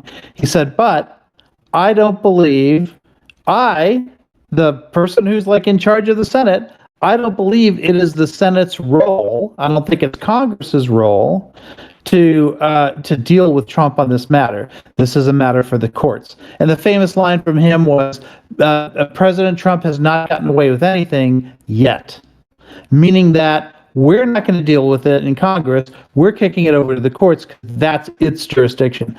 Now the courts has turned around and said, nope, it's not a question for us. As far as the courts are concerned, he has absolute immunity for official acts. The only place that can hold official acts accountable is Congress, which just said it didn't have. So both branches have denied that they have a check on the executive, which means that the idea of checks and balances is now broken. Nobody has a check on official acts. Well, hold on. The conclusion there doesn't necessarily follow. It could just be that McConnell was wrong, or that he was speaking too quickly. That reason for not voting. That's quite a concession, though. Now the right has to say that he should have been convicted? No, they don't necessarily have to say that. What they can say is that the argument was the wrong argument putting forward. Because I'm sure there was Republicans voting there that were not saying, oh, this should be just up to the courts. They were probably saying this is a bullshit crime. He's the president. He's a good president. No, there were enough votes to convict until McConnell whipped against it. And if McConnell had whipped the other way, it would have the conviction would have happened. But let's say McConnell, like, instead of making that dumb argument that you proposed, he instead said something along the lines of, like, we should not vote for impeach Trump because he's obviously not guilty. He's a good president. This is a bullshit crime, et cetera, et cetera, et cetera. Like, then there's no problem, right? Then yeah, but 2/3 of the Senate didn't believe that. 2/3 of the Senate believed he did act. But even if incorrectly, or sure, but I mean, this is sort of like they just thought that it was a matter for the courts and not for. Well, hold on, I understand you're saying like McConnell said this. All right, boys, y'all be good. I'm gonna go do some gaming. Y'all be good here. Take care, guys. I understand you're saying like McConnell said this, and I'll have to take you at your word. I'll believe you. But like, this isn't the speech to say, is on C-SPAN. Sure, like I said, like yeah, I can link you to it. I'm not being facetious. I'm taking your word for it. Yeah. But let's say that like it's sort of like a counterfactual. What if McConnell used a different argument that wasn't like that one, that wasn't dumb like that one? Who's to say that he also wouldn't have been able to rally, being McConnell, wasn't able to, like, he wouldn't be able to rally enough people to shoot down the impeachment of Donald Trump? He probably, I think, would have been able to, regardless of whatever argument he would have used. Right, but not if 2/3 of the Senate believed that Trump did the thing, like he was guilty. Wait, okay, and this, do you think that they voted because they believed McConnell's argument, or do you think they were looking at McConnell as a leader within the Republican Party? No, okay. Here's what the reporting on this was that there were a significant number of Republicans that wanted to vote guilty along with all of the Democrats, and that McConnell said, "No, let's do it this way again because then the courts can deal with him, so that we don't have to deal with him. Because if we deal with him, we have to deal with the aftermath because the base, would ape shit." Not only do I think that may be true that was said. Not only do I think that McConnell could have used any argument and probably rallied enough support to shoot down that impeachment, but I don't think he could have used January 6th was based. I think you can say that now. I think you can say that now. Maybe not like it was based. Yeah, sure, maybe not like it was based, maybe not that particular argument, but I think there's alternative arguments he could have used that would have been able to rally enough support to defeat the impeachment, firstly. And secondly, the United States versus Trump kicks a fuck ton back to the lower courts. We still don't know if all of the conduct that Trump did during the we don't know how to define an official act. Yeah. Like it's possible that this is enough is not an official act that he is found guilty, right? And so if that's if that's McConnell, therefore not being on the Supreme Court, he's really not wrong for saying the Supreme Court should probably evaluate this because there's enough fact question. I'd like to hear his answer now, after this decision, and then after whatever decisions come after this, because if it turns out that official acts are not checkable by courts, then you would have to then say that McConnell was wrong. No, right? I don't think so. Because if the lower court finds a fact pattern, explains the fact pattern, and finds him guilty or not guilty, whatever it is, right?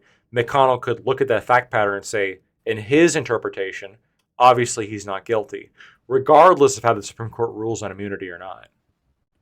Well, but he said he said, do not interpret this as us clearing him. He said we're just saying it's basically not our jurisdiction. Well, no, yeah, but what he could be meaning by that, and I think this would be very easy for him to say, which is that the courts here should be investigating this and getting the full picture in a way that we don't have the full picture. And at the lower courts, they get all the evidence together, and either they acquit him or they don't.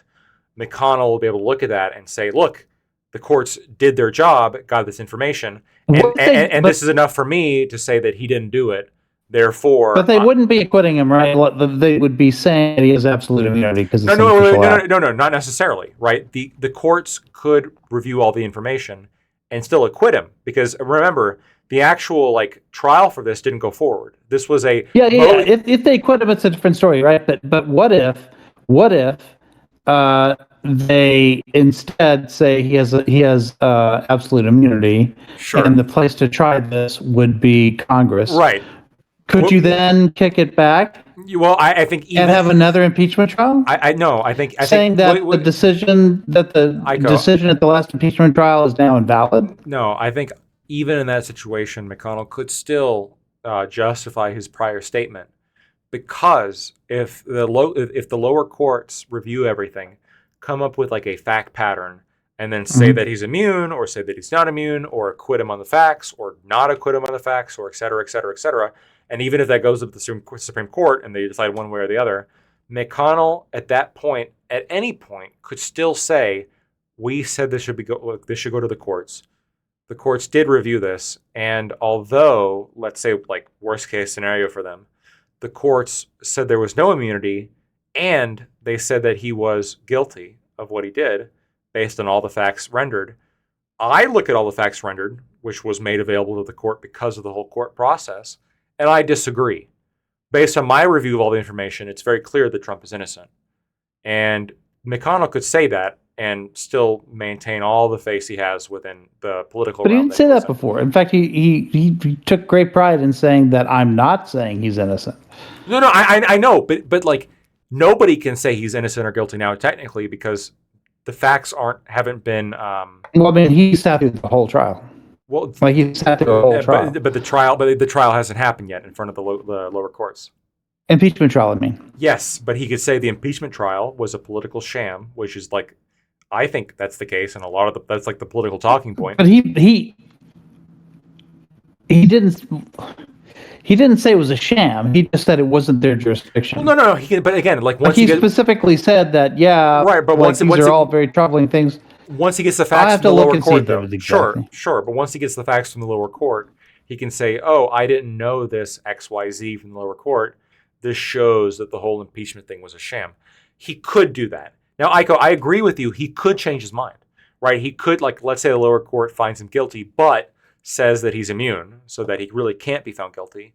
Perhaps McConnell comes out and says, "Actually, I was wrong. We should have impeached him." He could try that.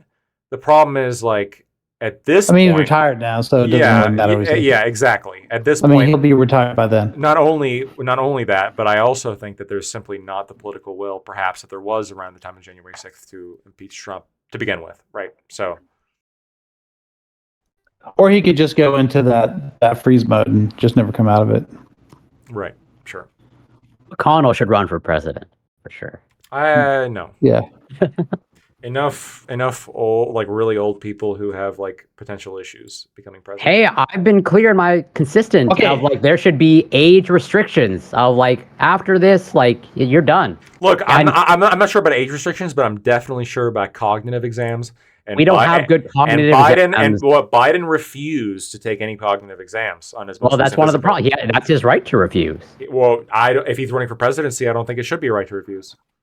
No, yeah, I don't know how you change it. I know there's the 25th Amendment in terms of there should be a law that if you're running for president and you are asked to take a cognitive exam, or maybe not if you're asked, but like you should have to take a certain number of cognitive exams leading up to your. That information is made public? Yes. Yep. Does that violate some sort of rule? I don't know. Well, if we made it constitutional, it wouldn't violate any rule by definition. Oh, no. Well, okay. So I guess, that's a huge barrier to make it constitutional, from my understanding. Yeah, even if it was a law, though, I don't know what law that would violate. Like HIPAA is also a law. You would try to argue that like it violates some kind of constitutional right to privacy, but that's going to be super weak when it comes to somebody running for president who's going to be taking on a public office. Okay, listen to these exact words and tell me if this changes your mind on anything. He's talking about Justice Story. That was part of his justification for ruling the way he did. And he says, indeed, Justice Story specifically reminded that while former officials were not eligible for impeachment or conviction, were, and this is extremely important, still liable to be tried and punished in the ordinary tribunals of justice. Put another way, in the language of today, President Trump is still liable for everything he did while he was in office as an ordinary citizen. Unless the statute of limitations has run, still liable for everything he did while in office, didn't get away with anything yet. And then he says, yet again. So clearly that's not true, right? It's not true that he's liable for everything he did while in office. Yeah, I think McConnell was probably over speaking when he said that sentence. I think that he probably that was his entire rationale for his decision. I think that he probably has enough again to go like kind of go back and grab some of that. What he said. I ended too soon. We have a criminal justice system in this country. We have civil litigation, and former presidents are not immune from being held accountable by either one. So that's a stupid statement because it has been the law since the 70s that the Supreme Court has just said the opposite of that. Well, no, they didn't just say the opposite of that. The law has been from the Supreme Court for a long time that presidents are immune to civil suits. So I don't know why. No, that's not true. That is absolutely true. Was civilly sued. No, Bill Clinton was civilly sued by Lewinsky. The Supreme Court ruled like in. Not by Lewinsky, by Paula Jones. He was not immune from Paula Jones. He had to go to court. I am telling you, like for anything like official. No, I remember that court case. It was a big question in the '90s whether or not Clinton would be immune from Paula Jones's lawsuit, and the Supreme Court came down very specifically and said, "Nope, he has to do it." Was for this civil litigation? Absolutely. No. Criminal was only DOJ guidance. No. Was Paula Jones before like did that occur during his presidency? During his presidency, yes. Was that like an official act? No. I mean, the thing that she was suing him for had occurred before his presidency. Oh, well then of course, yeah. Hold on. If the thing that they're suing somebody for happened to occurred prior to presidency, but he was just claiming that he was immune until he stepped down. No, yeah. So the United States versus Trump makes this clear, right? Like there has been a long-standing precedent that for any kind of official act that you do during your presidency, you are immune from civil suit. And so, to the extent that McConnell said that he was the president might be responsible civilly, if he was referring to anything done during Trump's presidency, he was just wrong. Not only wrong because of the current Supreme Court decision, but he was wrong because of due to prior Supreme Court decisions. He was just uneducated then on the prior Supreme Court decisions. Yeah, okay, fair enough on the civil litigation. Because even Sotomayor, even the dissent agreed that presidents are immune from civil lawsuits. So I don't know why McConnell said until they stepped down. No, even after they stepped down. Sotomayor said this. The dissent said this. If you, during your presidency, you are immune to civil litigation for what you do during your presidency, if it's an official act, and then you step down from presidency, you are still immune. You cannot be sued civilly. This is both the majority and the dissent's position. The only disagreement was whether or not this is criminal. This applies to criminally as well. Oh, I wasn't aware of that. So you're telling me he could rip people off and not fulfill contracts or whatever, and it wouldn't matter? If it was an official, be immune forever. If it was an official act, the specific case that the Supreme Court cites is a lawsuit in which I think it was Nixon who reorganized the Air Force, and somebody lost their job and filed an employment lawsuit after the fact, and it was dictated civil lawsuits, the president is immune. Oh, well, in that case, that's fine because you could still sue the government, right? But Nixon, the president, the ruling was the president is immune from civil litigation because of his official acts while in presidency. Yeah, that makes sense. It's the same thing if a cop attacks you or whatever, qualified immunity, you would just sue the police department, you wouldn't sue the individual officer. I mean, that's I guess perhaps one way of doing it. Now, the problem with that is you can really only sue the government if they give you permission to sue them. That applies to police departments as well.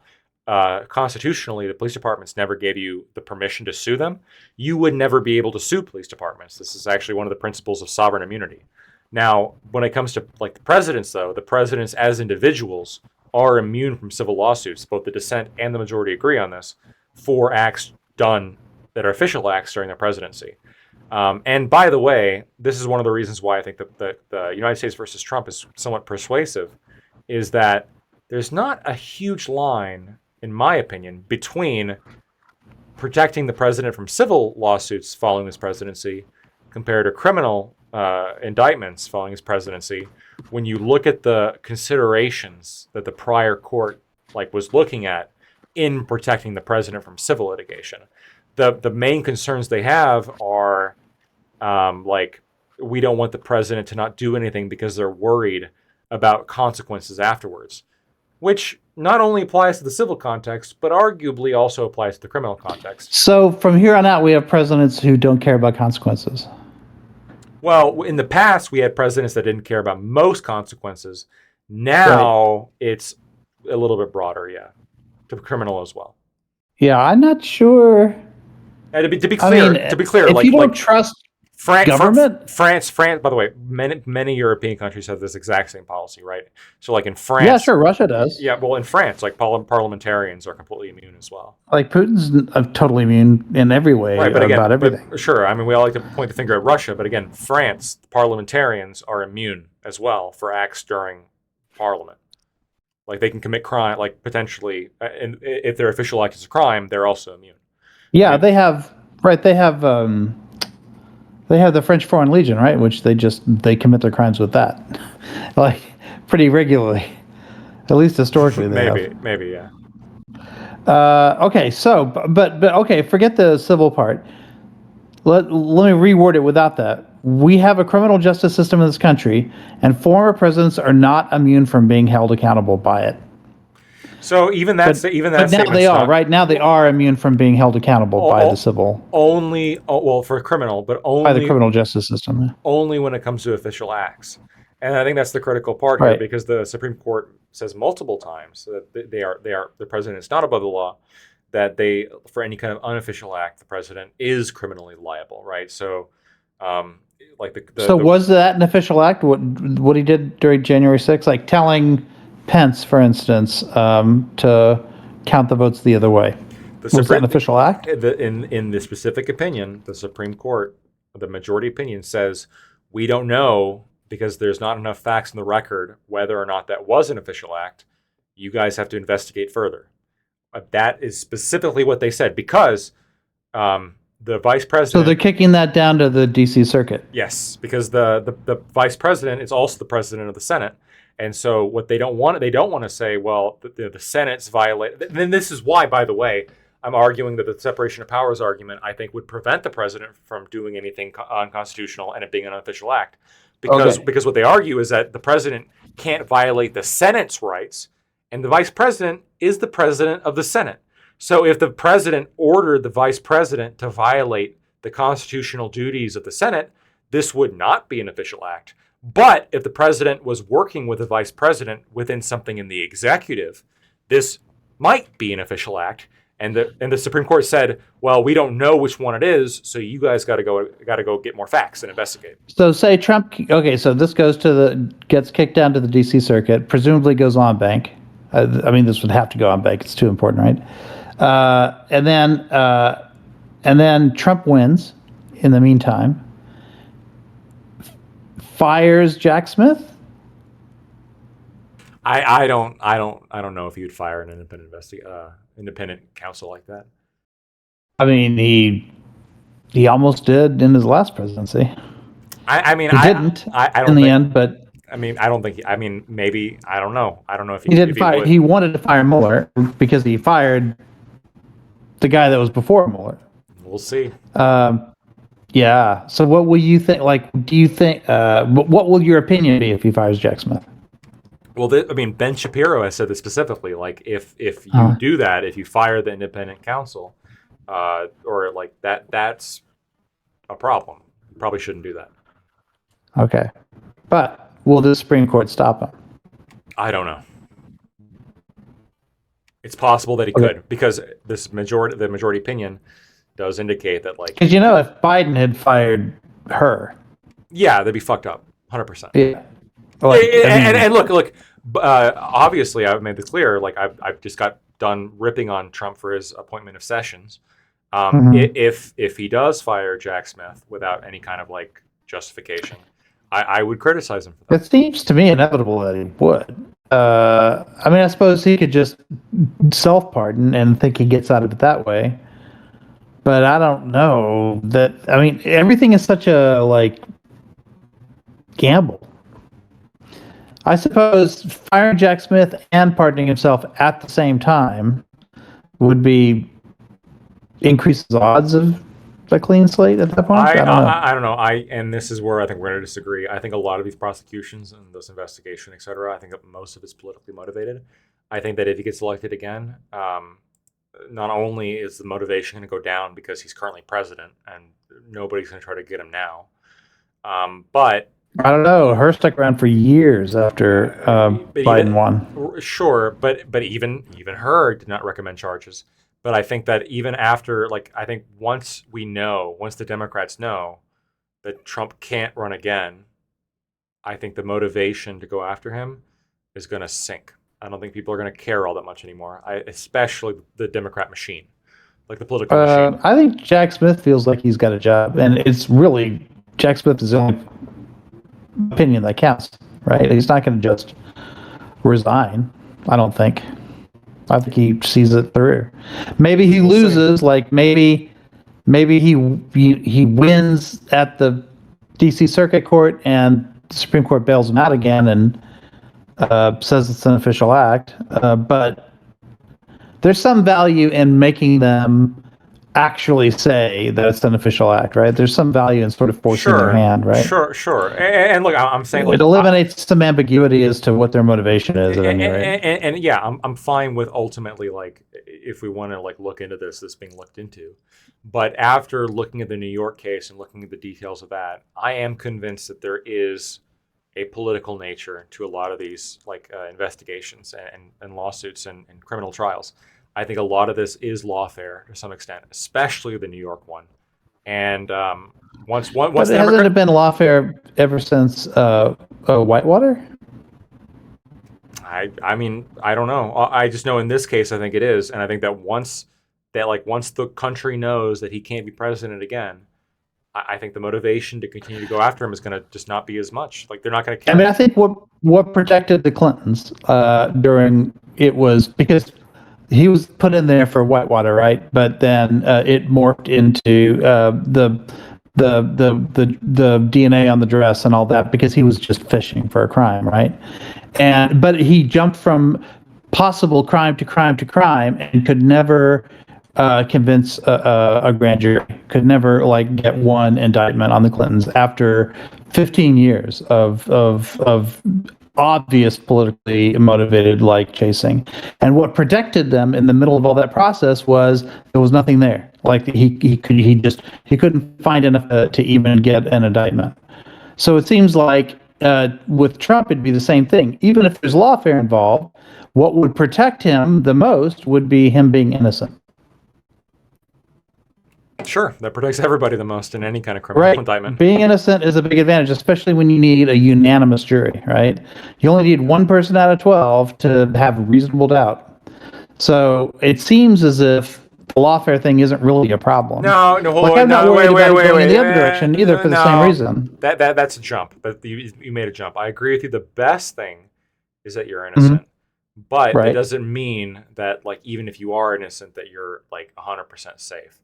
Especially if you have like such vitriol against you, like culturally, universally in some areas, like Manhattan, for example, where you. I mean, if he's about to win, he's about to win the presidency again. In certain areas, right? Again, in certain areas, this is a very divided, polarized country. But you understand there are certain areas of the country that are vitriolic against the Clintons, and they went after them for 40 years. No doubt. And if, by the way, Bill Clinton was convicted in a like, let's say, a red area of the country where Arkansas, that would be the easiest place to go. Sure. Let's say it was in a county in Arkansas where it was where it was 98% red, where the DA ran on getting Clinton, and the judge donated money against Clinton.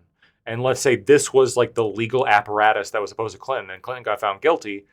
I wouldn't look. I wouldn't read. They that. tried. They tried in Arkansas. There were places that are exactly as you describe, but they just couldn't do it. I mean, you're a lawyer. You know how difficult it is. But again, to get a unanimous jury. No, it's really not all that difficult, right? OJ was acquitted unanimously. Like you can have complete. And by the way, he's innocent according to Fanatic. Yeah. Well, I was going to point. No, I was going to bring Tell this up. Fanatic that. I was going to bring this up. Fanatic. No, but I'm talking about guilt. I'm saying unanimous guilt is what's difficult. Well, again, but OJ was acquitted unanimously, right? By unanimous jury. Like we are taught in law school, like juries have like a 4th grade education, about a 7-minute attention span on average. They're not particularly complex or what's the word we use? Okay, but it starts with a C. But hold on. Yeah, thank you. Sophisticated. And so real quick, Aiko. And so, like the idea that you can't convince, based like in the New York trial, for example, which I think is not quite as ridiculous as the OJ thing, but it's pretty fucking ridiculous. Like obviously, you can get enough people in a New York jury to convict Trump. Just as like with right now, maybe not in the 90s because of how little polarization there was back then.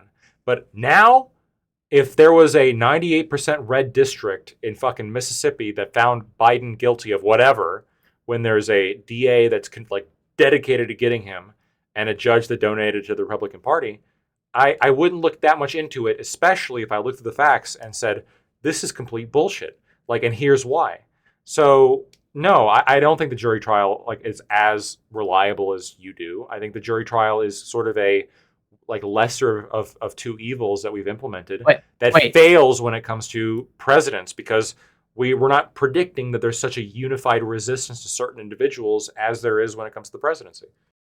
So go ahead, Aiko, if you want to. I was just going to say, how about 36 instead of 12? How about 36? Because he's had, of all the juries that have like found against him, there's been 3 so far, all been unanimous. 36 out of 36 have ruled against him. Where were the 3 juries? They were all in New York. That's because that's where he's from. But you're telling me out of 36, I know for a fact that at least 3 of the I can address that. jury members were Republicans. Yeah, so Trump voters. No. Wait. You know for just because they're on Truth Social or they claim to be on Truth Social doesn't mean they're Trump supporters. Wait, you know? No. We have their voting records. Yeah, they vote in the Republican primaries. That does not mean the Republican voters, though, especially in New York. Can I just? I want to drill down because it's a good point. I think. So you know for a fact that all 36 jury members, they're biased against Trump. So again, I don't know for every single individual. You 36 out of 36. You interviewed them. The Supreme Court nominee. I have not. Yes, I have not had the opportunity in the same way as I would a Supreme Court justice if I was the president or on the Senate.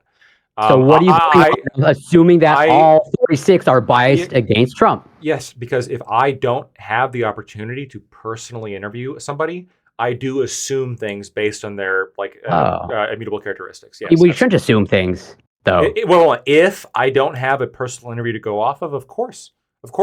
Like in the same way that like I don't assume, if I have the opportunity to investigate somebody and talk with them and learn about them, I don't think that they're a rapist. But if I'm walking home alone at night and there's a large man following me, I might assume that they are a rapist. Actually. Okay, so how do you know that all the conversations that you wanted to have in terms of like whatever the nomination of Jackson didn't occur behind closed doors, as in like whatever was sent out the message only black person need apply? Okay, I can tell you they confirmed that they went through the black experience and all that stuff. Yes, because prior to the process even occurring, Joe Biden exclaimed that he would only entertain candidates that were black women.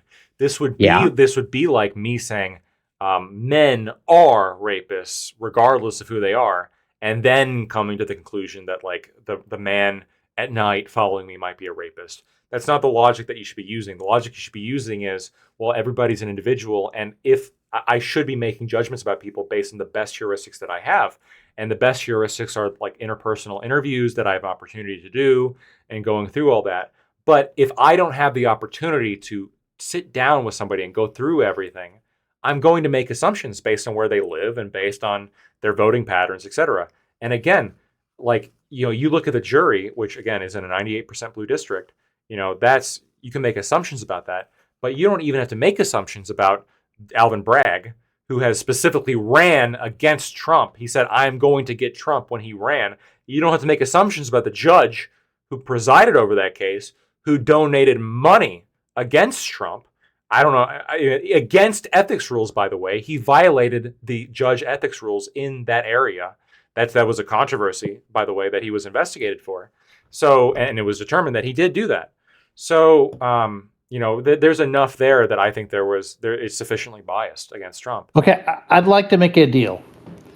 If we can say that juries where a couple of the jurors at least get all of their news from right-wing sources and are registered Republicans, and say that they are Trump voters, and we still want to say that they're biased against Trump for political reasons, and we want to say that 36 out of 36 are as well, can we at least get that same level of skepticism across jurors across the country, make it that difficult, make it so that we can't believe even 36 out of 36, like we've got to make the majority even greater.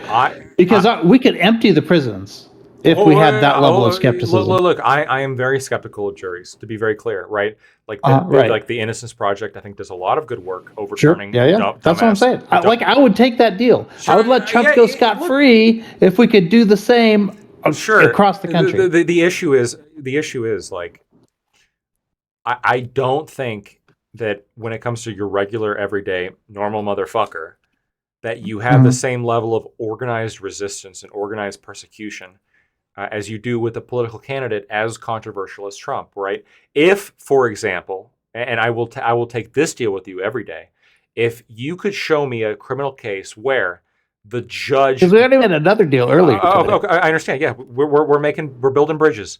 We're solving the world's problem. If you could show me a criminal case where the judge donated money to fuck over some guy that they were presiding a trial over, and the DA ran their campaign over, I'm going to get this guy, Joe Schmo, and like both of them were on the fucking, like in the fucking courthouse over Joe Schmo, and we had some reason to believe that all members of the jury had some proclivity against Joe Schmo. Maybe we didn't have Judge and DA had two different cases, right? Because I don't care about the DA. Like, if the DA's job is to be against the defendant, right? So I don't expect a DA to be somehow neutral with regards to the defendant. Obviously, I expect the DA to be this is the adversarial system, right? Just like I would expect the defense attorney not to have to be neutral. Hold on. The DA, that you're right. There's an adversarial system to an extent, but the DA is more likely to be bad faith, be argumentative, be stubborn, be difficult when it comes to like a political motivation than when it comes to because he wants to win. Don't all prosecutors want wins? There are plenty of DAs and prosecutors, and based on my experience, there's plenty of DAs and prosecutors, etc., that here's some evidence that kind of shows what you're thinking is a dumb theory. They'll drop it. But if they're politically motivated, they may not. Because they don't want to lose a court, right? Sure, exactly. But if they're politically motivated to get somebody, it's the ham sandwich rule, right? They only go against people that they know they can beat. Right, but if they're politically motivated to get somebody, and the judge in that trial is already donated money against this defendant, and the jury is a little bit against the defendant, you show me this criminal case, I will absolutely say that this should have been mistrial. There should be a retrial. The jury should not be biased against this candidate, this person. The judge should not be biased against this person. The DA should not be biased against this person. But all three of those you have in the New York trial. And so that's why I think the New York trial not only is a bias problem, I think it has got a legal problem when it comes to some of the legal theories involved, which is why I think it's going to be overturned. But I think that it also has this bias problem that's just really not been handled, which is on all three levels, like the DA, the judge, and the jury, there is this question of bias that doesn't exist with your average Joe Schmo defendant, because the reality is Trump is not your average Joe Schmo. He's a candidate who a lot of people hate especially in New York. They fucking hate him. So if Doesn't he say that they love him? No, well, he says that, I'm sure. So but he's a wrong. liar. Well, so when he says they, it's like saying I got the best pizza in town. Like, what does that fucking mean? wait, but does the Truth Social guy hate him? So I saw there was like one dude who claimed, by the way, a New Yorker in Manhattan, 98% blue district, but he claimed that the Trump was a New Yorker in Manhattan too. I get it, right? But he claimed that the only source of news that he got any of his news from was Truth Social. I don't believe it. But he's not the only one, right? There was a second juror whose main source of media was like the New York Post and the Washington Examiner and Wall Street Journal. There was conservative rags. No, there was other ones as well in that one. I respect Wall Street Journal, but I think I remember there was only one juror on the whole jury panel that is claimed, by the way, to have only gotten their news from Truth Social or like only conservative sites. And no, I don't mean only conservative, but that other juror was majority conservative sources. I'm very skeptical of that. You just don't believe it. Yeah, okay. Isn't bias showing? Well, this isn't again. This isn't bias. Like, this is me looking at the jury, looking at the fact that like 98% blue district. I haven't had the opportunity to like investigate this particular person, and this person is this person is reporting that they only get all their news from Truth Social. If I had the opportunity to investigate them and determine whether or not they're telling the truth, I might have a different opinion. But as of right now, I don't believe them because for two reasons. Okay, so here's a consistency check. What about the fact that Eileen Cannon is a Trump appointee? Should they assign a judge that was not appointed by the defendant? I think that if we want like an unbiased situation, yes. I'm generally more okay with, because again, innocent until proven guilty. I'm generally in favor of non-prosecution. Do another Republican, a Bush appointee or whatever. Or you're right. I'm more comfortable with like a biased situation that might lead to an acquittal as opposed to a conviction. But I agree with you that I do think there's a problem with having a Trump appointee in this case. Now, the concern here as well, though, is a lot of the Supreme Court is Trump appointees, and they are constitutionally speaking, they are the ultimate say, and I don't see a plausible alternative there. But I do see a potential plausible. Well, a plausible alternative would be there's only 3 of them. They could recuse. No. You still have Republicans. No. In fact, it would still be a 3-3. No. Republican appointed. Yeah, because you would still have Thomas and Alito and Roberts. And then you only have 3 liberals. Yeah, I in a way that I don't have with Cannon. Now, it would make a tie vote possible, though. It would make a tie vote inevitable. But when it comes to Cannon, well, I don't know how Roberts would go necessarily in a situation like that. I think now we do after U.S. versus or Trump versus the United States, which Roberts I'm just saying, we know that Roberts crafts opinions that he thinks will get him beyond a 5-4, and he tends to be willing to shift a little bit if it means it can get him more consensus. You're saying this, but again, remember. This is a 6-3 opinion. The Trump versus United States. This is a 6-3 opinion that Roberts authored. That is one of the most, as of recently, the most criticized, quote unquote, extreme. I know Supreme Court decisions. But I think it could have been worse. And I think, but I also think that Roberts authored it that way so that he could get to a 6-3, as opposed to he could have moderated it more, but then maybe Roberts would have fallen off or Alito would have fallen off, and he needed everyone on there. And he tends to. You know this about Roberts is that I get he's moderate. But what I'm saying is that not just moderate. He's a consensus builder. I get it, but he very well could have done a. He's afraid of the court looking political. He could have, which is interesting because he authored this one. He could have done a concurrence with Coney Barrett with a different majority opinion, and been more moderate if he so chose. But I don't think you could have pulled any But- liberals on that. But I don't think he didn't pull any liberals when it came to this opinion. That's what I'm saying. That's my point. No, this is my point. What I'm saying is that clearly in this particular situation, it wasn't like, oh, I got to get the liberals involved. This was he had a particular viewpoint when it came to separation of powers, and he drafted an opinion that was agreed upon by the originalists of the court with some pushback from Barrett.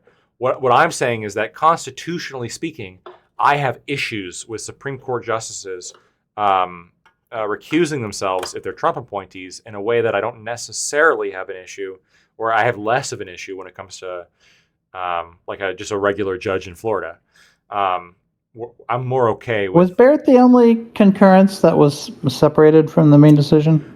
There was a Thomas concurrence and a Barrett concurrence, but the Thomas concurrence essentially agreed with the majority in full, and then went further on whether or not special counsel could even constitutional to begin with.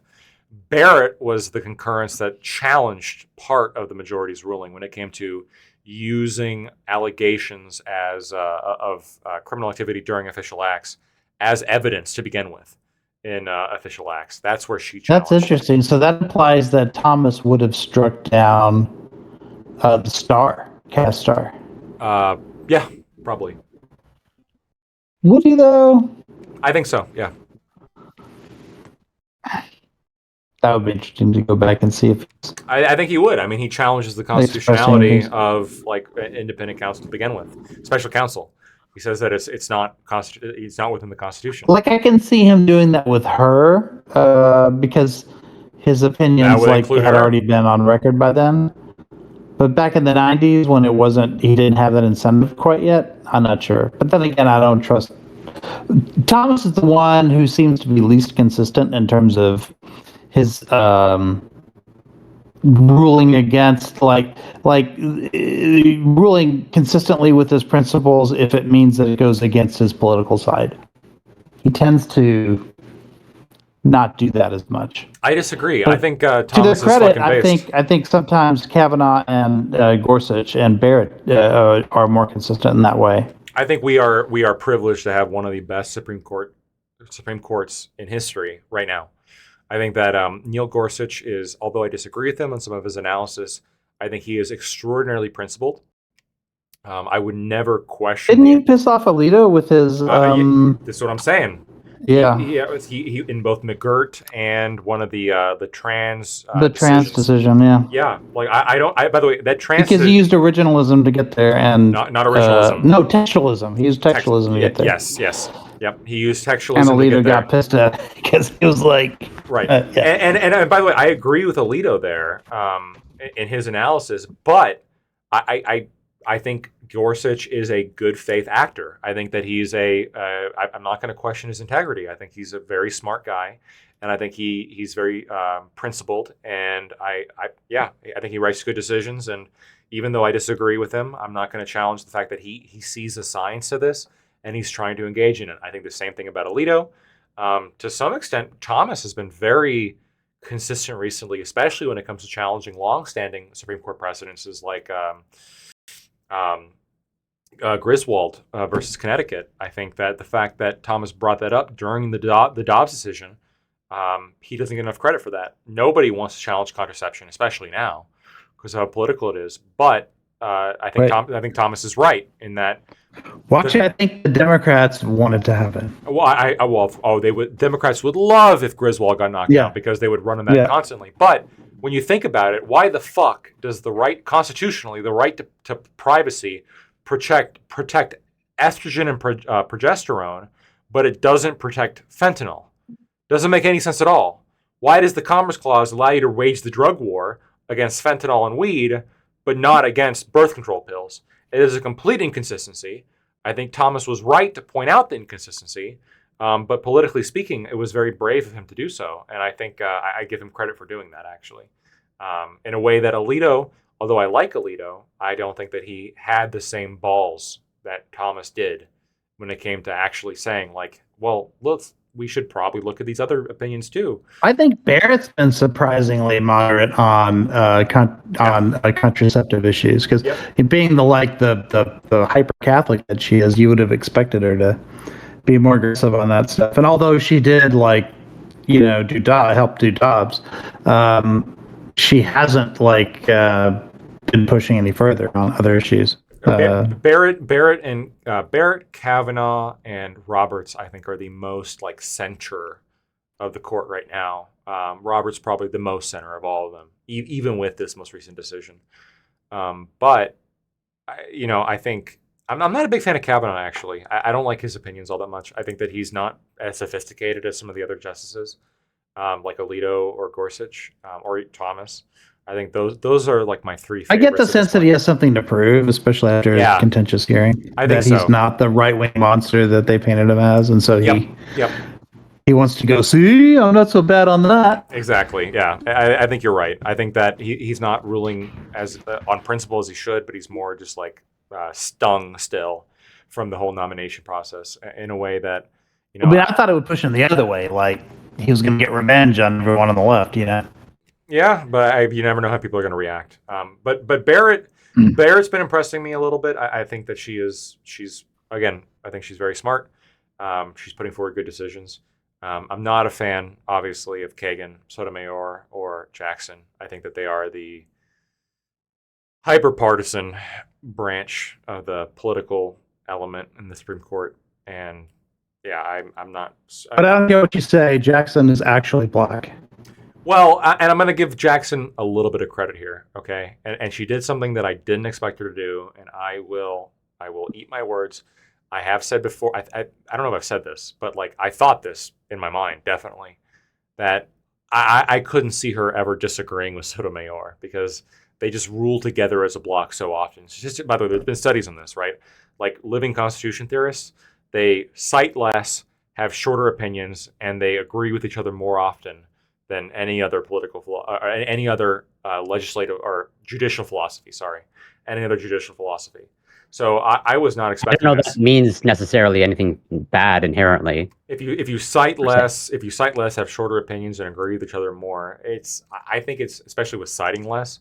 You could just be a better, more concise writer in terms of getting your point across. That's like evaluating a scientific paper on its length. You're right. You're right. But again, I read these, and I'm in my opinion, these are less scientists and more people pretending to be scientists. I think Jackson saw. You're talking about the January 6th case, and I think Jackson saw that as an opportunity to strike a blow against police powers. So yeah, for the viewers, I was going to reference the January 6th case where Jackson joined the minority, the conservative majority, in striking down the prosecutions against a lot of the January 6th rioters. And yeah, I'm going to give her credit. One of the charges, to be fair, the vast majority of people are unaffected by this bit. Not the vast majority. Apparently, it's a third of the people involved were charged with this thing or something ridiculous like that. It was a big amount, and she struck it down. She joined the majority and struck it down. It was a smaller number than that, but yeah. Anyway, she saw it as an opportunity to make it more difficult for police to overcharge people. At the end of the day, those particular people on January 6th, aren't that important compared to all of the people around the country. I think she thought who could benefit from laws that have to be more strictly. Yeah, and I think what she was looking at, honestly, and I think that she was right to look at this too, which is especially when we're coming off the heels of the Black Lives Matter movement and all the riots that happened there. If we were to interpret the police power so broadly, there would be unintentional consequences of that, right? Right. Could be, yeah. Yeah. So I think she was smart. I think she was smart for ruling the way she did, and I give her credit. But I'm surprised that they didn't apply this to more charges. They only applied it to the interrupting of an official proceeding. But what about the parading stuff and trespassing and all those other stuff? They didn't. Yeah, I don't know. They let that stand. I don't know why. Yeah, I agree with you. Actually, I would have been even more strict on that. That's what surprises me about it. Lactoid. Yeah, what's up? Can you explain to me how a New York jury would be more likely to convict Trump? So, in the same way that certain racial groups are more likely to commit certain crimes, but if I have the opportunity to like investigate personally, like any of these like jurists, I could come to different. No, but we just have to. We don't get. We're just assembling a group of people, right? Yeah, You're yeah. making that assumption. Yeah. If I have imperfect information, I'm going to make assumptions based on immutable characteristics. You have to. Sure. We could assemble a group of people to do another task, a different task. I A don't know. different group of people. This is A different group of people. Yeah. Get a to do different like outcome.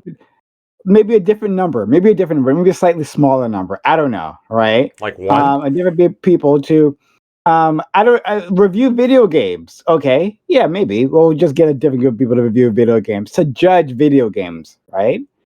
And then we'll among that group of people, we couldn't make any assumptions. It would be wrong. We'd have to spend an hour talking about it to assume that people are like a certain group, right? Like however you define that group, either geographically, right?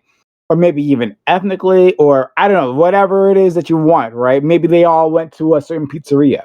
But it would be wrong to make any claims about them, right? As a group. If you have somebody as important as like let's say a Supreme Court justice or something.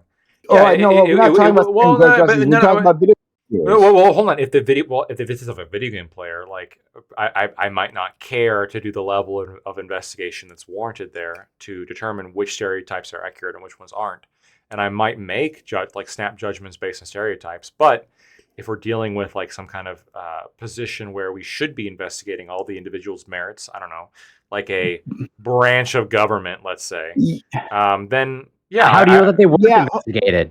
Hold on. We're not even. But here's the thing, though. We're not there yet. And that's not included. See, all we're doing is we're gathering a group of people, right? We're saying that we have a group of people. We can look at their backgrounds and assume they'd have different perspectives. That's all we're doing here, right? We're not going through the process of actually assembling them. We're saying they're assembled, right? So we've assembled them, and there's a group of individuals from Yonkers, maybe, I don't know, right? Just a group, and then they're doing a thing, and then I'm saying they have a perspective. Now, can we do that, or do we have to talk about it for an hour? Or proclivity. Maybe it's impossible. How do you know that the people on All Black Everything are actually black? Have you sat down with each of them and interrogated them on their blackness? That's a good question, Prime. Have you? Hey, I'm talking to you, buddy. Like, we have a group of individuals who have common experiences or a common background at the very least. We believe they do. You're assuming they do. I'm assuming yes. I'm assuming they do. It seems like with a jury that hasn't been assembled, right? Or a jury that hasn't been assembled, you would say, I can know how they're going to roll already. How would you be able to do that? That seems to be impossible. And it seems to be almost unethical with the way you were pushing back previously, right? No, it wouldn't. Hold on. So it would be unethical if there wasn't like a follow-up process that involved like substantial interrogation, like analysis of their voting habits, how they consume media and news, and you discounted that, and you're skeptical. More than that. I have sat through jury selections. I have conducted jury selections. This shit is yes, it is a quote unquote investigative process. It is woefully incomplete. In a way that the a political selection should simply not be, and on top of all of this, and this is like the critical point that I was trying to make, it would be wholly inappropriate for me to say at the beginning of the jury selection process, we are only going to be selecting jurists of this particular type. That's different. That's different. Wait a minute. You do that. You select for 18 and older. You sure you do. So you can argue that like So you juries, can say that. you're right. To some extent, we do like select for jurists like people who are 18 or older.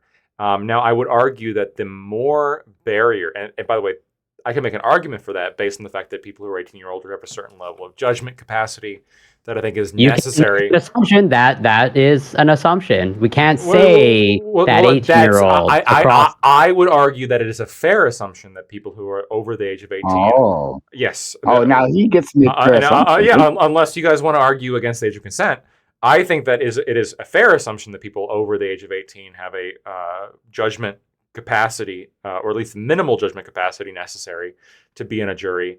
But I would, Who would not have to argue against age of consent? We're talking about juries. Well, again, the reason why like the age of consent is 18 is because the argument is that a minor doesn't have the judgment necessary to engage in sexual activity, and if you don't have the judgment necessary to engage, I understand. But again, the connection is if you don't have the judgment necessary to engage in sexual activity, how could you possibly have a judgment? But how would you know if you haven't interviewed the minor? We have to interview all the minors to be sure, right? I mean, there might be a minor who might present themselves for jury jury duty. You're right. And then I have argued this. Ideally, we would replace like all of these, like the age of majority, with a individualized test in which we like independently measure the brain development of every single person. The problem is, I don't think we have the current resources to do that, and there's not enough effort put into measuring every single person's maturity level to be in a jury or be like choose to have sex or be a vote or own property in the way that we do have the necessary resources to investigate somebody who is going to go on the Supreme Court. And if we did have the resources to investigate every single minor to see if they had the brain development necessary to be an adult, then we would have the obligation to do so. Yeah, and not doing so would be a problem. Lactoid. So lactoid. Somehow, some way, I've managed to get 12 people. Right? Somehow, some way, 12 people have manifested in front of me. All these individuals are from New York. Right? Maybe let's just say the most liberal part of New York. I don't know if that's Manhattan. I have actually no idea. But let's assume it's Manhattan. I don't know. Right? They're from the most liberal part of New York. Hey, could we say that that group, someone from the most liberal part of New York, might have a different perspective than from another jury that, let's say, was convened in the most conservative part of Texas? Can we do that? No, we couldn't say what you just said. What we could say is that it's more likely, like significantly so, that people the people in this jury have it like a different perspective than people from Texas. You could say that people with different backgrounds have different perspectives. No. What? No, you can't say that. Whoa. No, you can't say that. You just said you could. That's not what I said. I was very specific with my wording. Please listen. I said that it's more likely that people in this particular area have a different perspective than people from Texas, for example. This is an important clarification. It's more likely that people in this particular designation, right, absent any other knowledge, have a different political perspective than people from Texas, for example. That's not to say we also can't necessarily make assumptions about their life experience, and what connection that has with their political opinions. All we can do is look at, okay, this demographic of people, in this area, has like these political opinions, or more likely to have these opinions compared to this demographic in a different area. But if we had the opportunity to investigate further, we have an obligation to do so, especially if it's an important position. In the same way, if I was to randomly you because you're bullshitting me, because this is the exact same thing that I had been saying the entire goddamn time. I said, hey, people, yes it is, but you didn't want to listen. You were up your own ass the entire goddamn time. I said, hey man, like we have different groups of individuals from different backgrounds. They'll have because of those backgrounds, they'll have a different perspective, right? But none of that's guaranteed, of course, right? Because these are individuals. But I'm saying that if you got out of the group, you could expect different, like statistically, like you said, because you brought up the crime. Because you like to bring up crime every time. I did bring up the crime. Because you like to bring up crime every time we talk about black people, right? So you brought up the statistics, right? And I agreed with you on the statistics. And And on that note, I said statistically, with this group of individuals, with a different background, they'd probably approach the problem differently. Statistically, like you do, with the crime. No, so I did that, right? And but I didn't say, hey, That was my argument. Hold on. Oh, hey, buddy. This is what I'm saying. You were up your own ass the entire time. Deep up your own ass the entire time. No. And so if someone's trying to give you a simple point that you should be able to agree with, because I know you're capable of understanding a simple point that say, hey, that if you gather a group from a specific geographic area, maybe, right, that has something that might have affected their experiences, or maybe they have some sort of ethnic background that might, or anything along those lines that within that group you could expect, right? Statistically, they might have different ways of viewing information, taking that in and then processing it, right? You could do that, right? And you did do that when it came to a jury in New York. You're ready to do the exact same thing that I did. But now you can understand this I've point, explained why right? it's different. I even brought up juries previously. I even brought it up, right? I did that, but it seems like you couldn't put it together before. So it seems like now that you've separated yourself, right, from being ducked on constantly, now you've finally understood, oh yeah, a jury that I got from a specific area, yeah, they might have a different perspective on things, and they might rule differently. Amazing. Do you think it would have been fair for the Senate to assume that Justice Jackson was like more likely to be a criminal? That wasn't his argument. Oh, I'm not. Whoa. I'm going down look. You talked for a little while. I asked you a specific question. I'm just like you talked for an hour. I'm looking, I'm looking back and forth. Yes, a lot of people were saying dumb things, and I was responding. But you asked that question too. What? You asked that question of Prime. Yeah. And I'm re-asking it because I feel as though his current statement is like just not acknowledging that particular line of questioning that I already went down. So my question again is: do you think it would have been fair for the Senate to assume that Justice Jackson was more likely to be a criminal?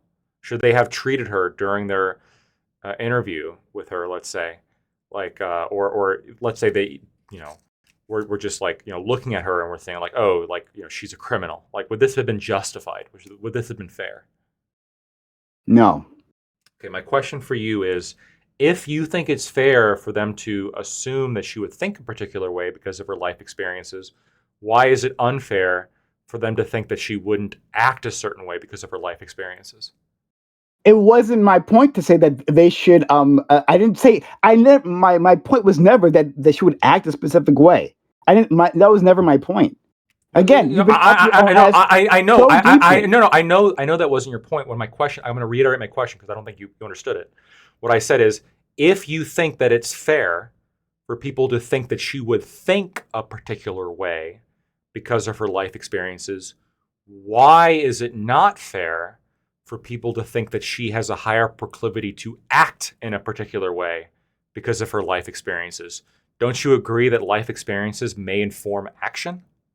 No. Actually, I don't think that it's fair to say that she would think a particular way. That any particular Black person would have happen to have a certain set of actions or beliefs or anything. I wouldn't assume that of Black people. You don't think that Black people have like a proclivity to believe a certain thing? No, of course not. Why would I? I'm saying that a group of individuals might have a different perspective, might have experiences and different perspective. That's it. That's the okay. The end and the beginning. Help me separate. What's the difference between belief and perspective? Belief and because you said you said like a Black person may have a different perspective, but they might not have a different belief. And so my question is, what's the difference here? No, hold on. I'm just trying to make sure I said the correct thing here. So the okay. Yeah. So I'm saying that a specific a perspective would be the lens that you view the world through, right? Not necessarily the output, right? So the output would be the belief, right? So this is taking in a bit of information, right? You give me a bit of information, I process it, right? I'm processing through that lens, right? And then I have output, right? But that output is based on lots of things, right? The lens of being black within the society, right, is one of the lens I'll be looking through, right? Being a student, right? Like I'm a graduate, right? That's also going to color my lens, but that doesn't mean that every graduate, every student, right, would have a specific belief. That would be wrong to assume that, well, you graduated college, and so you had the specific belief. Of course not. Like all I said was, hey, they would have a lens that they would view things from, and they would view it differently. Simple. I don't think that. So I don't find this different, like this difference to be that you're trying to outline, satisfying. I think belief and perspective are the same.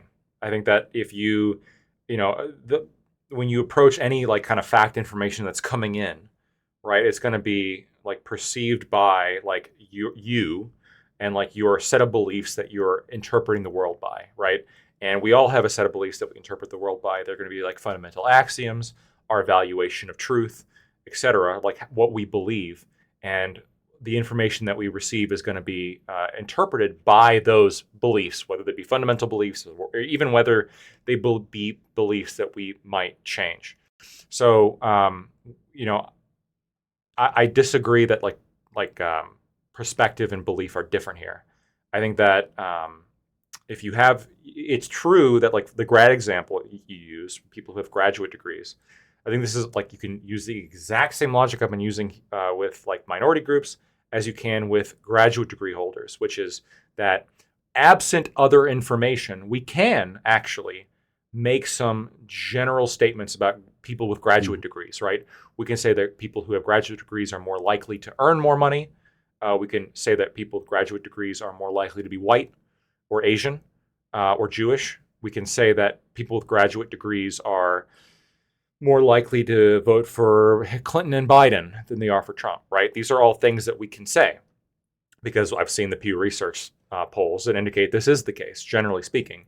However, right, obviously, if we have the time and resources to investigate somebody for a particular role. I don't care. Again, with that investigation, it literally doesn't fucking matter because the reason why you keep bringing that up is because you actually don't understand the point that I've been trying to make. That's why you keep bringing it up, and it's unimportant. That's why I keep trying to say, hey, what if I just magically assemble a group of individuals, right? And then we just make guesses about like comparing them to another group of individuals to wonder if these people would have the same output of work. Right? Not one output is better than the other. Simply that would they have the same output of work? Right? Would they be different at all? Is all I'm saying. So if you don't like the word perspective, that's fine. Hey, do you think that a person can have an ideological lens? So like textualism, right? That like, hey, you have again judges, right? And some of them are textualists, right? We got a few judges that claim to be textualists, but still, despite that, right? They had different beliefs or different rulings, right? That there's the ideological lens, but that lens does not guarantee a certain output. In this case, a ruling. Correct? I would have to look at the logic, right? If somebody try and clarify something afterwards. Well. Okay, go ahead. I don't know if I understand the question, but like if you're saying that you have somebody who's a textualist, right, and they like have this like belief system about like Gorsuch and Alito, right? They have two different rulings on a couple of things, right? But well, no, I don't think Alito is actually as much of a textualist as Gorsuch is. I think Gorsuch is very much a textualist, and I think that Alito is more of a purposivist originalist. Who are your two favorite textualists? Well, I tend to stand more with originalism. I think whatever. Doesn't matter. Originalism. Don't care. Scalia and Alito. Scalia and Alito. Okay. Are they lockstep on all their rulings? Do you ever have any disagreements? I mean, they haven't been on the same court together, so I don't know. Oh, I'm sorry. Well, excuse me. Oh, fair enough. All right. But Wait, Lee and Alito have been on the same court. Alito. And, Did you mean Gorsuch and Scalia? Is that what you were trying to say? No. I meant Alito and Scalia. I guess there's no opinions that come to mind in which Alito and Scalia have like substantially disagreed. Do you have one that I can review? I don't know. I just thought you meant that they've never served on the same court together, and they. I definitely said. I definitely said that, and I think that I hold on. I don't think I definitely did misspeak. Actually, I think you're right that Alito and Scalia were on the same. Also, Alito calls himself a textualist. Maybe he's not only a textualist, like he's obviously also an originalist, but he does consider himself a textualist. Yeah, there are occasion like there have been rulings that Scalia has made based on textualism that I might disagree with. But again, like I'm looking for the best of the world, like of all worlds, as opposed to like the worst of all worlds. And even though I think that perhaps Alito and Scalia could be inconsistent, I think that generally speaking, both of them have been particularly good at ruling on like an originalist framework compared to the other justices. Do you understand the exercise I'm doing here? I don't. I just want to check. I don't. Can I maybe try? Can I? Well, go ahead if you want to go. No, you go. Go ahead. Okay. So, I think your argument, Lactoid, going back to the New York jury. Okay. So you think that pretty much the outcome, a large part of the outcome is driven by the jury that is in New York. Is that correct? Who you talk to? I think that there is a part of the outcome that is attributed to the jury. I think that the jury, and this is the case with all juries, they are there's a lot of. Not what I'm asking you. Okay, I'll rephrase it maybe so you can give a more direct answer. There are a lot of things that motivate a jury to rule a particular way, including judges' demeanor. So if you have a judge, for example, juries will follow the judge's lead a lot of the times. If you have a judge who donates money against Trump, this immediately poisons the whole jury. I understand the way you want to frame it. Yeah, so is there a correlation between the jury and location and the outcome, or there is no correlation? Yes, there's a correlation. Okay. Yes. Okay.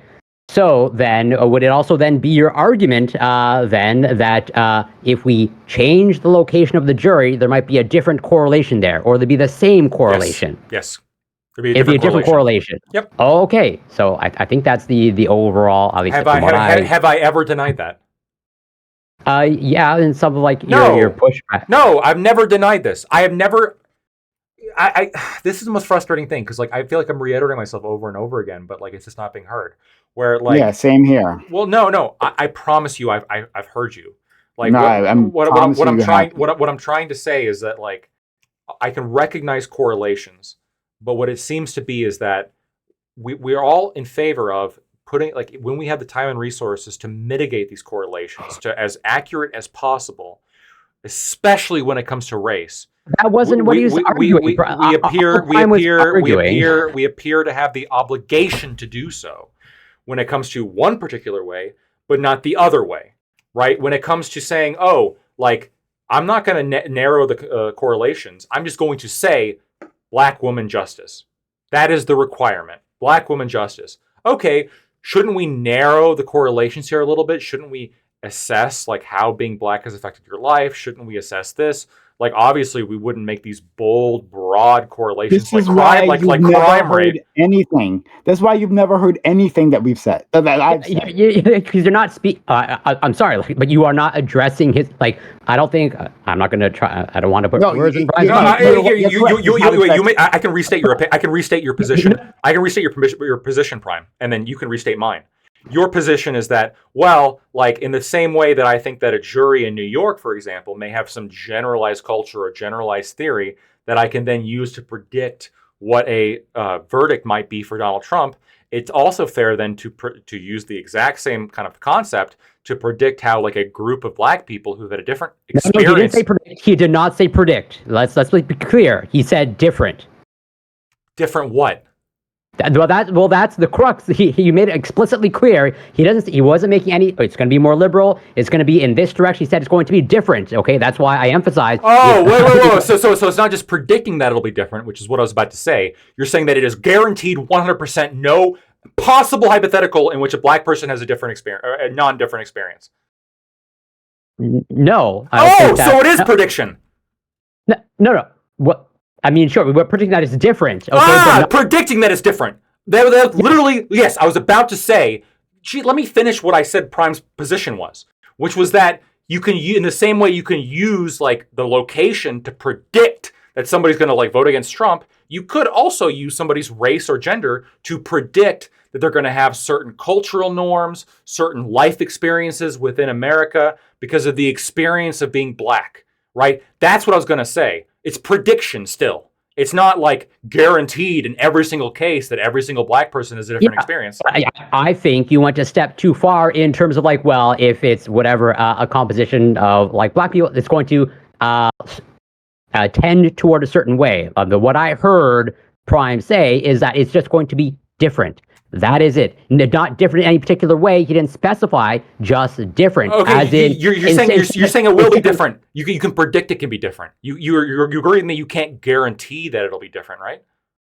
Yes. Well, okay. So you can predict it'll be different. You can't guarantee. I mean, you can like this is gonna get really philosophical. Like anytime you change a variable, generally speaking, something will be different in terms of outcome. Okay. Obviously, we're not like using that particular variable as the measure of difference, though, because it's just skin color. We're talking about like predicting other things, right? Predicting life experiences, culture, etc., the things that Prime was alluding to. You would agree that this is about predicting those differences, not guaranteeing those differences. No, I don't think he was making those allusions to. I could be wrong, but he wasn't making any allusions. He was. Okay. Let's assume there's no racism, no cultural differences whatsoever. Why does skin color matter at all? He was using skin color as a larger example to just distill the point of like diversity can result in a different outcome. In what way? Change a variable. Depending on like I don't know. That's why. Like, in this case, what way? In this case, what way? What way would it lead to a different outcome? Without appealing to racism or cultural differences, what way would it lead to a different outcome? I cannot say with any confidence whatsoever. Nobody can, because literally, like when we're talking about race, we're talking about the experience of racism and cultural differences. We're not talking about just skin color. So this is why if somebody's black, it's predictive of different things, not guaranteed that it will be different. Like if you got rid of all racism tomorrow and all cultural differences tomorrow, and then you put in front of me a black person and a white person, what difference would there be in the way they're treated in America? If you got rid of all those other things, what would be the difference? Maybe like one might burn more in the sun, I guess, if that's what we really want to roll with. I mean, yes, I deal in the lack of racism world, and everyone like you're pretty much whatever. It's tautological. Like, yeah, if everyone's treated equally, then how is anybody treated differently? I agree with that. It's tautological, so it's predictive. It's not guaranteed, because there's arguably, hypothetically at least, some black people who haven't experienced racism. Let's say you had a black person in America who had not experienced racism. Oh boy. Oh God. Oh God. We're going to really get of like, yeah, this is going to be so divorced from any sort of reality that it's going to end up with the same endpoint. So, no. Okay. I know you're saying it's divorced from reality, but I'm saying that like this is why I'm using the word predictive, because you can agree that even if things are like 100% predictive, it's still predictive, not necessarily guaranteed, right? It's predictive that somebody with Ebola will die, but it's not like we can't 100% guarantee it.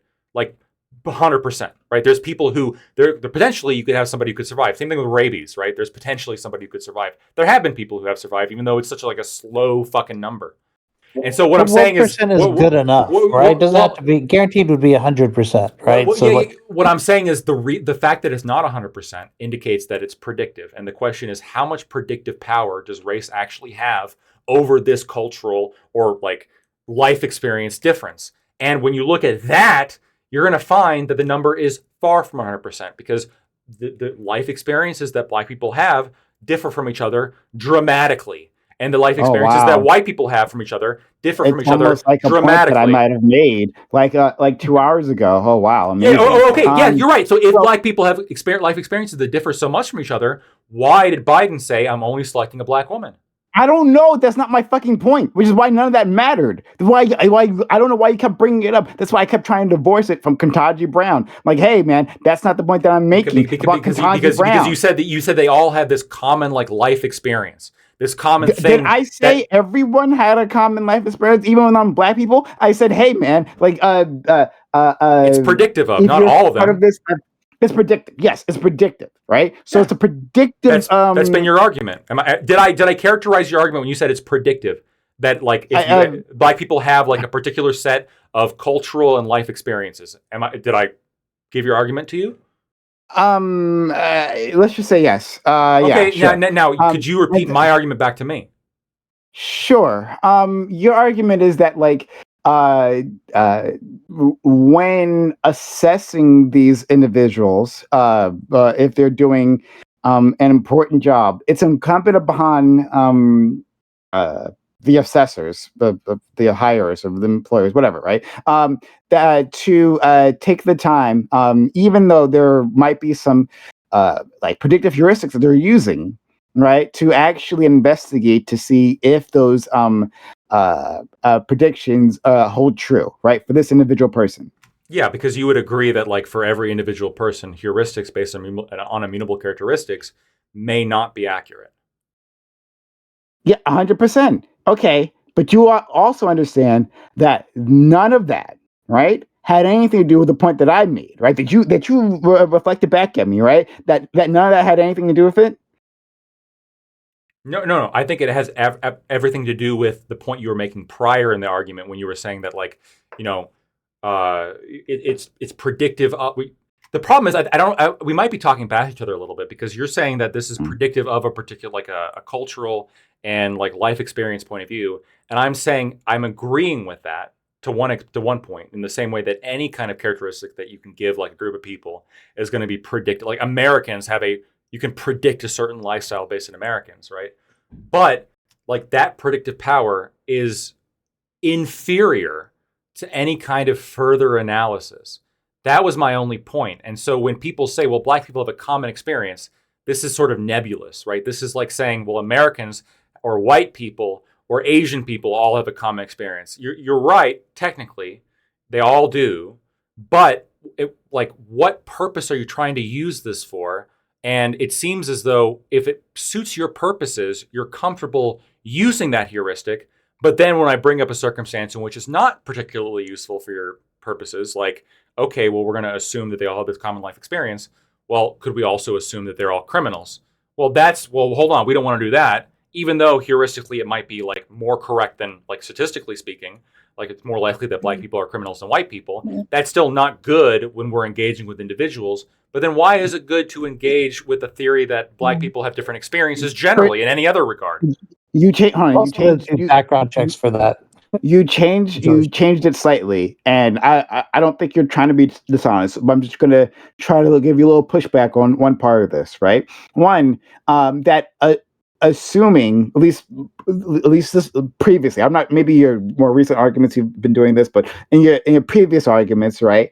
It was, hey, is this group of individuals more likely to be criminals, right? Which is the thing that I agreed with. That if you gathered a group of black individuals, right, of a certain size, then they're simply statistically more likely to have committed a crime than if you had gathered a group of white individuals. That's different from being sure that these individuals, that one individual, committed a crime. Correct, right? So, like, 100%. I think you were making the before you're making the previous A argument, not the B argument, right? Well, hold on. I agree that those two are massively different, but it seems like you are making the argument that you are sure this black person has had a different, like substantially different life experience than a white person, as opposed to just it's more likely. No, I've said it's more. No, dude, I've absolutely said, hey, it's more likely. Or you could also come up with like a black conservative, right? That like they've had different experiences. Either they had different experiences or the same experience, but could have had the exact same experience as me, right? And become a conservative. They might have like lost their mind, IQ points dropped significantly, and somehow become a conservative, right? Like that's the thing that can happen. Even if we have the exact same life experiences. So I know I understand all that, and I was simply stating, though, statistically, that these group of individuals, that this would have an effect, right? You can have something you were alluding to previously, right? About like I don't remember exactly how you phrased this. I don't mean to butcher it could have an but effect. like that, like if you were like a billionaire or something, that like you could that individual could empathize with the poor, right? It's not the words you use, but it was something along these lines, right? Yes, absolutely. You can have a billionaire who you could have FDR. You could have another FDR. It happened once, you can do that again, right? At the same way, you can have a person who's absolutely destitute, but who only sides with power, right? With the money and elite. Of course, you can. All these things are possible. Yeah. But if we're looking within a group, if I'm looking among the working class, right, I can assume that they're going to be sympathetic to other working class individuals because they share their struggles. And if I put them in a group and I gave them a task, right, that they would probably approach this task differently than a bunch of trust fund kids. Like we could just do that. They right? would, they would be more likely to approach that differently than trust fund kids. Yes. Okay, then why did you fight me for so long? Bro, I don't know where you were. Tom Fuller was quite literally saying it would be different because they were black, even when I was saying if there was no racism. Well, this is my point the whole time. Like, yes, I understand we can like look at heuristics and make we can make predictions based on heuristics. I've never denied that. I've been clear about that the whole time, which is why, by the way, I kept bringing up the Fair Admissions Supreme Court case, which emphasized that like if a black applicant could bring up the fact like how racism affected their life, and how being black was important to their sense of identity, how that affected their education, et cetera, that should be factored in for their application. Like that's one thing, because you actually have somebody explaining how like they're making the connection. They're saying, oh, it's more likely that this is to occur, and here's why it is the case in my particular case, and here's why you should consider me as a Harvard admittant or a Supreme Court justice. This was the whole point that I was bringing up that Supreme Court case. What I don't like is when people ignore that analysis, when people say, no, we're not going to look at like the argument or the theory behind why your life experiences may have affected your current position or your current ideology or the current way you view the world, which is what should always be done, right? I'm not saying that we, should ignore race or gender, et cetera. I'm saying that like the burden of proof should be on the person to explain why that connects with what their current thought process about the world is. But the whole point of bringing this up to begin with, and this is why I brought up Biden several times, Prime, is because this all ties back to my criticism of Biden, is because Biden didn't do that, and before the recent Supreme Court case, and probably still now, honestly, in a lot of Supreme Courts or a lot of colleges, colleges wouldn't do that, right? They wouldn't say like, okay, like you're black, explain to me like the struggles you've gone through, your life experience, how that relates to your educational experience, and how that relates to your view of the world. Instead, it was, oh, you're black plus 40 points. Well, you don't know that Biden. So if I'm understanding you correctly, you think that they presumably put all black women in a hat in Biden's office, and they just picked one out. What you're putting on the table? I'm not saying. Hold on. I'm not saying that Biden put like all the black women in a hat and picked one out. What I'm saying is that Biden artificially like limited the pool to just black women. Because I think we could agree that you could have a white woman, for example, that could, based on their life experiences, explain their life experiences that would potentially be, I don't know, for lack of a better phrase, more black than Ketanji Brown's, right? Like in all the ways that you could consider a black person experiencing the world. Let's say Amy Coney Barrett like grew up in Harlem, was pulled over 18 times by the cops, et cetera, et cetera, et cetera. Like, and like literally went to an HBCU, and every single thing. They could have the real black experience. Sure. Yeah. And she would have never, she was never in the running. Yeah, sure, but there are many people that weren't in the running. Doesn't matter. Like, so we already established that you will draw an arbitrary line. You are not selecting for the best candidate, right? No, but the arbitrary line, my arbitrary line would not be based on like setting beforehand arbitrary like racist line saying non-blacks need not apply. It would be everybody can apply. And like everybody, everybody. Well, yeah, everybody within a certain meritorious like. Okay, yes, yeah, merit. Yeah. There would be a meritorious consideration, just like any job application. Okay, there'd be like anybody could apply within a meritorious circle, and I have a certain amount of resources, and I'm going to evaluate as many as I can, not based on like my prejudgments and not based on my like bit racism, right? I'm just simply going to like evaluate within this meritorious circle as many as I can, and then select the best one. But that's not what Biden did. Biden said, if you're white, need not apply. If you're Jewish, need not apply. If you're Asian, need not apply.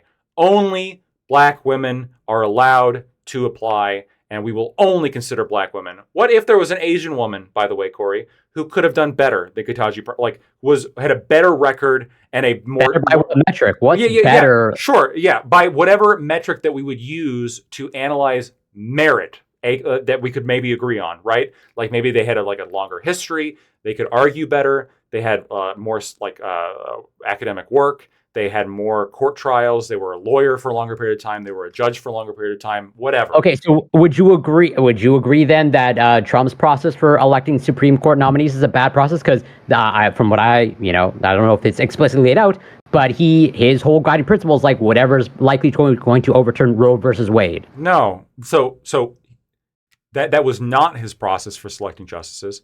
He selected justices off of the Federalist Society shortlist, and I'm telling you, having worked with the Federalist Society, which is the Federalist Society is an incredibly trustworthy organization that selects competent, qualified people. And what I mean by qualified is more qualified than otherwise, because again, there's no set line of what is qualified and what's not. I'm very confident in who the Federalist Society puts at the shortlist, and I've said this multiple times.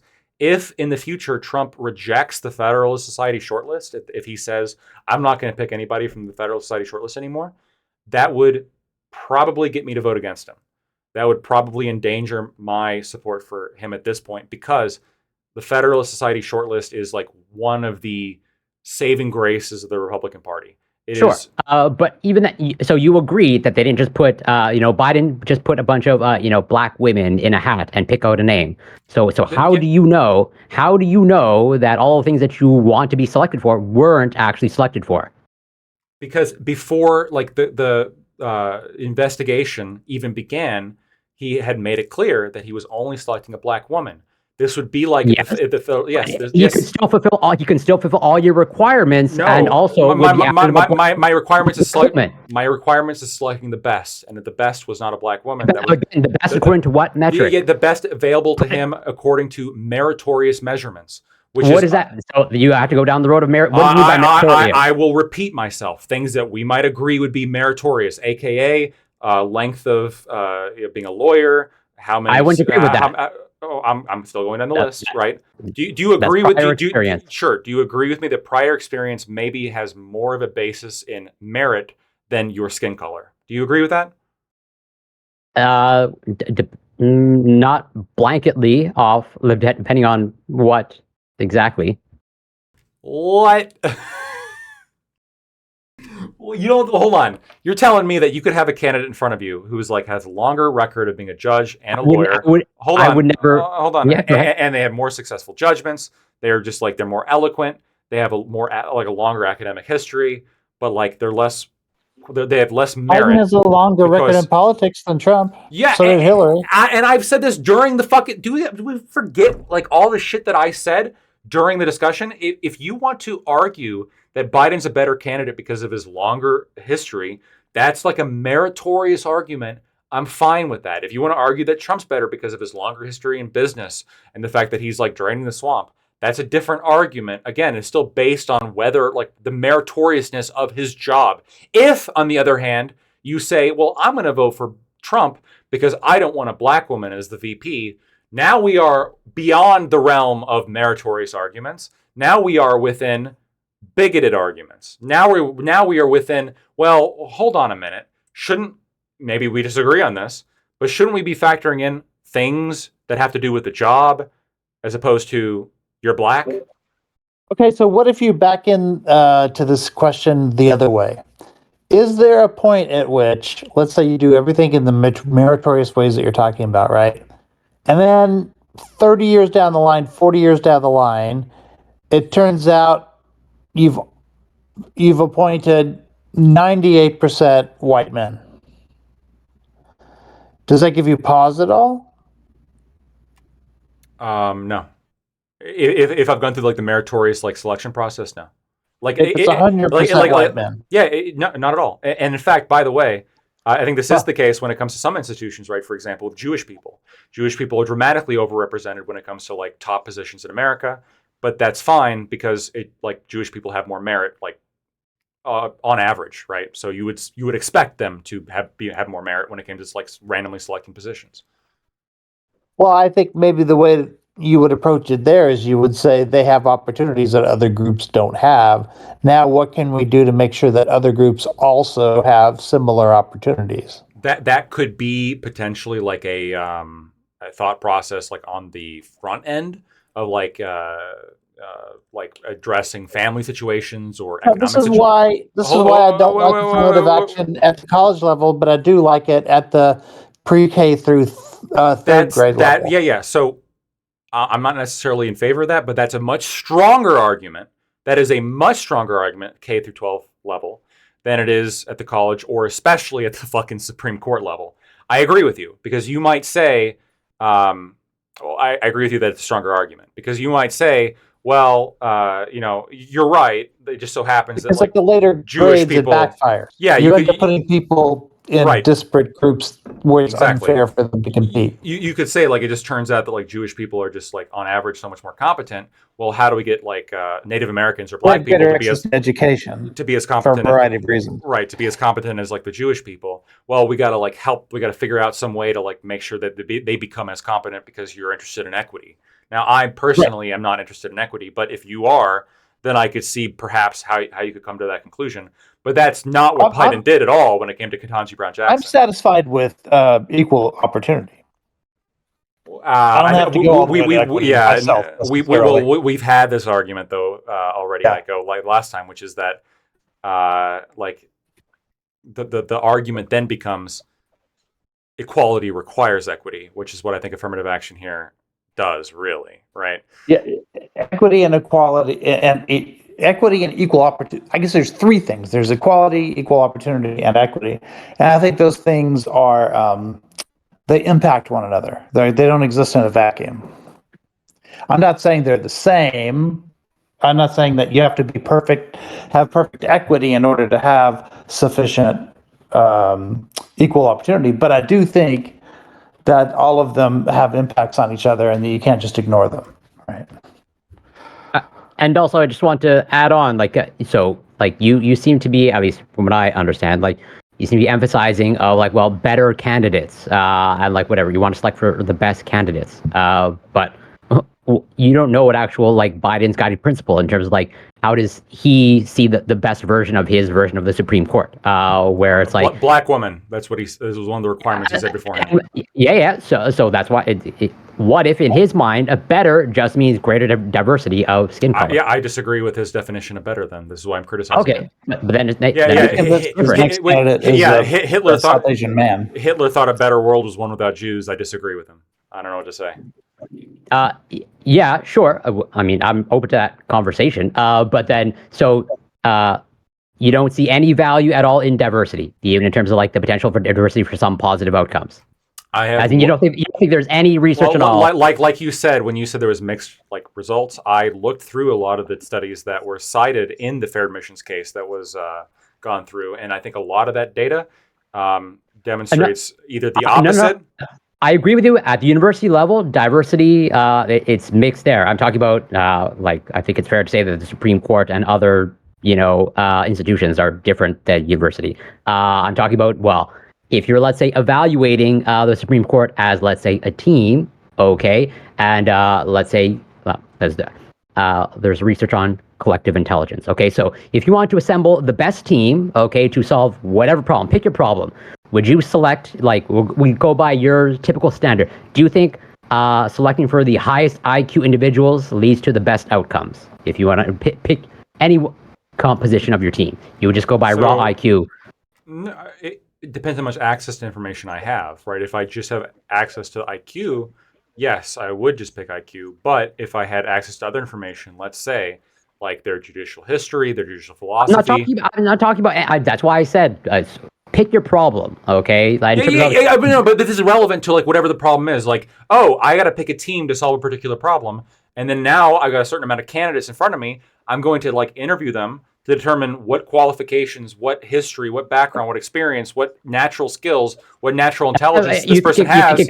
You think experience is a good metric? I think experience is a positive metric, as your study even demonstrated. It is better than zero.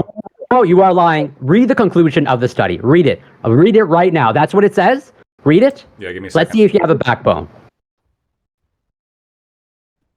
I'll find it. Give me 1 second. Okay, yeah. Take your time.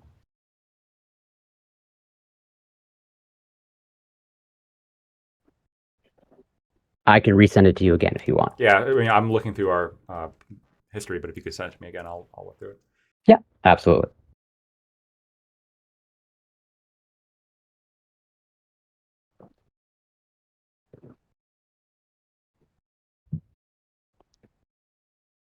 I have it. Just give me 10 seconds. Let me find your username right there.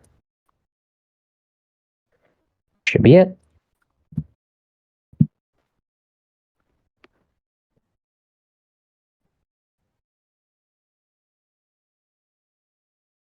Set alarm for 6:30 a.m. Set alarm for 7:30 a.m.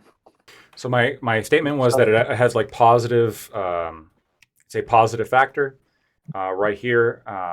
Read the conclusion. Did I not say read the conclusion of the study? Results revealed overall corrected correlations. No. Read the conclusion of the study. There's a conclusion. Okay, and maybe we'll go through how to read scientific literature. There's a specific section called conclusion towards the end, right before the references. So the conclusion here states the present study addressed a critical gap in staffing literature regarding the criterion-related validity of experienced workers have acquired prior to entering a new organization. Although organizations often require applicants to possess pre-hire experience, our findings suggest that commonly used measurements of such experience largely unrelated to performance and turnover in subsequent organizations. As such, we suggest that organizations refrain from using pre-hire experience to screen job applicants unless they possess evidence that this variable predicts valued outcomes and does not produce adverse impact. We also call for research that attempts to identify better ways to assess pre-hire experience and job-relevant attributes and behaviors applicants develop from those experiences. How does that negate anything I just said? Yeah, because unless you have a specific actual evidence to demonstrate that your metric of pre-hire work experience actually is a predictive of whatever job performance you're looking for, you should not be using experience. Hold on. So if you go to the abstract, maybe I could teach you how to read studies. It states quite literally here, results revealed an overall corrected correlation of 0.06 for job performance, 0.11 for training performance, and 0.00, so that'd be no effect for turnover. But if 0.11 and 0.06, this is positive, correct? That is technically positive. Technically, whoa. So when I said positive, I was right. Yeah, but sure, yeah. Whoa, hold on. So when the conclusion says largely, sure, perhaps when people think it's this massive effect, they're wrong, but it does have a positive effect, correct? When I said it had a positive effect, I was right. It has an effect. It has a positive effect, more so than race, right? And yet, what do they say in their conclusions? What do the authors themselves say? Yeah. The authors are saying that it's not this big of an effect, and maybe unless the particular thing you're looking for has other things going on, so maybe you should consider that. But when I said, what are the authors concluding about their own data? Their data says it's positive. look, when I make a specific statement that it's positive, and when the authors say it's positive, I am correct. They mentioned that it's positive, but that's not, the authors are not interpreting that. They're not including that in their main conclusion. Yeah, you're right. They say, as such, we suggest that organizations refrain from using pre-hire experience. They suggest. They think. What type of study is this? So it's a meta-analysis. Yes, they are. Yes, so it's aggregating a bunch of research, and then based off of that, and based on their aggregation, it is a positive effect. But they don't, in the author's opinion, they don't think it is enough of a positive effect, where they suggest that organizations refrain from using this pre-hire experience to screen job applicants unless they possess evidence that this variable predicts valued outcomes. Do you think that things like, I don't know, prior judicial rulings, logic in explaining your judicial philosophy, being able to link certain historical cases to another, do you think that that might be a variable that might predict valued outcomes in a Supreme Court justice? Not necessarily, unless based off of what they say, unless you have evidence to demonstrate that in terms of like their ability to do all those things is predictive of their future job performance. You should not be using that metric to assess their. No. The authors here suggest that, in their opinion, you don't do this, but they do agree that it is a positive effect, which means that if you had no other information, if the only information you had applicant A and applicant B. They're both exactly identical, but applicant A has work experience and applicant B has no work experience, then even according to the authors of this study, you should pick applicant B because it's slightly ahead of applicant A because it's slightly above applicant B, right? You said the authors say that, so show me, because I can read my statement over again. Show me where the authors say that in all things being equal, okay, applicant A has experience, applicant B has no experience, we should go with applicant A. Show me where the authors make that suggestion or recommendation. I'm not referring to the suggestion. I'm saying that if in the abstract it says results revealed overall corrected correlations of 0.06 for job performance, wouldn't you agree that all else equal, you would prefer a candidate with 0.06 job performance increase compared to another, right? All else equal? No, that's actually that's actually one of the points of the study, is that generally speaking, as your guiding principle, unless you can actually demonstrate empirically, okay, that your assessment actually selects, okay, and is actually predictive of future job performance, you should not be going by experience at all. That's why their main conclusion. You don't have you don't have any other information other than they have experience in the job. Can you link this to me, Corey? This particular study says there is a correlation of 0.06 for job performance. No, their conclusion, it's a coin flip. Why do you think they're a recommendation? How is 0.06 a coin flip? It's a little bit ahead. First of all, that's a correlation. Okay, you're right. There is a correlation between job performance. You can say it's small, but there is a correlation between job performance and past experience, right? But it could be that that a higher job performance means that you'll keep a job longer. You're less likely to get fired. So no. That's so turnover is also a metric, and that's 0.00.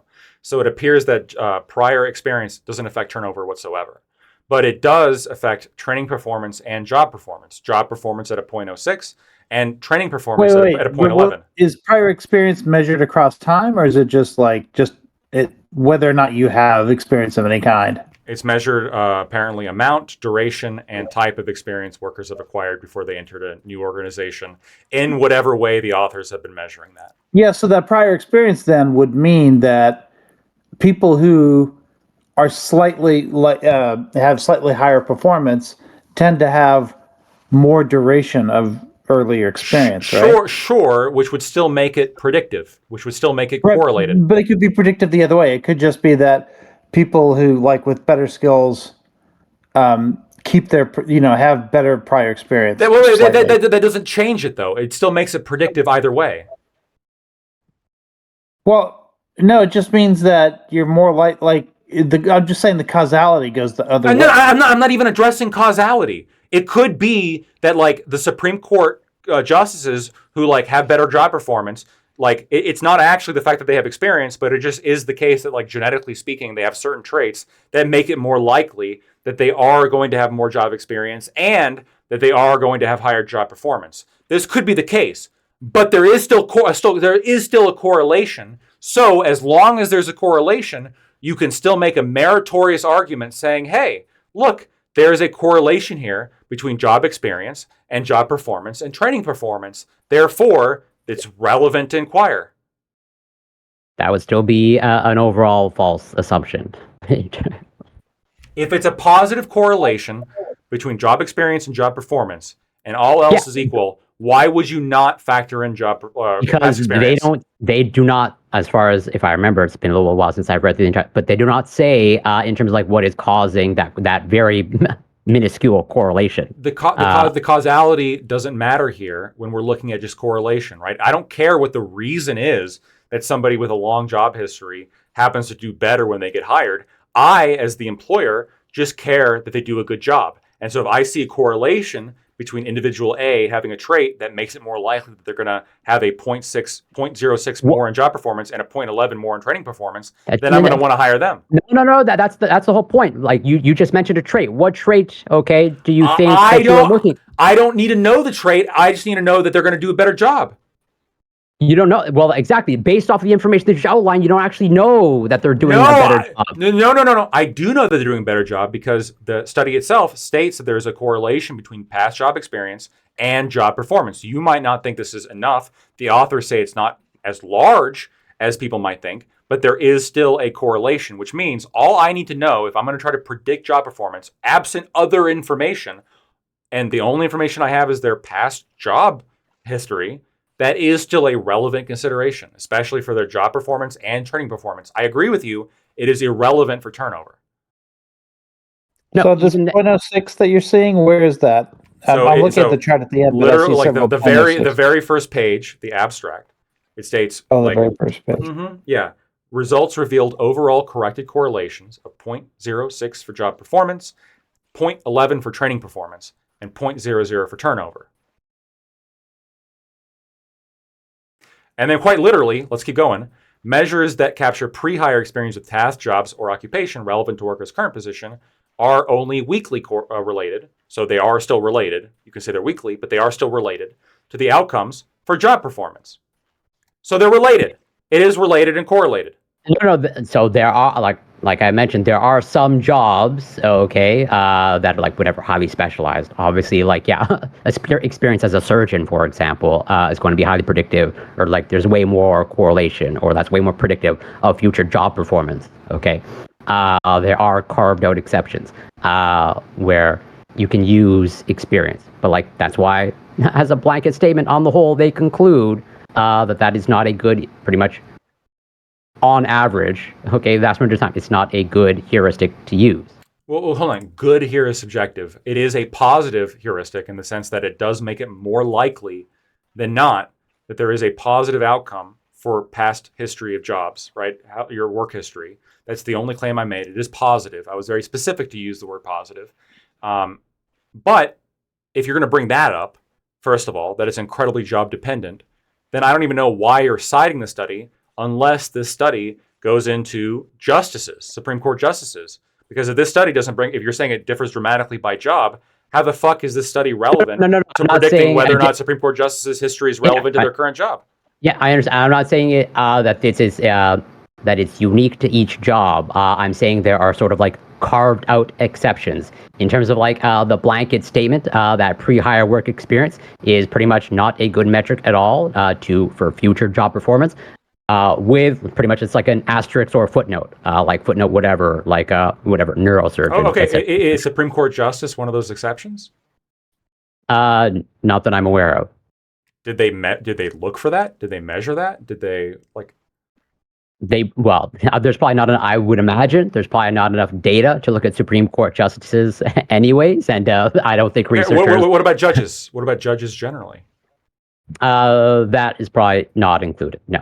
Okay, so we have hold on. So we have a study here that says that although it's weak, there is a correlation between work history and job performance. But on some professions, there is a strong, like we don't like some exceptions, there is a strong correlation between job history and job performance. But we don't know if the judge's one is strong, weak, or perhaps maybe even the other way, because this study doesn't even measure that. So, and this is provided to prove what?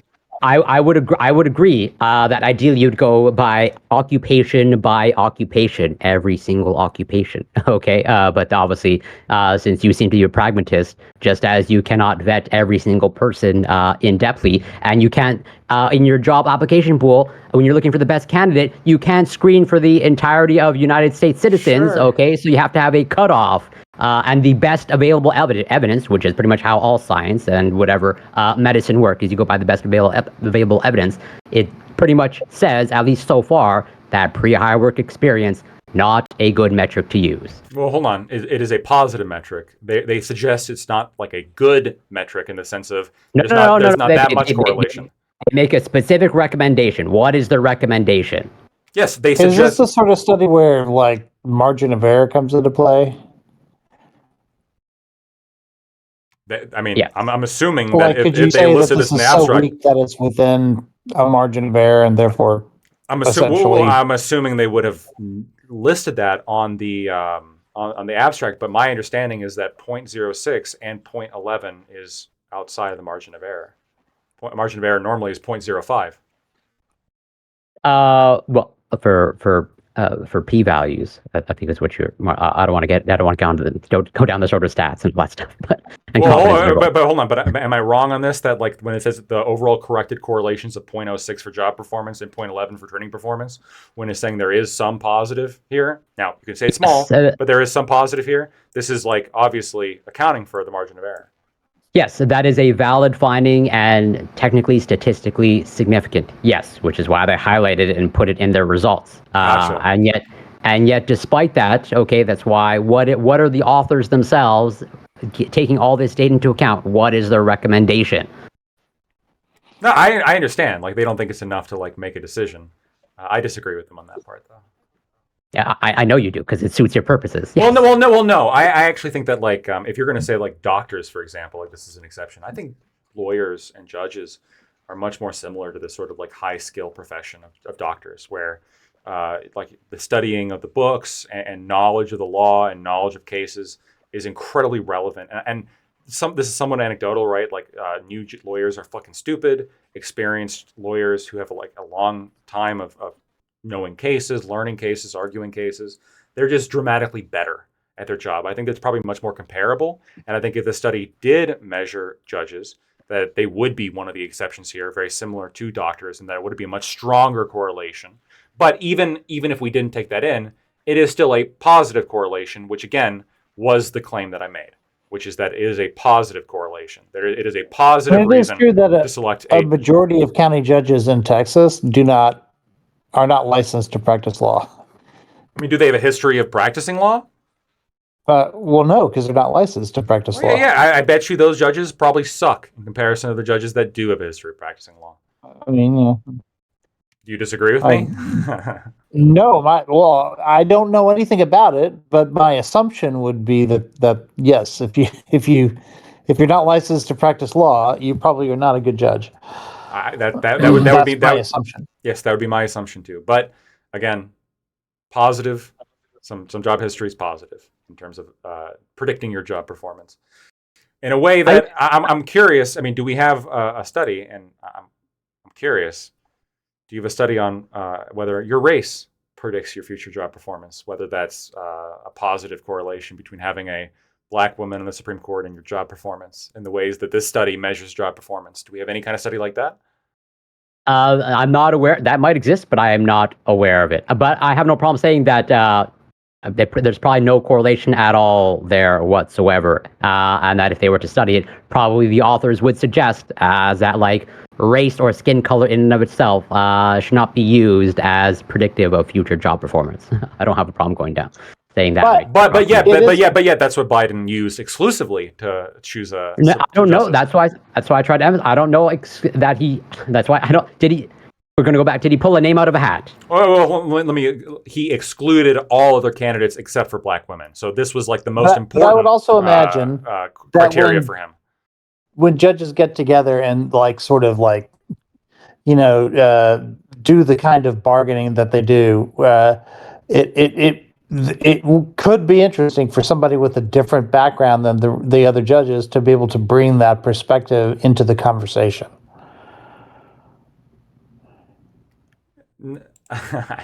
I don't know. I don't think so. I mean, I think without having to like vet whether or not any given candidate is like black enough to pass the, our test as to what's black enough.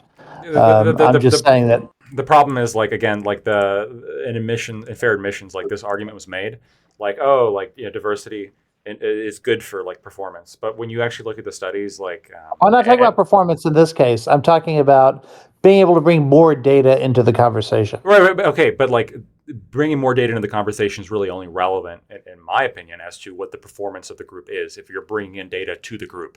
And the data, like the argument was like, they use kind of qualitative terms, like it increases dynamism, it increases diversity, like they self-defined diversity a few times.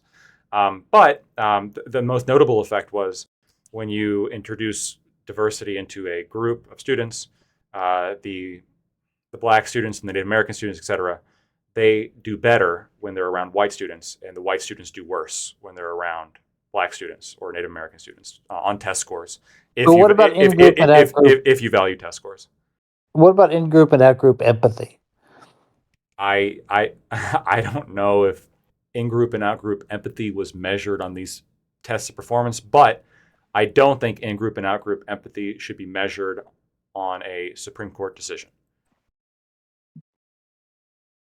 I think that Supreme Court decision should be a scientific endeavor, not an empathetic endeavor. It should be based on what was the meaning of the law when it was drafted, when it was implemented, as opposed to who do I empathize with now, and how do I make the ruling good for them? I don't like that kind of thought process. I think it's first of all, more importantly, anti-constitutional, but it's also anti-democratic if we care about that. Corey, is there any data on whether or not we are more capable of empathizing with people who have similar backgrounds versus dissimilar ones? Yeah. Well, basically, do we empathize more with people that are similar to us than different? Is that what you're asking? Right. Yeah. I believe there is research on that, although it might be deep in my archives. Or it also depends on sort of the social environment, what we call social belonging interventions, where I'm actually again, like I said, I don't really prop up DEI, especially at the university level, or affirmative action at the university level. I'm more in favor of, it seems like there's research on actually making university environments like more inclusive and having more what we call social belonging interventions. But yeah, on average, no surprise, we tend to empathize more with those we like, or those that we are more similar to than dissimilar to. And that is just generally true, just as we empathize more with humans than we do with non-human animals. I wonder if there's data on that, like, say, with historically black colleges in America, for instance. Yes, I would have to look. People do better in those institutions than they do in institutions where they're the minority. I mean, talk to Desperado Sensei, right? He's an American living in Japan. He's white, but he's living that life as a minority, and he says it's a very different way of living. Like, it's fundamentally different than when he was part of the majority. All right, real quick. It's 1:30 for me. I got work tomorrow at I got to get up at 7 something. So I love you guys. It's been fantastic talking. This was definitely one of the more contentious reveries, but I think contentious in a good way. I think that this is passionate. Passionate. That's a good way to it's a good way of describing it. And yeah, I'll catch you all next time. Yeah, stand your ground. I hope you don't wake up hungover. That's for sure. I've had a lot of wine, but I'll drink a bunch of water. I was wondering. Well, the thing is, like, it's weird. Wine doesn't give me hangovers. Beer does. Tequila, worst hangovers ever. You don't mix that with your motorcycle, do you? Absolutely not. That's no, Okay. of course not. Absolutely not. No, I've never operated a motor vehicle under the influence of alcohol. At least above 0.08. Yeah. And just quickly. Wait a minute. What do you mean? So you do ride the motorcycle after like 1 or 2 glasses? Yeah, like after like a beer, sure, but that's legal. Oh, all right. So quickly, Lactoid. So are you able to say? Have you like, or I don't know, maybe they give you this as part of your job, like your win rate and win percentage? Are you able to say what that is? I haven't calculated it, to be frank with you. I will say that there is, and I think this is perfectly fine to calculate in the holistic evaluation of somebody's job.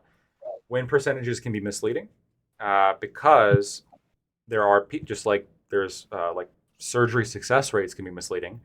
In the same way, you have surgeons who select very specific patients who will more likely be successful for a surgery. There's a filtering out process. There's definitely lawyers who will pick very specific clients who have a very strong case and then reject the ones that don't. Same thing with teachers. Church pick their students. I was just gonna say, maybe this might work to your advantage. You have this high, although I'm gonna show you I'll send you some data. But there's some interesting data in terms of, I think, when it comes to, I think, whatever, lawyers in federal cases, maybe no surprise, physically attractive lawyers have more success. That's why I'm trying to lose weight, dude. I'm trying to get like fucking like Greek god It's body. the motorcycle. It's going to help you win. Thank you. Right. I got to get fucking like just jacked as fuck. Because then, if I'm jacked as fuck, the lady jurors won't be able to resist me, and then they'll vote in my favor. That's what I need. Park strategically, like where the judge comes in and out too, so they can see you on the bike. I can see him in the motorcycle, and they'll be like, "Oh, that guy's cool. Like I'm gonna rule for him." Yeah, hell yeah. Dude, thanks. Yeah, I sent it to you. I think it seems to be largely applicable to U.S. federal court, where justice isn't blind, attorney attractiveness, and success in U.S. federal court. This is published a few months ago. I will read it, but I completely believe it. So I'm not gonna. It passes the sniff test. Do you think now moving forward, like lawyers should argue their case like behind like a sheet, like for. Like a music so this is actually also an interesting thing. When getting into, let's say, musical schools, the effects change whether the person is reciting, okay, like the whole person is visible versus the person is reciting behind like a wall, and the evaluators can't see the person, where their bias tends to go away. I don't know. That's actually a really good question. On face value, I don't know if I'm actually opposed to that, right? That's an interesting proposition. Yeah. Yeah. Well, and makeup. It would hurt me. It would hurt me, obviously, right? But that's what I was gonna say. This might work to your advantage in terms of like if you can cite your win percentage. There's a strong correlation between your win percentage and your physical attractiveness. So. Yeah, a piece of data that you can pull out on a future date. I appreciate that. No, I believe it. Anyway, I'm gonna run to bed. I'll catch you guys later. Take care. Always a pleasure. Be well. For the ones remaining, have you guys watched House of the Dragon? Yeah, of course.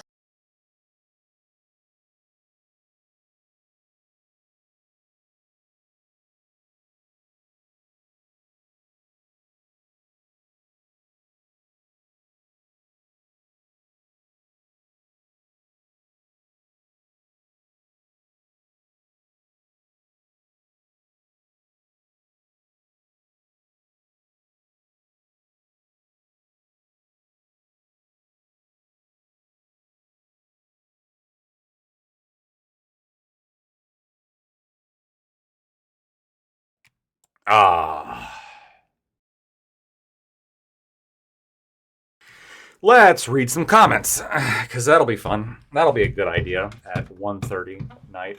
I'm sure the comments here are totally hinged and relevant. Uh,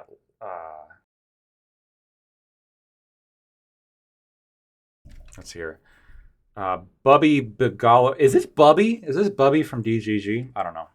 Anyway, Bubby says, Lactoid, you are killing me. Please, Corey, please. I don't care how long it takes. I'm not leaving till Corey does a devilish goblin voice. But why? Okay. I'll look. I'll if you remind me next time I'm talking to Corey. I didn't see this. I'll bring up whether or not he could do a devilishly goblin voice for us. That'll be good. How do I make my best friend Corey acknowledge me? Bubby really likes Corey. That's for sure. Rothbardi, Lamau, don't do. Maybe I should. I'm gonna keep going. I look. It might be a little bit disjointed, but I gotta go from the bottom up. It might be specific technical jobs. It's probably different for different jobs. Yes, good call. Another giant derail. I don't know if it was a derail, but just like you can use minor correlations as long as you hold on a second.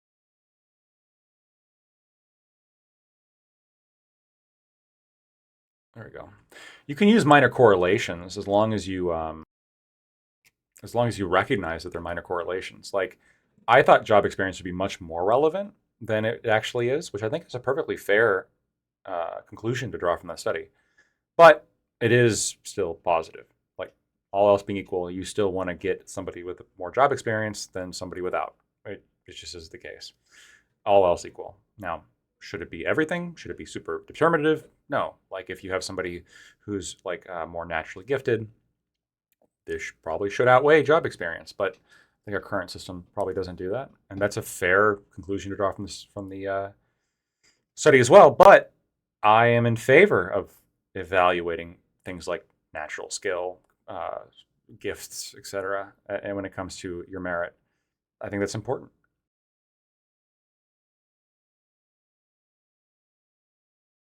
So I'm going to skip past all of this Corey talk. It's a lot. Most people, this is no-cal, most people would prefer it as early as preschool. Affirmative action at college level is always reflective of the failure to provide equal opportunity proactively. So like everything else we do, we take the reactive approach. Yeah, if you care about equity, I don't necessarily do, but if you care about equity, college affirmative action makes no sense. You would do it earlier. That's for sure. Blufira, giving me corgis. Thanks. Appreciate the corgis. Lamau, the left goes batshit in race politics. I wonder why the extreme right wing is winning. Well, you're right and you're wrong, Rothbardi. The left goes batshit in race politics. Yes, no doubt, 100%.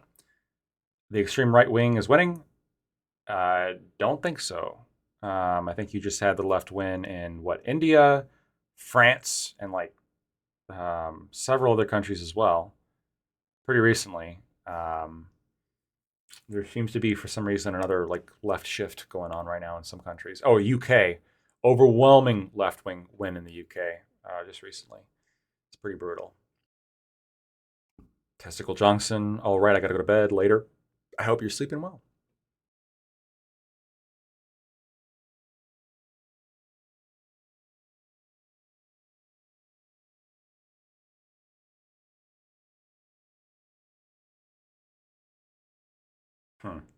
Tom, is that you?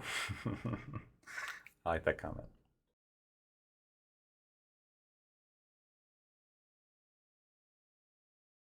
DEI is good because it benefits me. Did you ever think about that, Lactoid? That's a very Ayn Randian way of thinking, actually.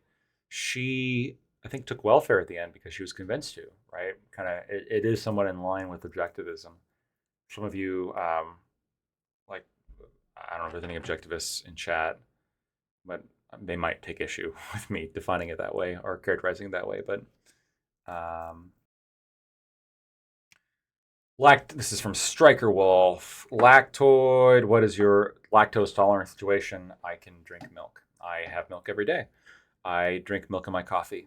I do. I really like milk and coffee. It cools it down so you can drink it faster, and it makes it taste not so bitter. So big fan of milk and coffee.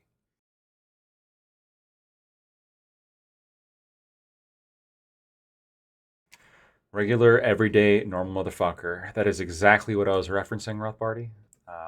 That song. That's what I was literally playing in my head when I said it. All right, everybody. Well, first of all, fantastic viewership today. Really appreciate you guys. I appreciate all the support. I appreciate all the bits. You guys were awesome in every metric today. In followers, in bits, in subs, in chats, and all that good shit. I got such a awesome group of people here, and I appreciate all of you so much. We're going to be probably doing a show on Wednesday, Lethe Waterkai debate. And then we're going to be, of course, doing stuff after that as well. I do have a very busy month this month. I got a birthday. Yes, my own. I don't really look forward to my own birthdays anymore, but it is what it is. I got a wedding. I got a lot of it. Yeah, and work, like some work engagements as well. I got a lot of shit. I got a lot of shit to do this month, but I will make time. I will make time to provide you all with content. Lufira, thank you for being great. You guys are awesome. I really do appreciate it. Go to sleep. Yes. I got work so soon. Fuck. We're gonna rate on out, and you know what I think we should rate on out into. We're gonna rate on out into.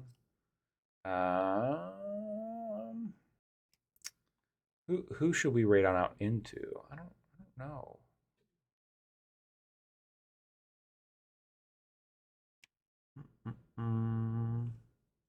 I'm thinking Gibbs. Is he just playing games though?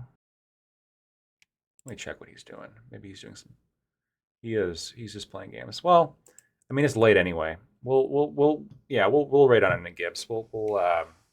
He's not doing politics. I normally like to rate on like more politics stuff, but you know it's late. I'm sure you guys have only a certain amount of tolerance for that shit anyway.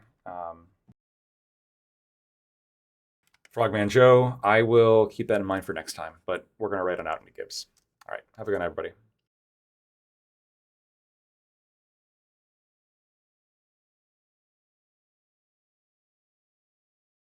Yes, it's a Megadeth shirt.